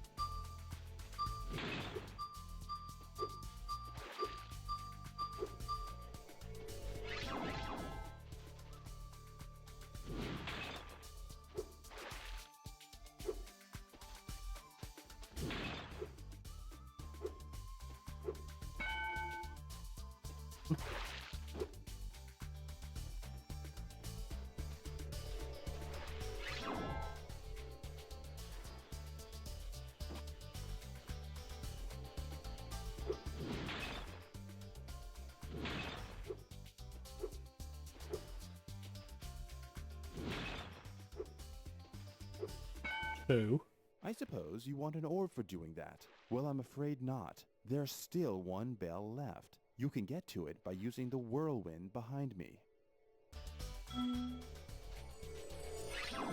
Guy comes off as a dick.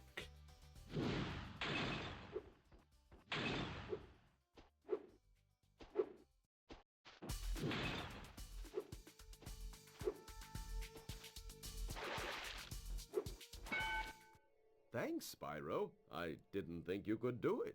Here, have a souvenir from the Mystic City gift shop. Yep, he's a dick.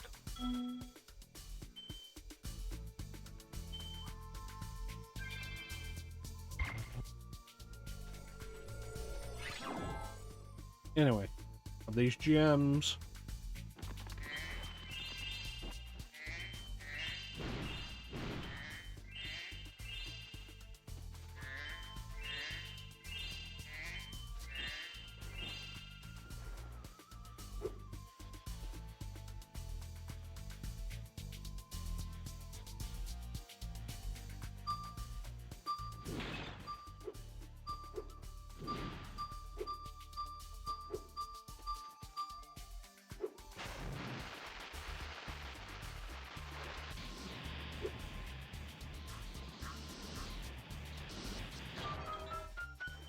I think that's everything except Agent Zero's thing.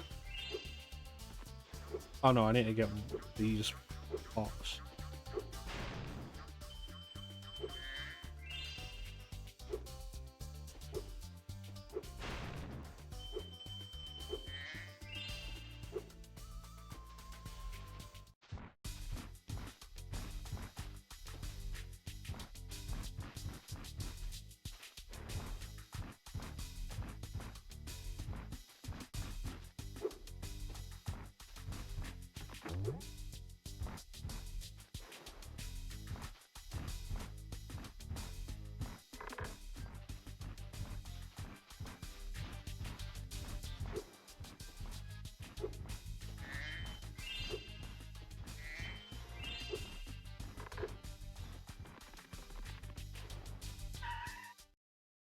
This time I better not catch you. Yeah.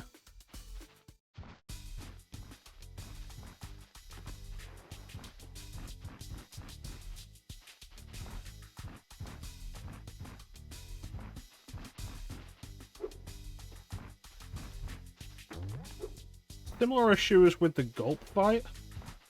The controls are a little awkward because the camera is focused completely on Agent Zero.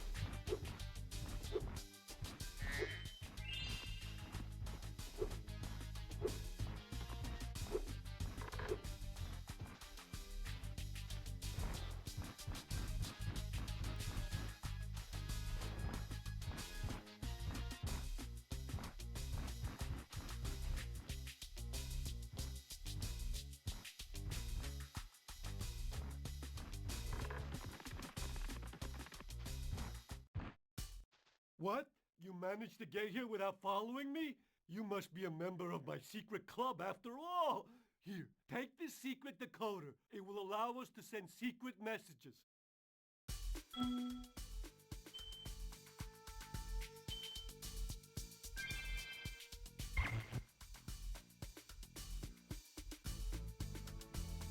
Now it's just the rest of the gems.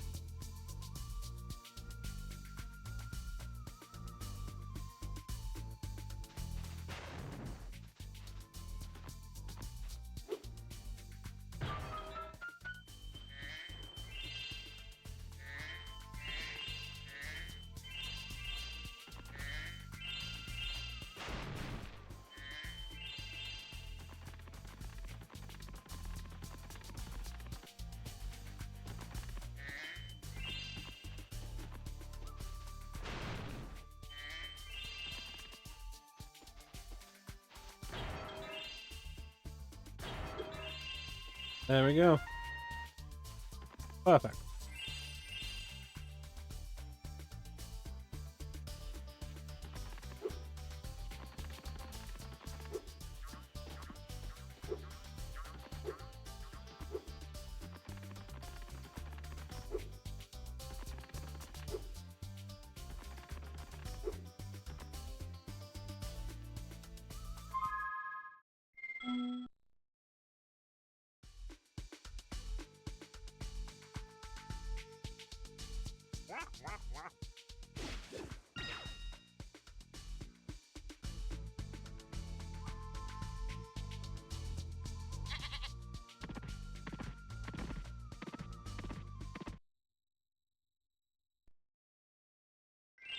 Well, that happened. Sure, there's... Because this area... There's something I'm forgetting. Sure of it.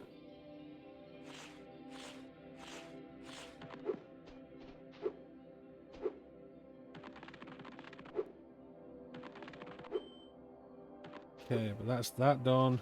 That done.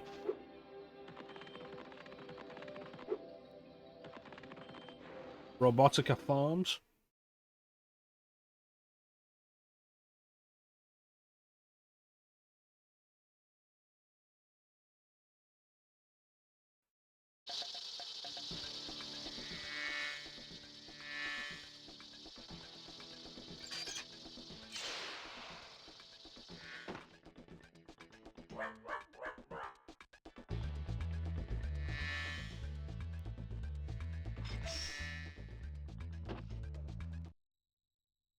Alright. Oh, looks like we're dealing with giant bugs. Howdy, Spyro.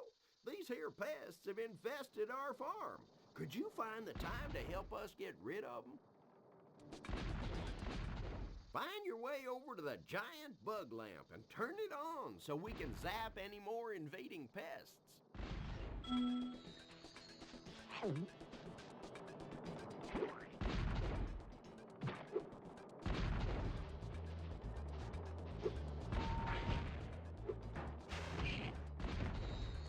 That seems like a little more than a giant bug.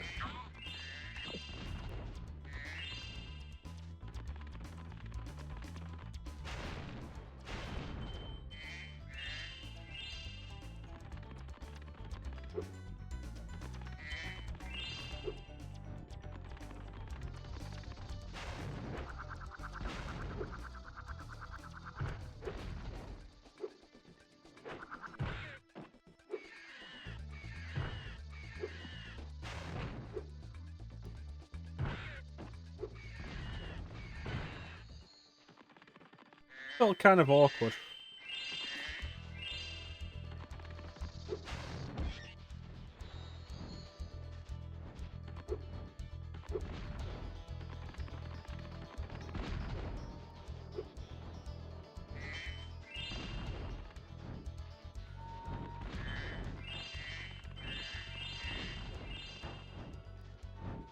Oh, nothing down there.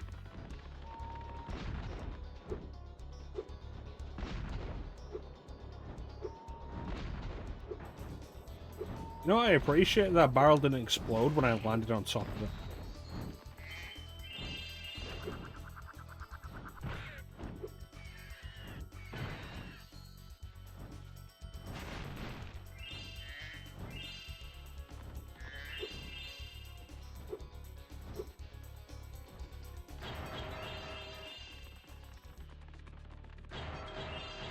Yeah. One clean charge.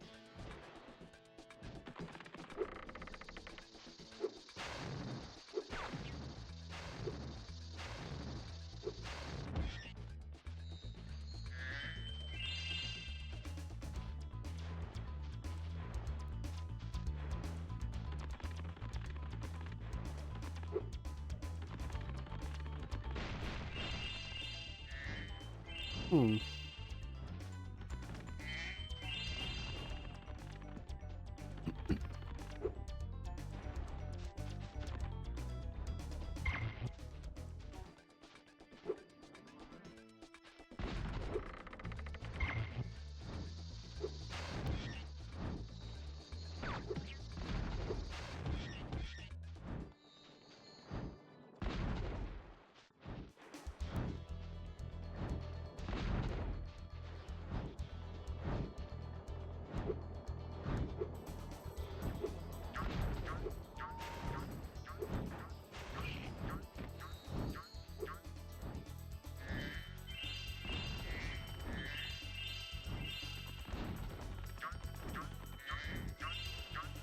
Grab that sheep.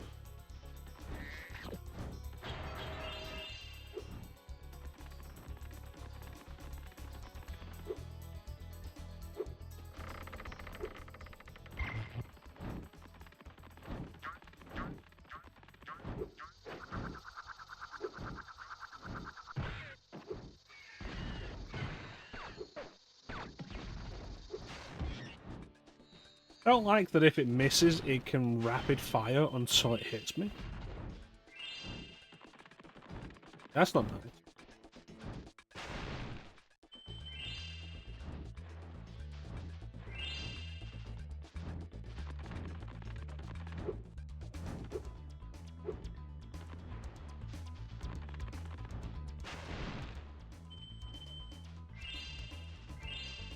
Hello. These darn bugs are making a joke of my expensive robot scarecrows. Can you chase them down and flame them, Spyro? Yes.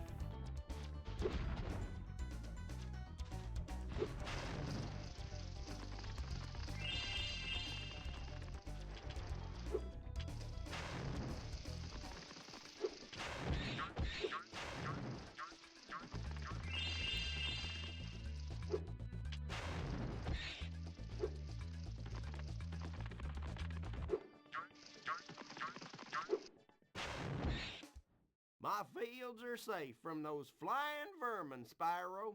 Take this doodad I done dug up yesterday. Do that, I done dug up.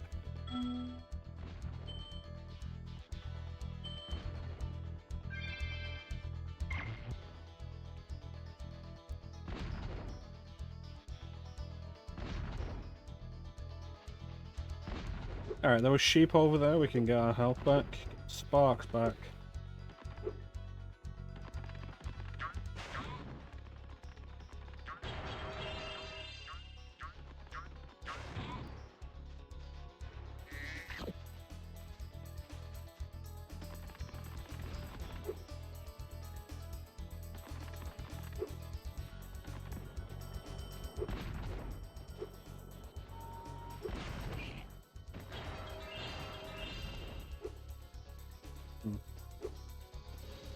Where did you come from?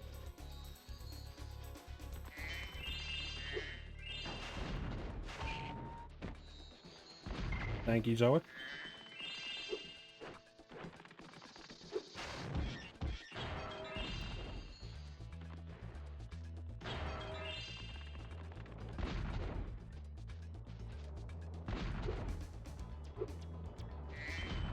Just rude.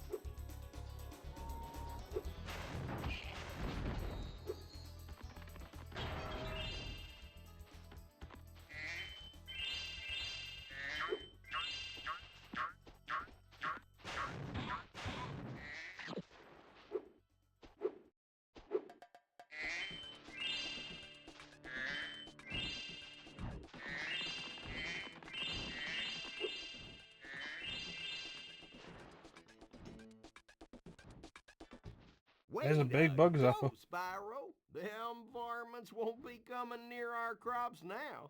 Can I offer you a reward? Yes.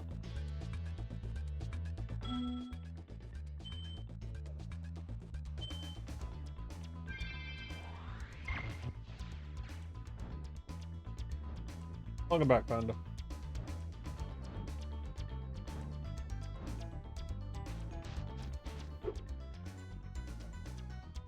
Ooh, supercharge.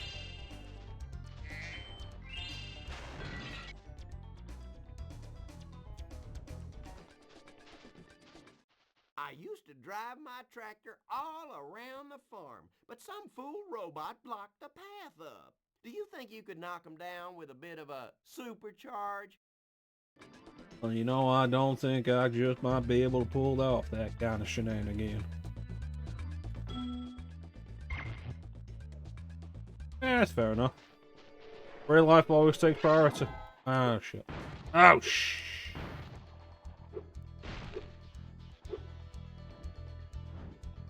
Well, we tried.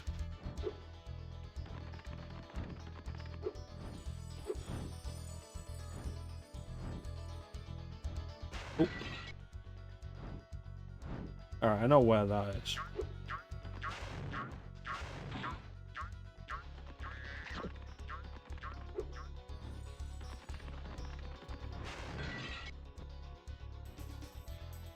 That could be anywhere.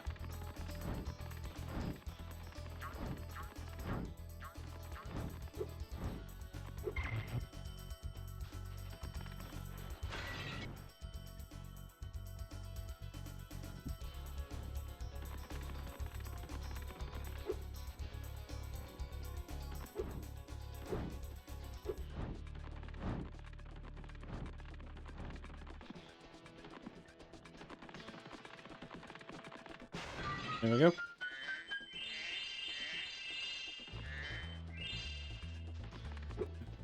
Let's rock and roll. I do appreciate when the game gives you shortcuts like this.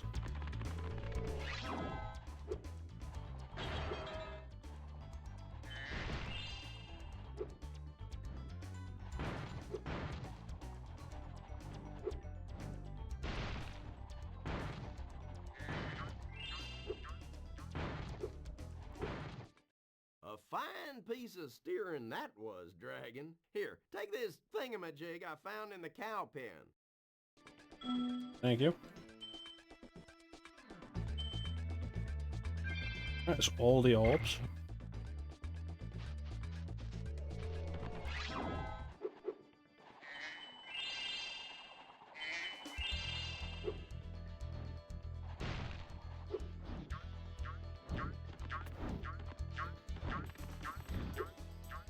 I'll need the supercharge to get that chest open.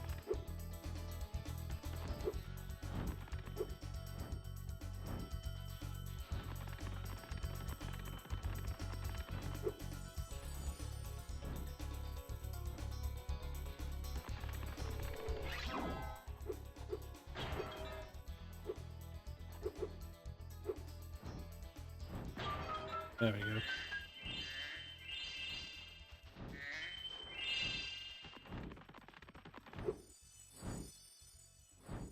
The rest of it should be able to do without the supercharge.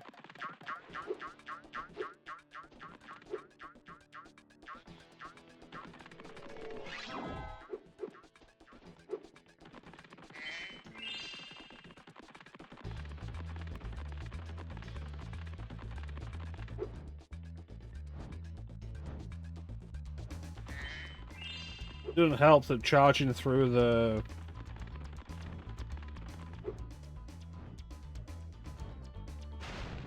pieces or whatever, charging through the containers with the supercharge moves too fast for Sparks to actually collect the gems.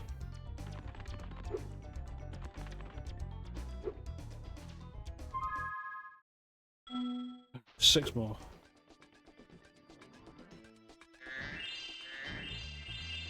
Yep.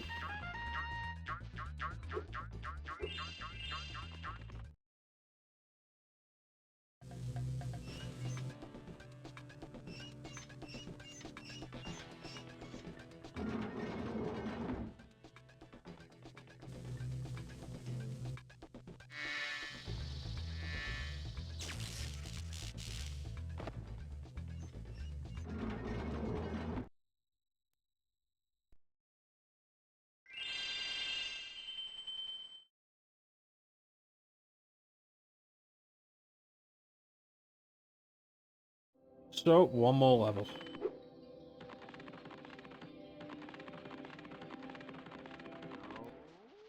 I can see you've learned the value of orbs, Spyro. Yeah, we already heard this. Metropolis. The final level of Sonic 2.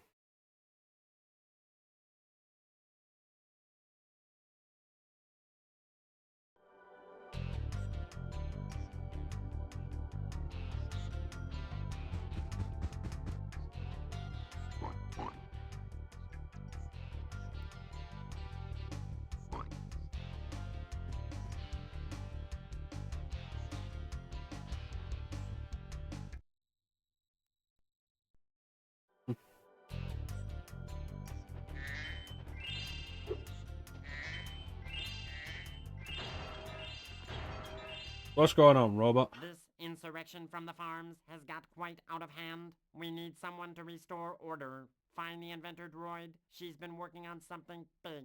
Sonic 2. The final level is Metropolis Zone.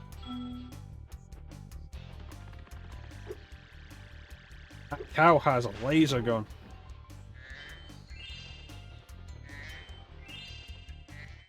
With all the budget cuts, these elevators need serious work. See, this one here is stuck. I expect it would start working if you could just give it a good whack, though.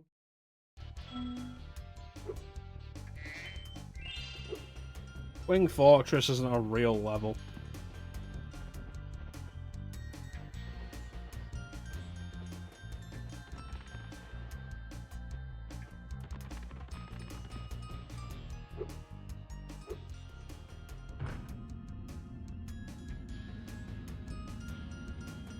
In this Death Egg Zone.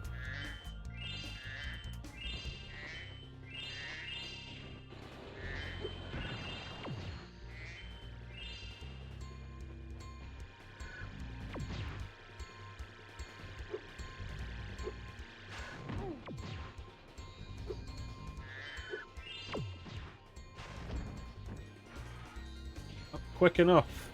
Oh man.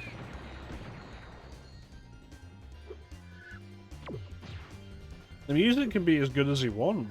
Doesn't make it like the true final zone.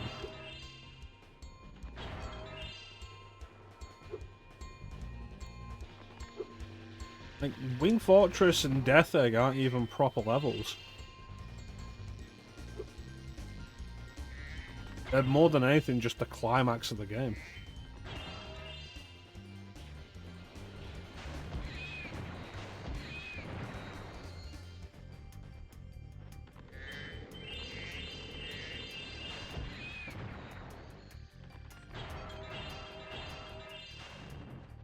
I feel like traversed is a strong word.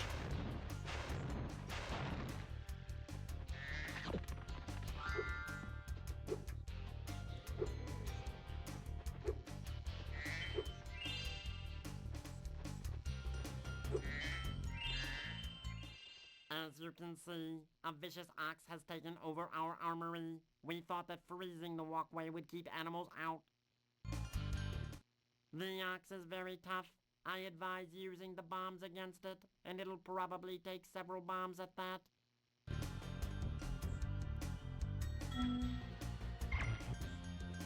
Right.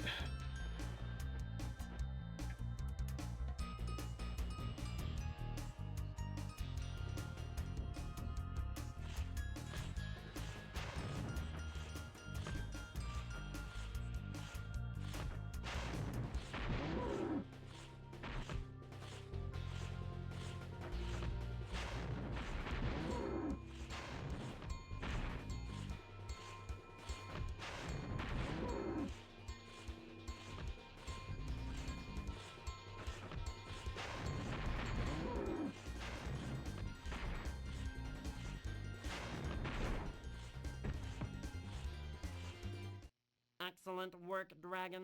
We can now defend our city properly. Take this visually pleasing reward.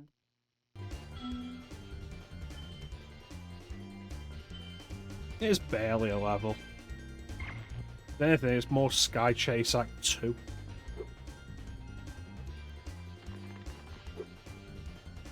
Oh no, I'm gonna want the bomb for that, aren't I?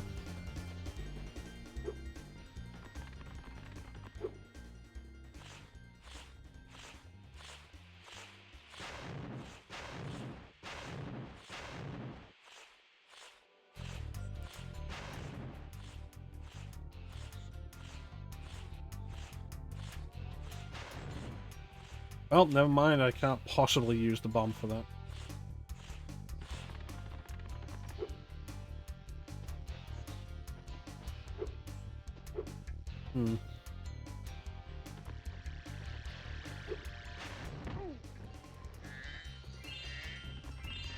I better appreciate them while you can, Clem. When we get to Spyro 3, the collectible MacGuffin that replaces them are dragon eggs.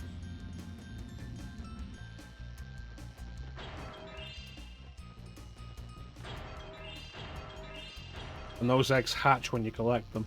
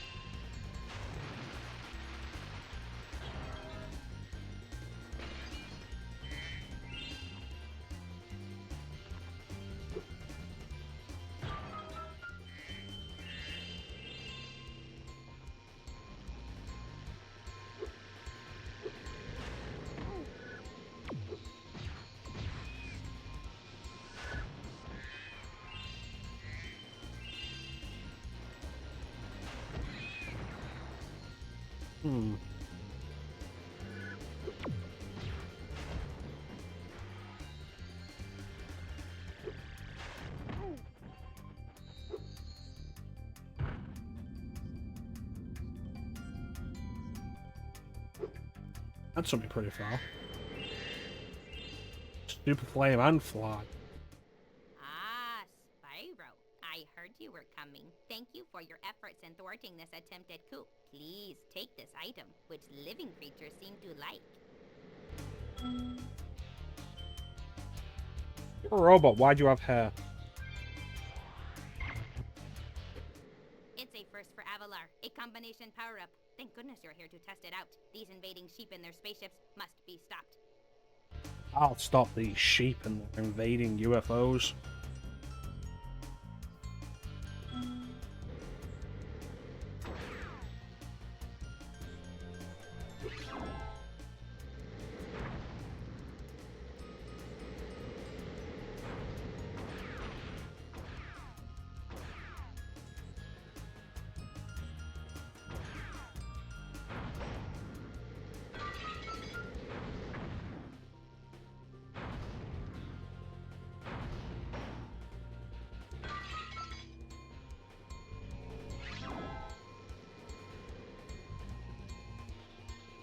I wonder where the third one is.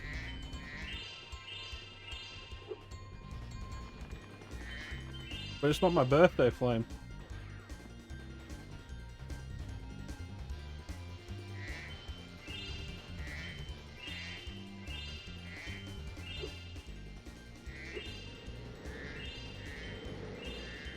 There it is.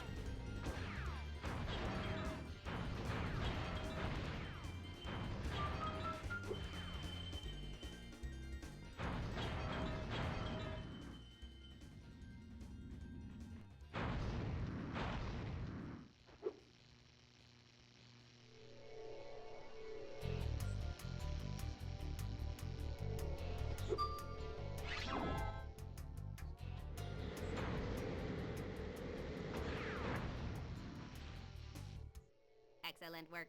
You knocked those sheep right out of the sky. This orb device is proof of your skill.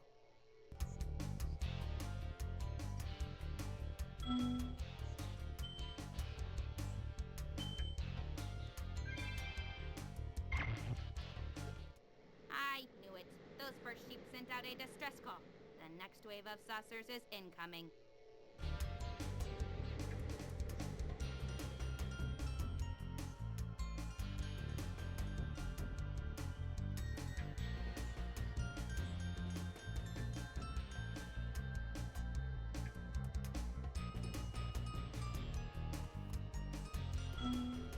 There.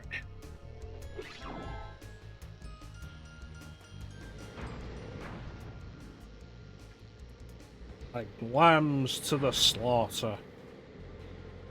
Because they're sheep.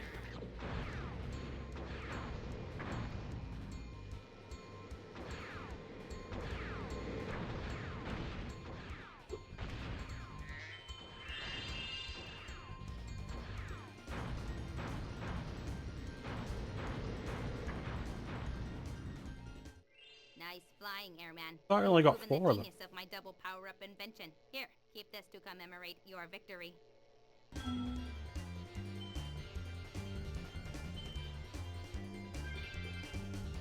I think this is the first level that's had 4 orbs.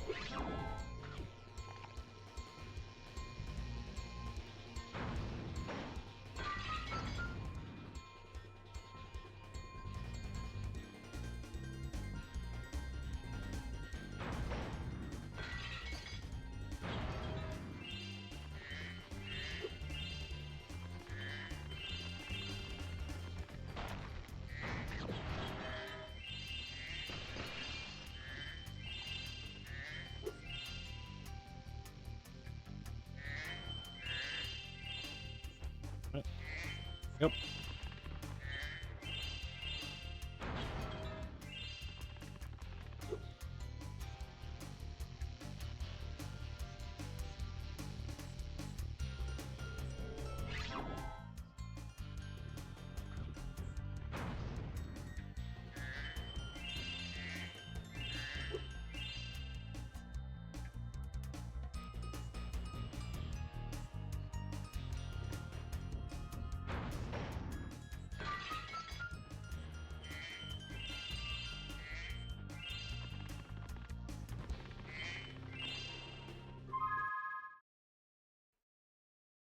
$36.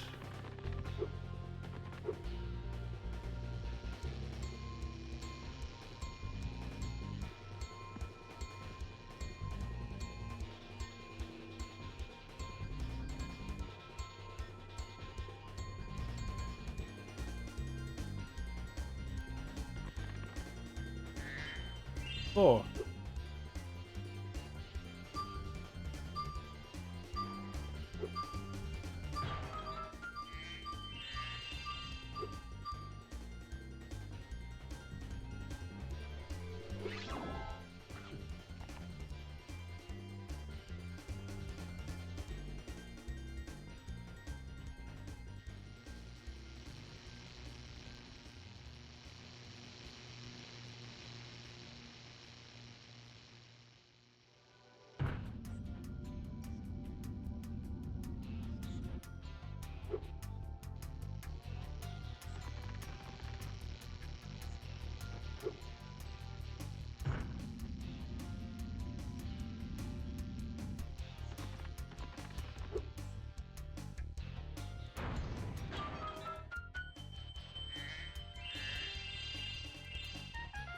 And that is all of them.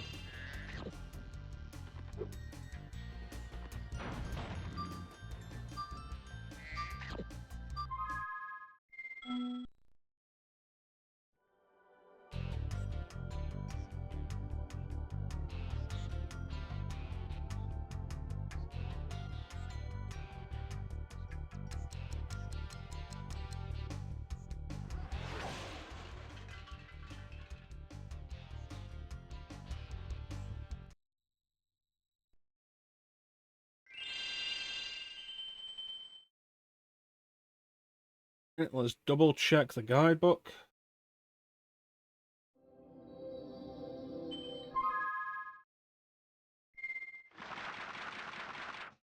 Yep, 100% of everything except Winter Tundra.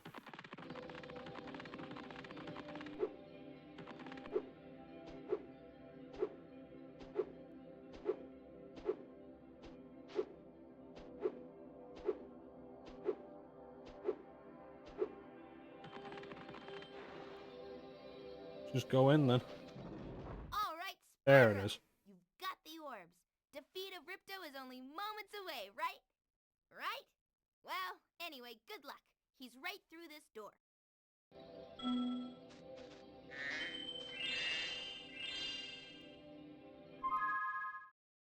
Is that not all of the chips?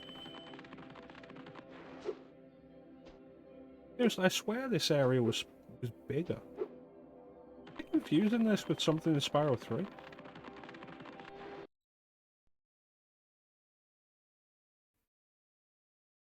Yeah, it's time to kill Ripto until he returns in one of the sequels.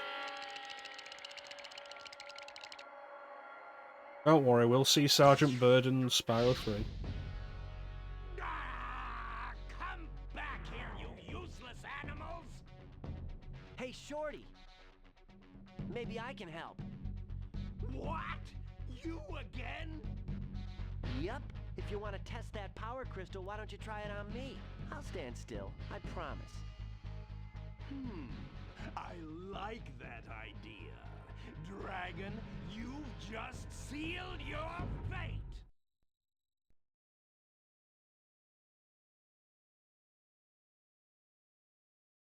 Again, I think it would have been like a neat little call out Spyro, if the power crystal was one of the Crash Spyro crystals. The orbs you collected to store power-up energy. Hunter will throw the powered-up orbs to you as they become ready. Even as we speak, the professor is experimenting with new forms of power-up energy, so you'll soon have abilities that no one has ever seen before.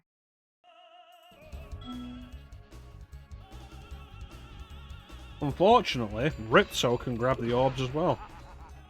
Hunter, being a complete and utter twat, will not bother to focus them on you. Also, again, the controls for this are a real problem.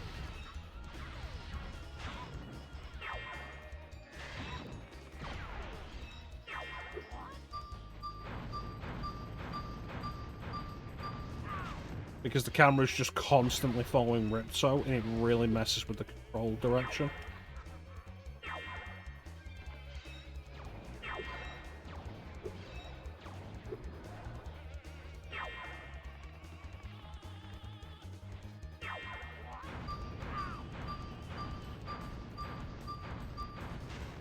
Like, it'd be easier to aim at Ripto if you could properly turn.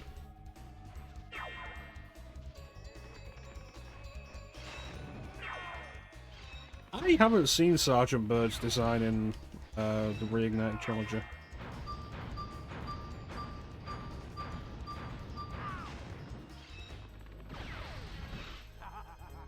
Seriously, that should have been easier to turn away from.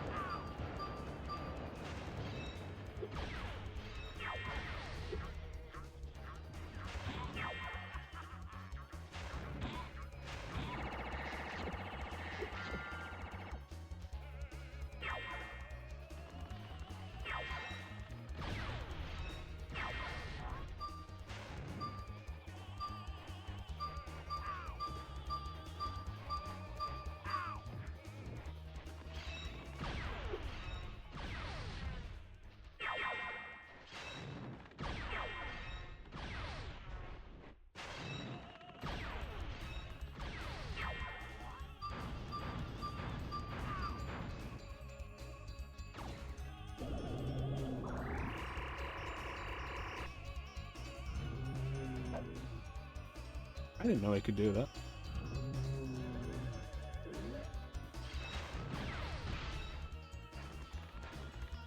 Sponsor, maybe aim them at me.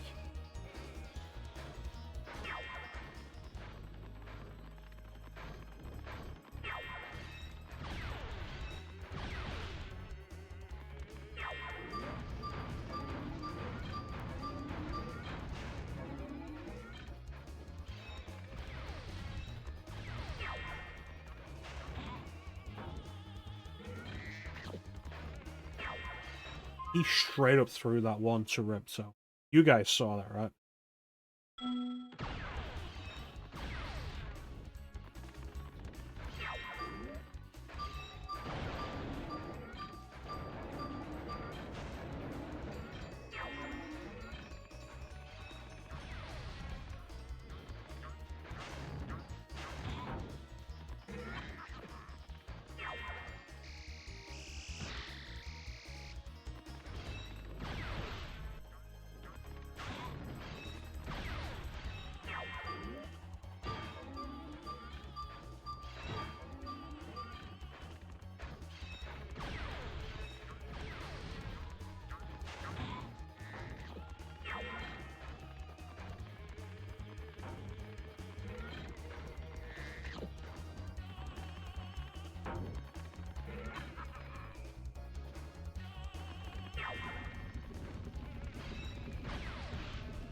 It does honestly kind of irritate me because we're supposed to treat Hunter as like this valuable friend and ally, but in this game and in Spyro 3, he's nothing but a selfish prick.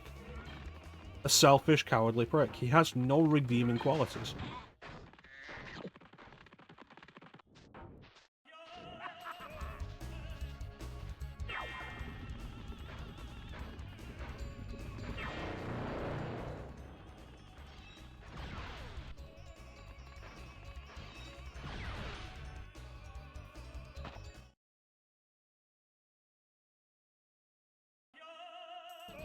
I love having to restart the entire fight again. You know, when the fight itself is kind of busted mechanically.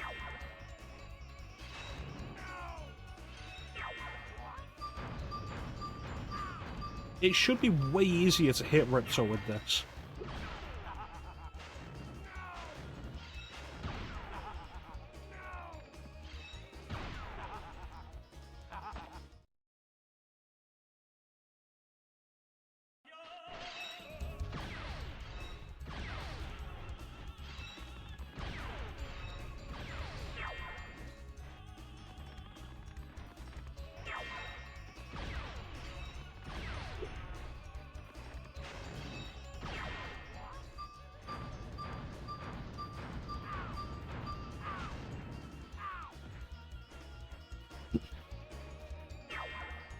It's all because of the camera angle, honestly. It's the same issue we had with the Gulp fight.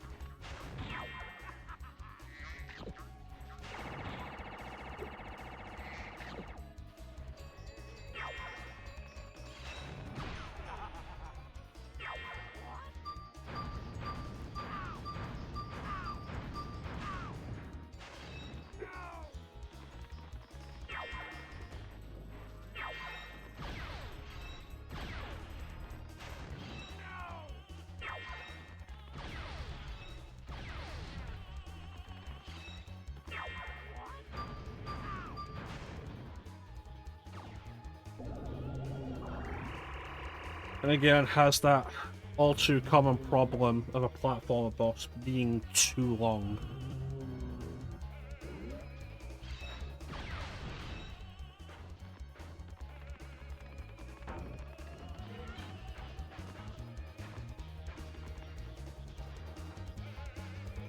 Being too long and leaving you with no control over actually dealing damage to the boss. You have to wait for some kind of opening.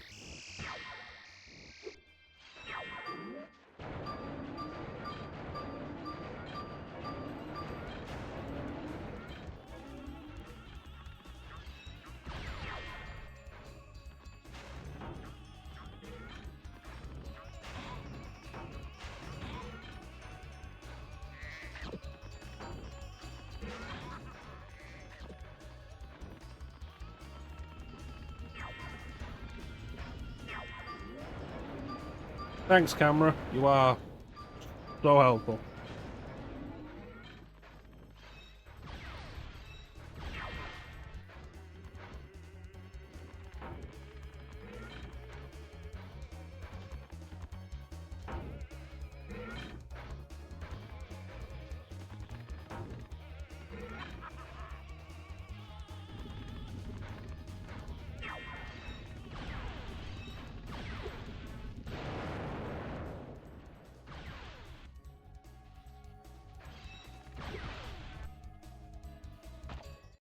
Fucking Christ, now we gotta start the whole thing again.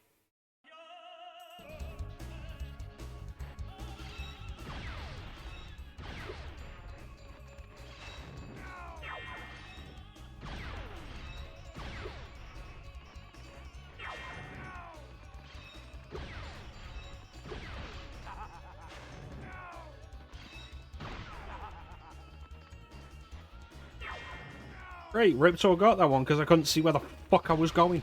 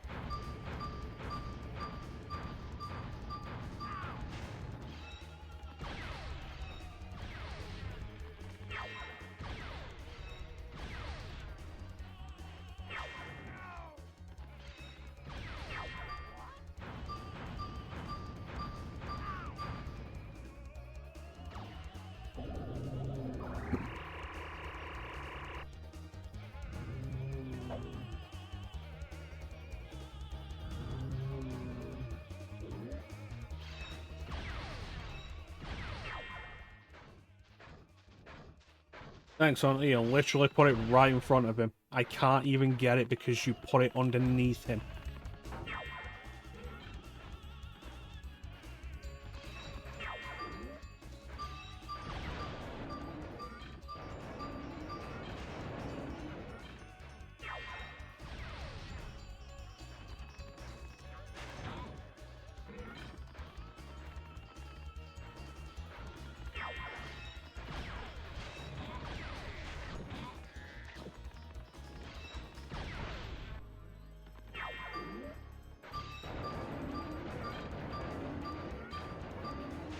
Most frustrating thing about this right now is knowing that there is a third phase.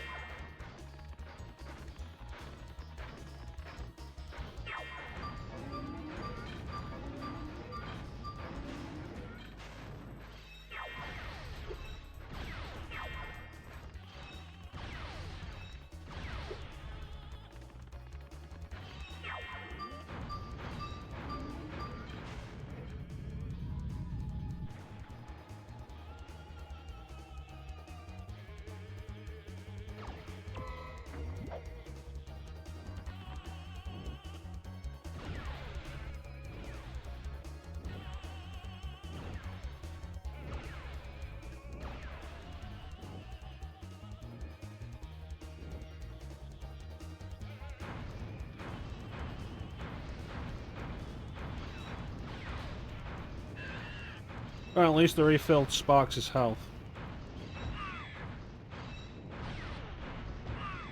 And the camera actually functions in this part.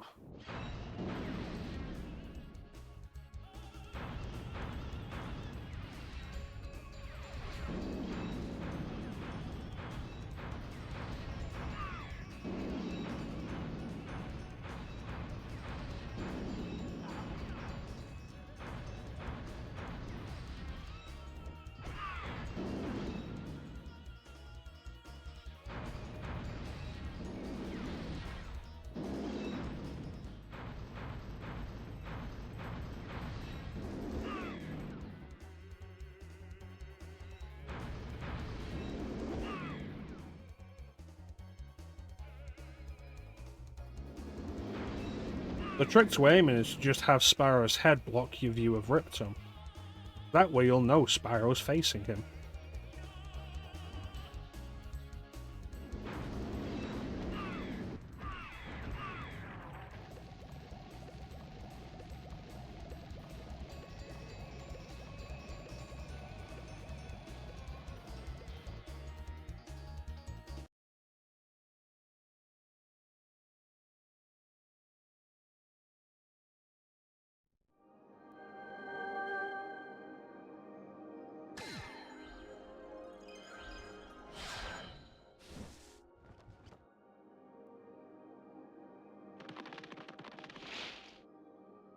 I don't think we can ever thank you enough, Spyro. I suppose you have to go now? Yeah, I'd better. They'll be missing me in the Dragon Worlds, and I've still got a vacation to take. I need it more than ever now. Before you go, I think that Moneybags has something he wants to give you. I most certainly do not. Hunter?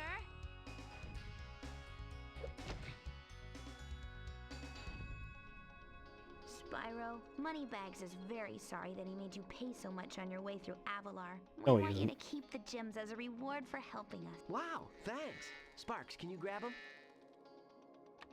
Let me just type in the new coordinates and... There! Spyro, you can now go to Dragon Shores. Hey, why don't you guys come with me? I bet you could use a holiday. I'm afraid we can't, Spyro. Ripto may be gone, but he caused a lot of damage during his short stay. We'll be cleaning up for weeks. Just remember, though, that you can always get back to Avalar from Dragon Shores if you want to visit. Well, okay. Come on, Sparks. We've got a lot of vacation to catch up on.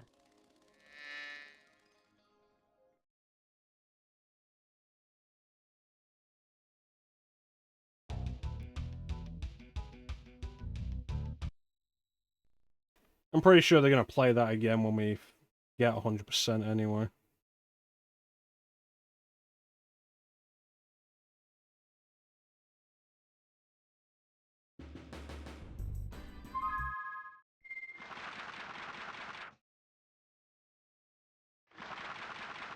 Skill points. Doing that.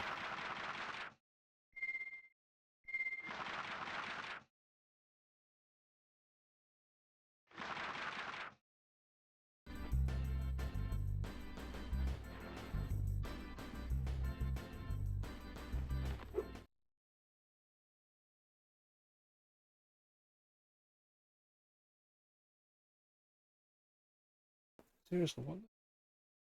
Same.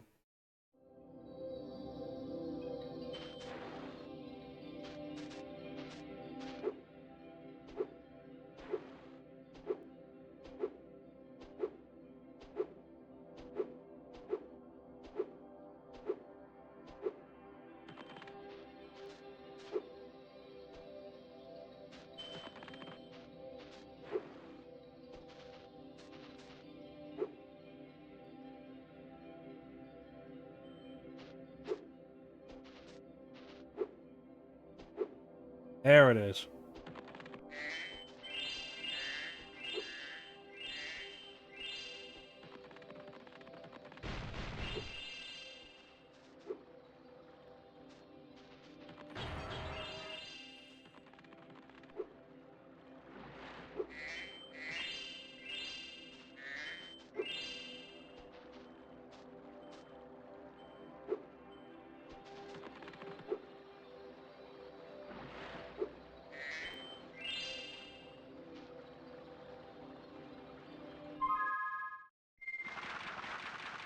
And there's another world that they didn't tell me about. They told me about all the other worlds in this area.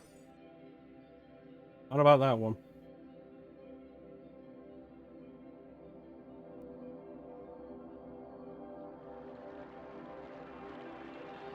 No, that one.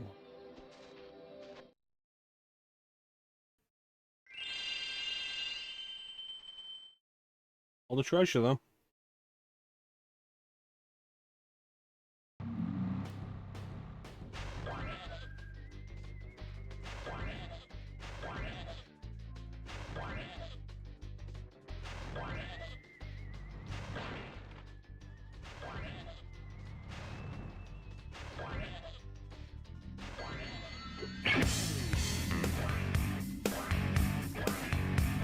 How you doing, Ninja?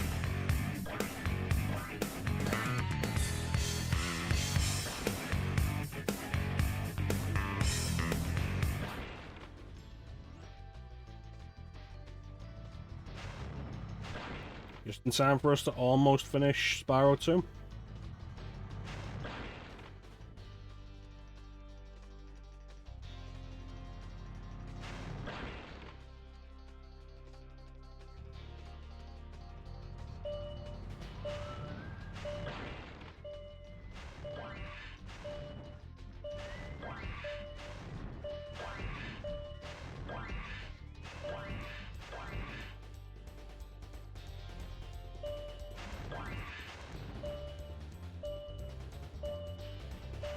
I think you might be thinking of Crash Bandicoot.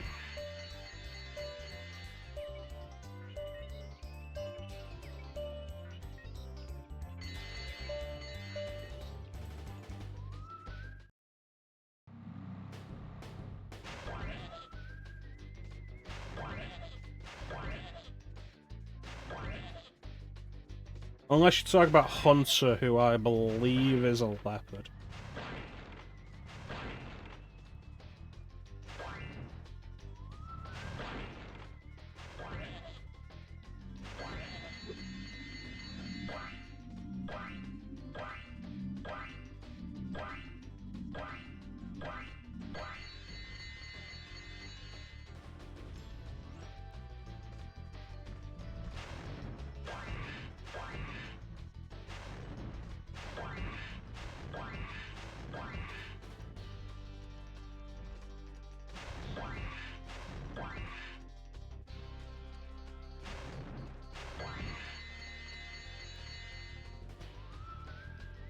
Yep, absolutely. Fuck Hunter.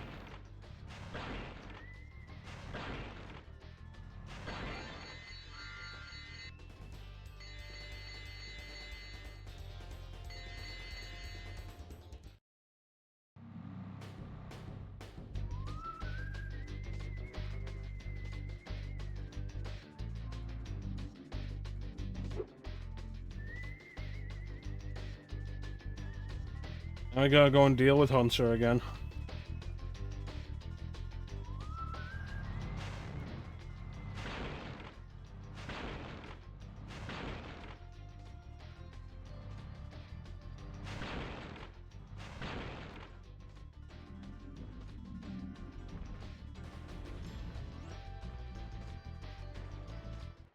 All right, Spyro. Are you ready to try out my plane? I just fixed it, and I'm pretty sure it won't crash now. Okay, Spyro, here's what you've got to do. I've got the plane on remote control, so all you have to do is hit the targets with your machine gun. Press circle to fire the gun, and use the D-pad or analog stick to aim.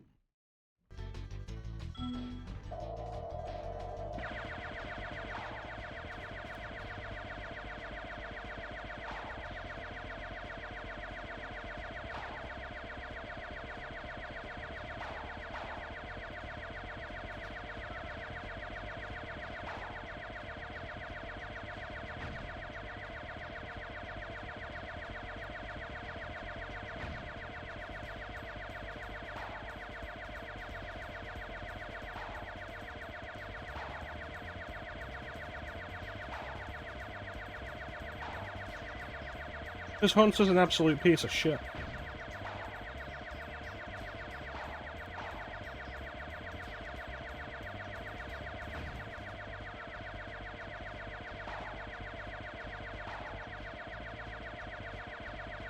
Oh.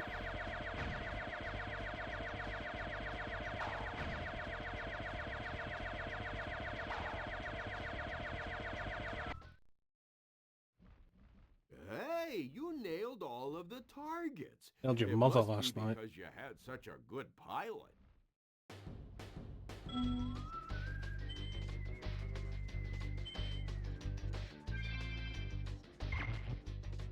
Yeah, I'm not looking forward to dealing with the skateboarding in Spyro 3. There it is, 10,000 gems.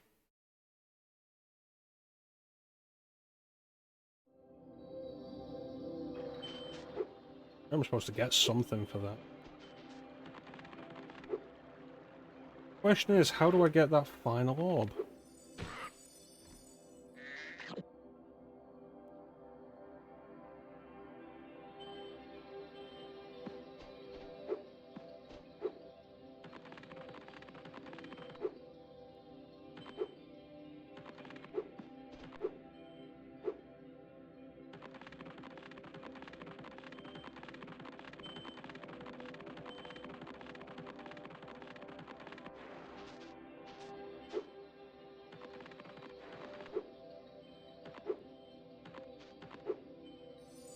I see a stream somewhere.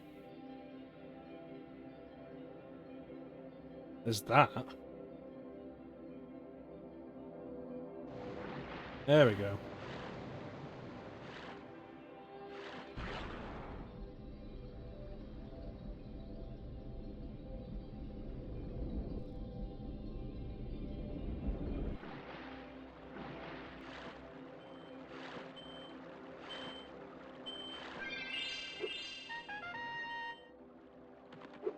And that is every world. Unless they're hiding more levels from me.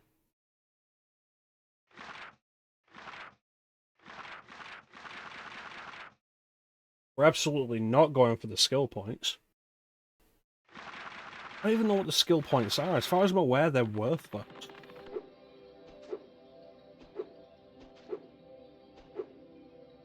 But I've never counted them as part of my 100% runs. 2 Dragon Shores to wrap up this game.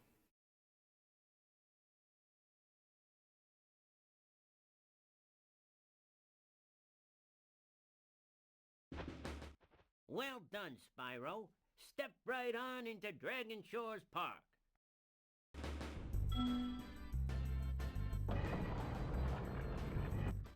By the way, if you win 10 tokens, you can visit our theater.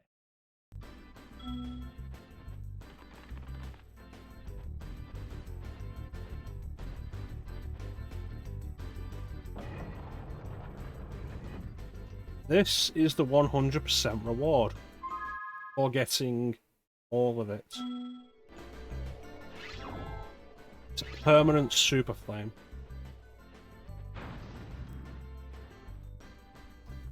The big problem with this is you're at the end of the game, you've done everything to get here. You get the permanent super flame. However, it turns out there's a glitch you can exploit to start a new save file after getting 100% with the super flame. Step right up, Spyro, and take a look at what we've got for you today. Inside this here booth, you'll find some of the most vicious creatures you've ever seen. Here's a baseball to spit, sport. Take aim, shoot at the target, and watch as the terrifying creatures fall into the water below. But don't worry, you won't hurt them.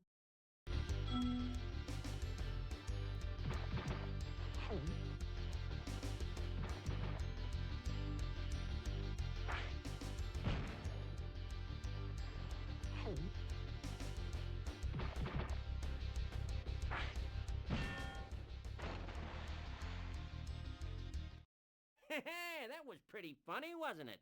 Take this token for being such a good shot.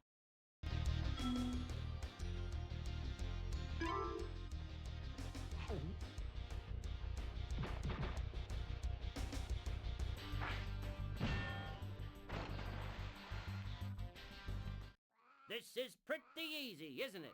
Have another one of these tokens. So, one little detail, I don't think they ever actually say it, but all of the showmen in Dragon Shows are Norks. Wow, you really are a great shot. Take this. It's my last token.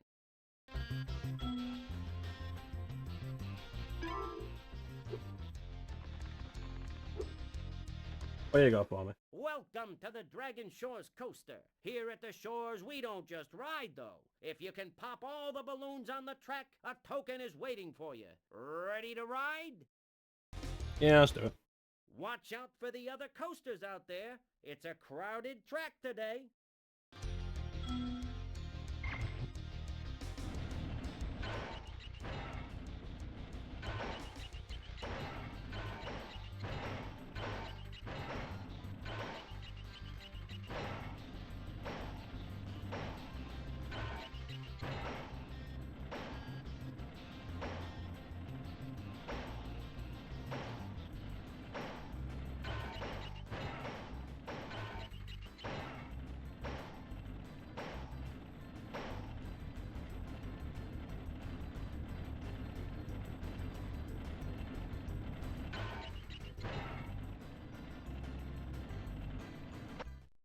Yay.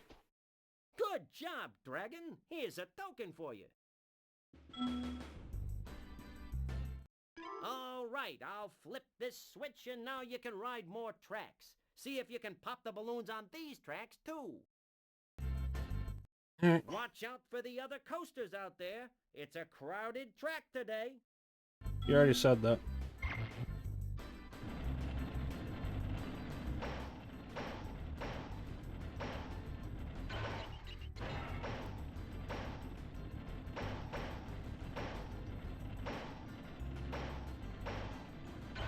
That's just somebody lay on the track. That's a hazard.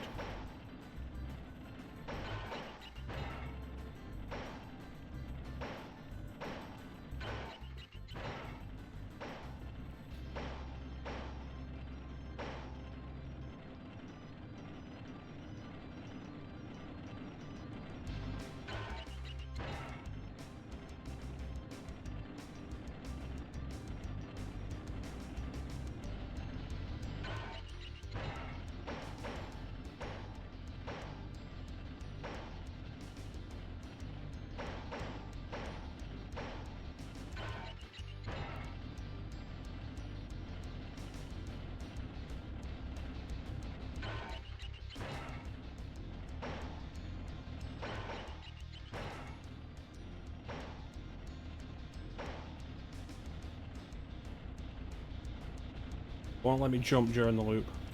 Trying.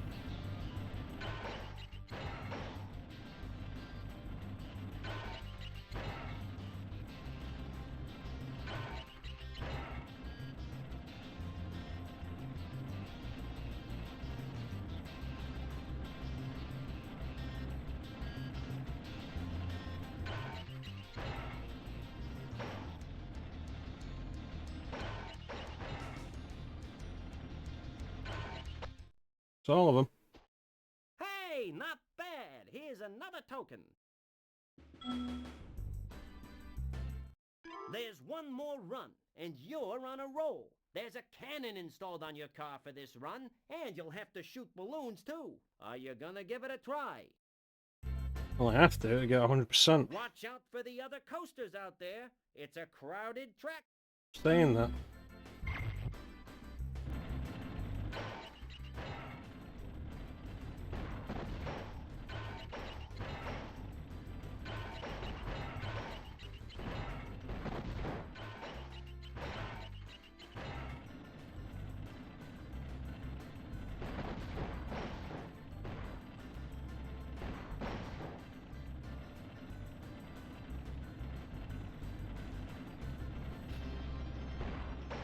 I don't really understand the appeal of Dragon Shows here. It's just a carnival. One of those carnivals that you'd see set up at like a day's notice. A travelling carnival is what it is.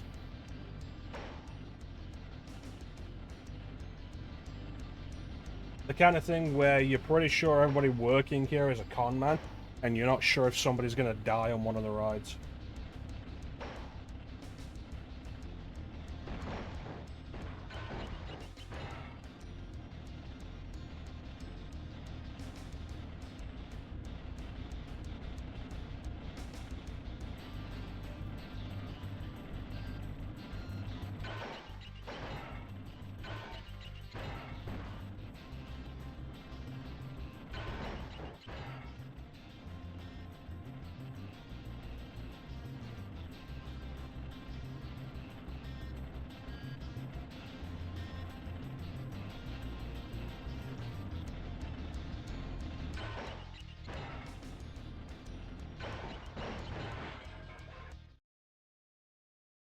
Right. Oh, that looked like it hurt. Care for another try at the or You gotta do all of it again.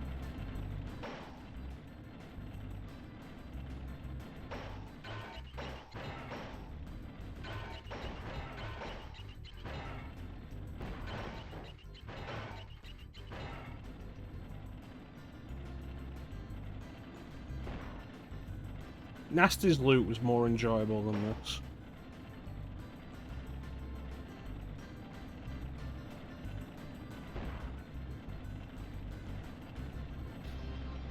I'm always full of enthusiasm.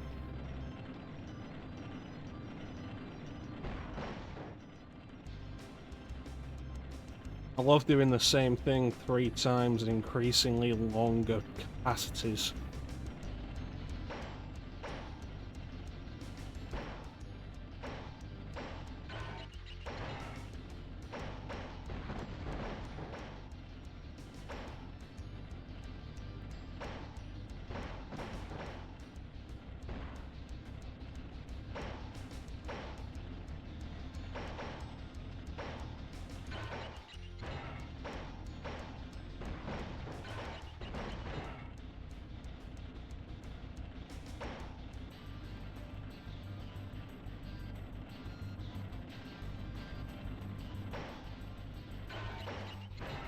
Honestly, the biggest problem with it more than anything is just that it's bland.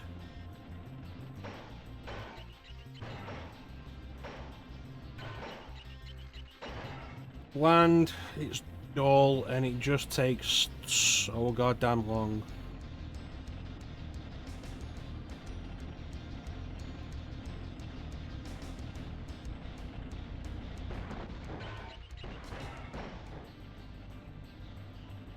And if we mess up at any point, even now, then... oh, I have to do it all again. All of it from the start. wow, you're a natural. You've conquered the coaster. Here's my last token. Also remember that sooner or later I'm going to end up doing this again. On the Reignited trilogy. Hiya, Spyro. I hear you're a pretty good shot. How'd you like to try my shooting gallery? Can I shoot Hunter? Okay, I'll set the timer for you.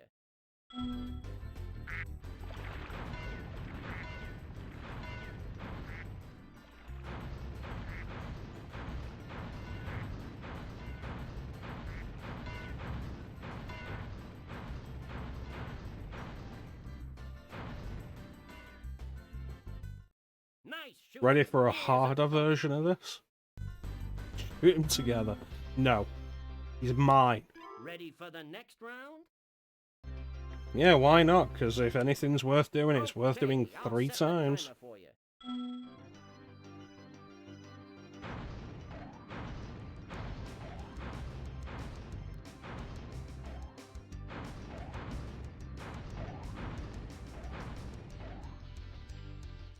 Nice shooting. Here's a token. Round up some friends and shoot Hunter. Ready for the next round? Okay. Probably the stupidest thing about this is that this is supposed to be the reward. You finish the game and this is what you get.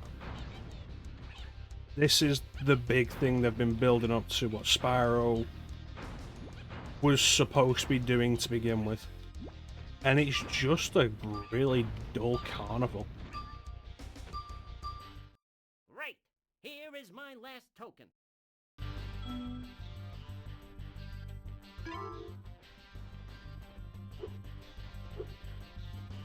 It's not even frustration, it's Free, just tedium. free. You pay no money down and make no monthly payments. In return, I'll give you one token.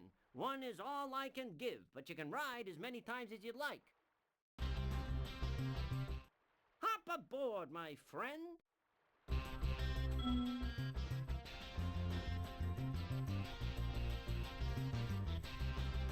You can do all of it if you want the 100% completion.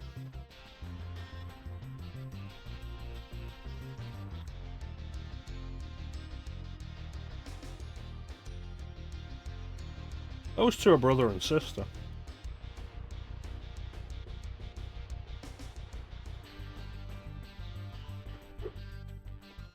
As promised, here's your one token.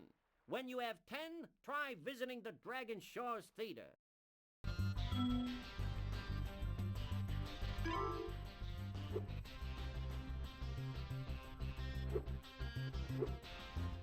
Well, Spyro, it's your lucky day. You've managed to win enough tokens to enter the famous Dragon Shores Theater. Go on in and enjoy the show.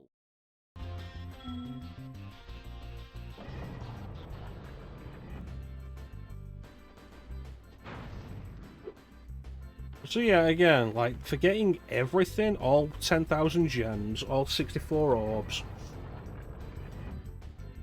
you get permanent Super Flame, which is worthless now because you've done everything. But there is a glitch you can exploit to start a new file on the same memory card with Super Flame, so you can play through the entire game with Super Flame. That's nice.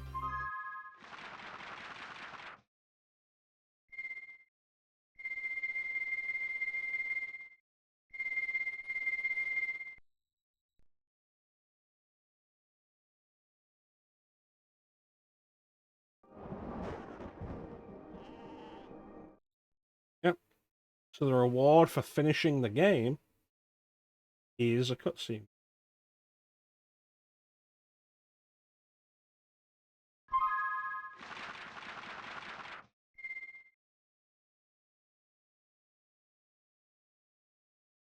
I could have sworn this game gave you, like, if you got all the gems and such, it let you chase down moneybags yourself.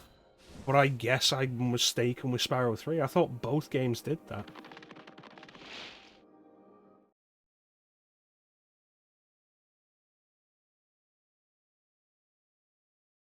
I've spent the whole time not really trash-talking moneybags because we get to, like, chase him down and beat him up at the end.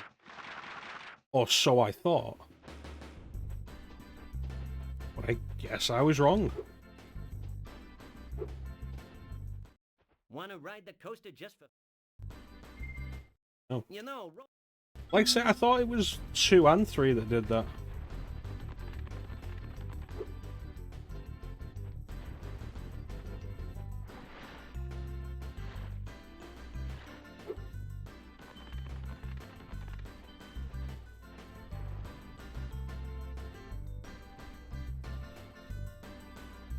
Honestly, this is less substantial as a reward than the ending of 2. No, because we wouldn't need 100% to get this. 100% is specifically for the Super Flame.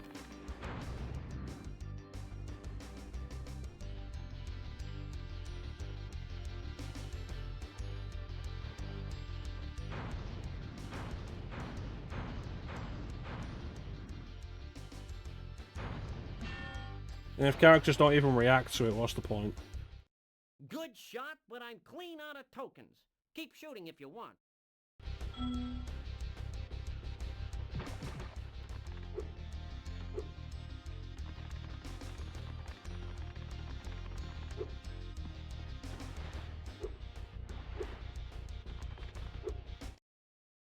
So insubstantial as a finisher. And I guess that means the level I was thinking of as well is also in 3, the final world.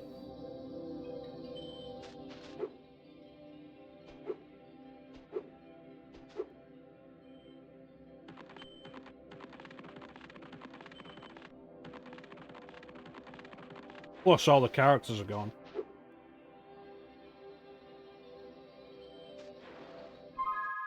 That's 100% of Spyro 2. It's really not even worth it, but the game itself is kind of really unsubstantial if you aren't going for 100%.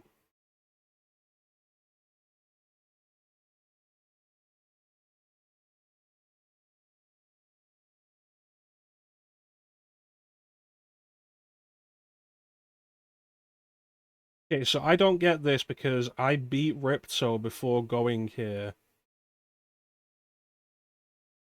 So it's just open now.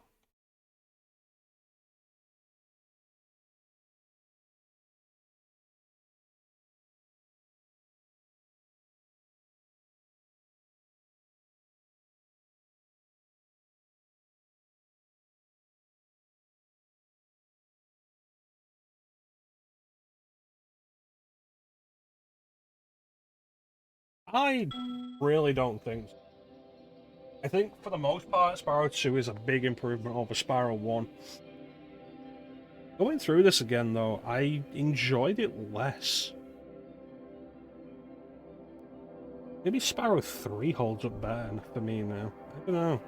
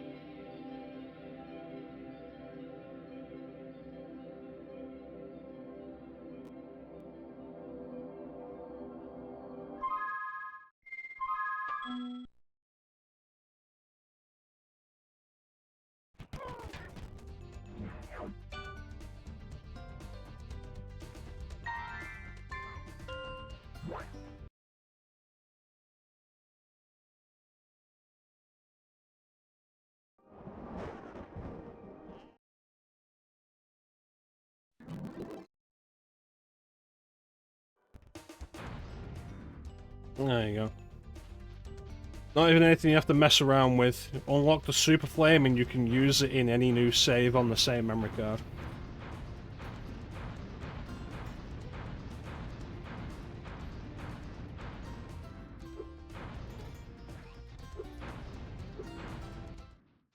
Hi, Spyro! Welcome to... I don't want to hear you talk.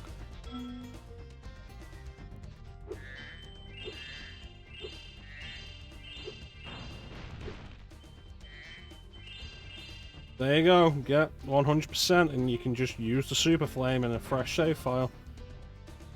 Which isn't a bad reward.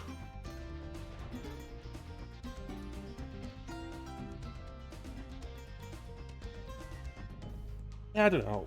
Overall, I enjoyed this well enough. Not as much as I was expecting, though.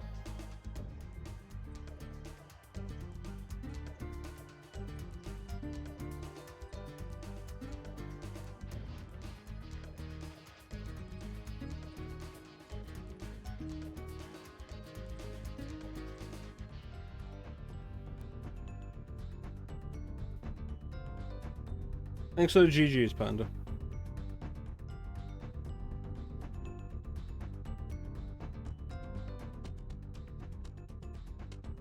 Still have the widescreen there.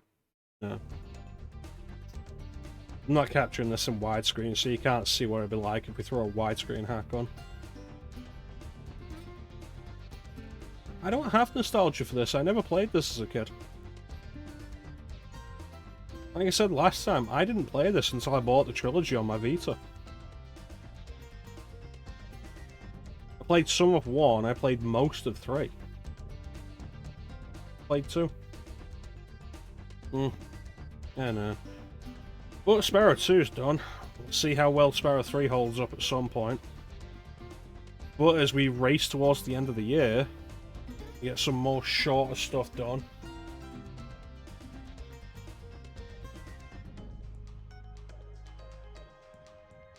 PlayStation. Coming up next is going to be PlayStation Doom. We're playing that on Ultra Violence. Which, if you are a Doom fan, PlayStation Doom is a fun curiosity. In particular, you'll be seeing Doom 2 enemies in Doom 1 maps. Should be pretty interesting, plus Doom 2 weapons and power-ups and such.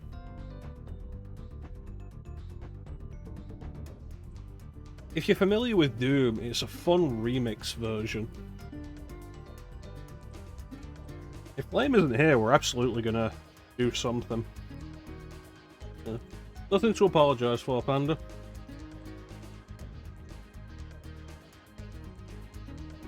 Yeah, Doom. Next time. What else we got coming up?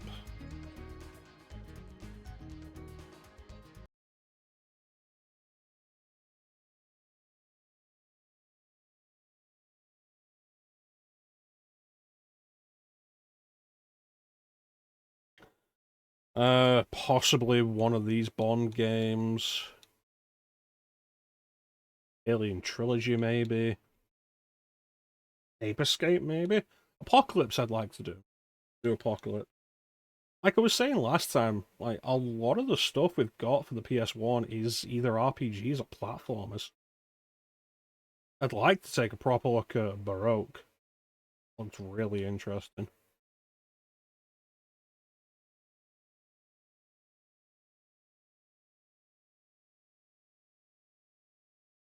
Chicken Run, maybe.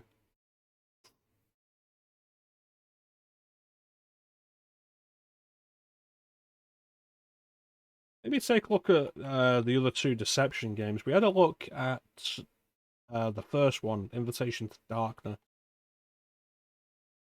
When was that? We did like 5 games. Was that the anniversary stream? It might have been. Maybe we'll take a look at Kagero Deception 2 and Deception Dark Delusion. Die Hard Trilogy, of course. We're doing the Die Hard run on Christmas Eve. Maybe Driver 2, who knows? Echo Knight I'd like to play. Maybe do Ironhander again, give that a second shot.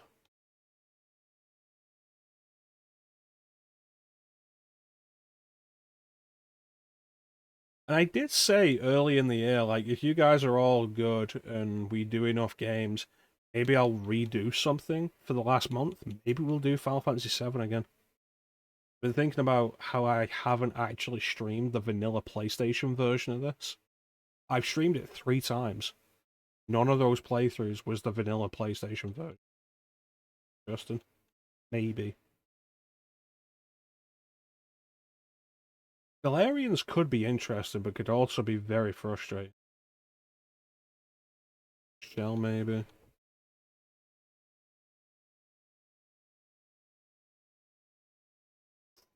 This field. I would not mind devoting like a solid stream to this. Probably not more than that. Like a solid stream. Interesting. Soul Reaver. I would have done Soul Reaver this year. And then they announced the remasters. And I'm like, I kind of want to wait for that.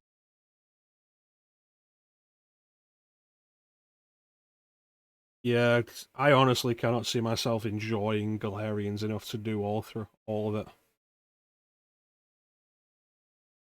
MDK, I could do MDK. Medieval 2 is a maybe. Mega Man Legends is a possibility. Should have done Muppet Monster Adventure for Halloween. This piece of shit.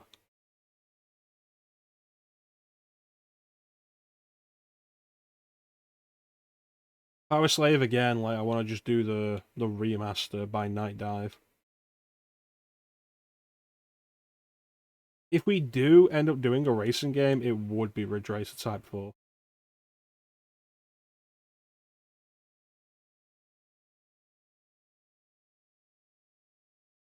Rugrats?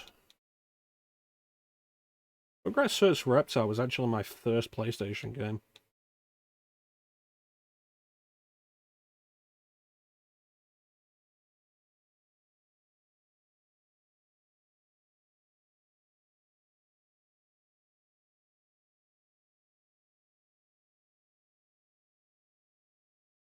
Tenchu, of course. Tomb Raider games, especially now that they've announced 4, 5, and 6 remastered, the Tomb Raider games are going to be the remasters at this point. I don't want to do Tomba, but I'd like to do Tomba 2. My first PlayStation game, or Final Fantasy VII?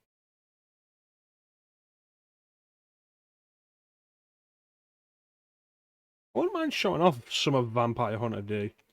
I really like Vampire Hunter D as an IP. Vampire Hunter D Bloodlust is one of my favourite anime movies. Just not a good game.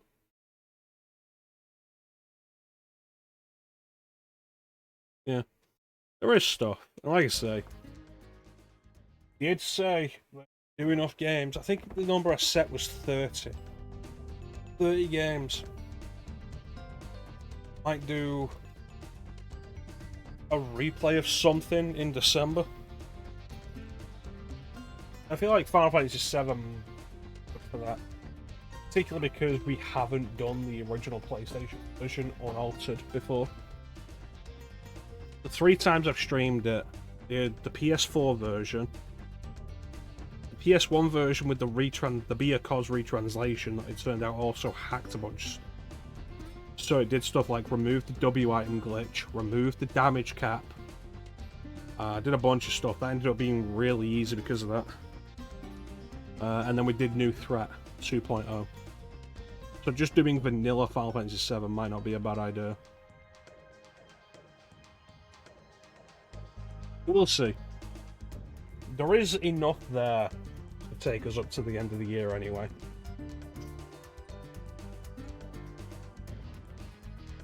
We have that week off at the end of the month.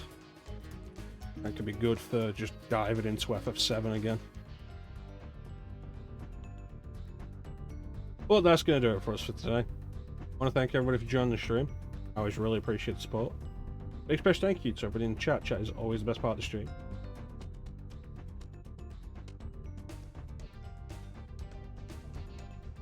Flame, Panda, Flame, Ninja. That was everything.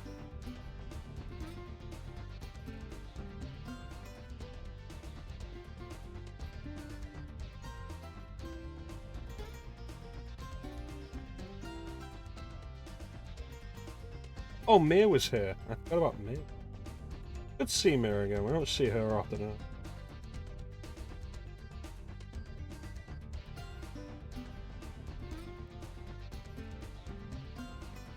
With any luck, we might be back either tomorrow or Saturday as we begin PlayStation Doom.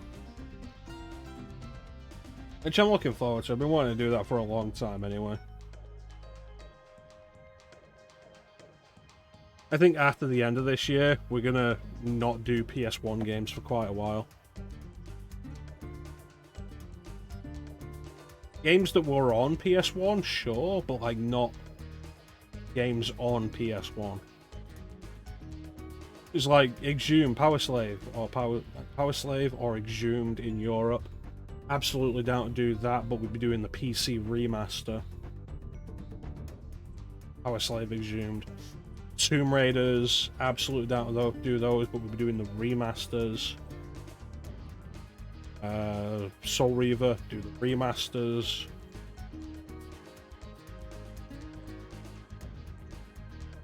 And so on and so forth. Chrono Trigger didn't originate on the PlayStation, but it's on there. The version, which I have ready to go. First RPG of the new year, maybe. God knows it's a long time coming. Yeah, that's pretty much it for us. So, there's not really anything else except a quick look at who is online right now.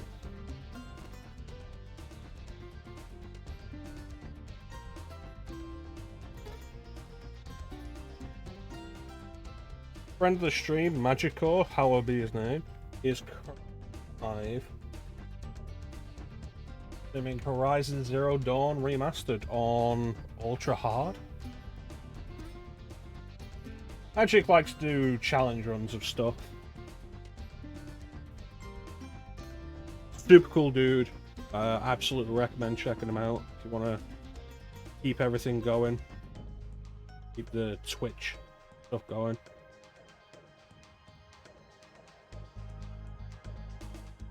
His challenge runs that he did with his brother of Resident Evil 6 on no hope mode, pistol only, like handgun only, were crazy. And bear in mind, like, people may forget this because RE6 came out so long ago. I think it was like 12 years ago now. People may forget.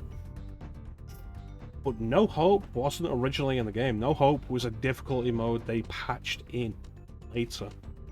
So it's the harder than hard mode. Ninja and his brother do a challenge run of that handgun only. And if you've ever played RE6 generally, you probably have an idea of how crazy that is. Magic Cores, cool. Definitely check them out. But yeah, with that, not really anything else to say except thank you all for watching. That was a fantastic time of day. Yeah. Catch you next time, guys. Bye.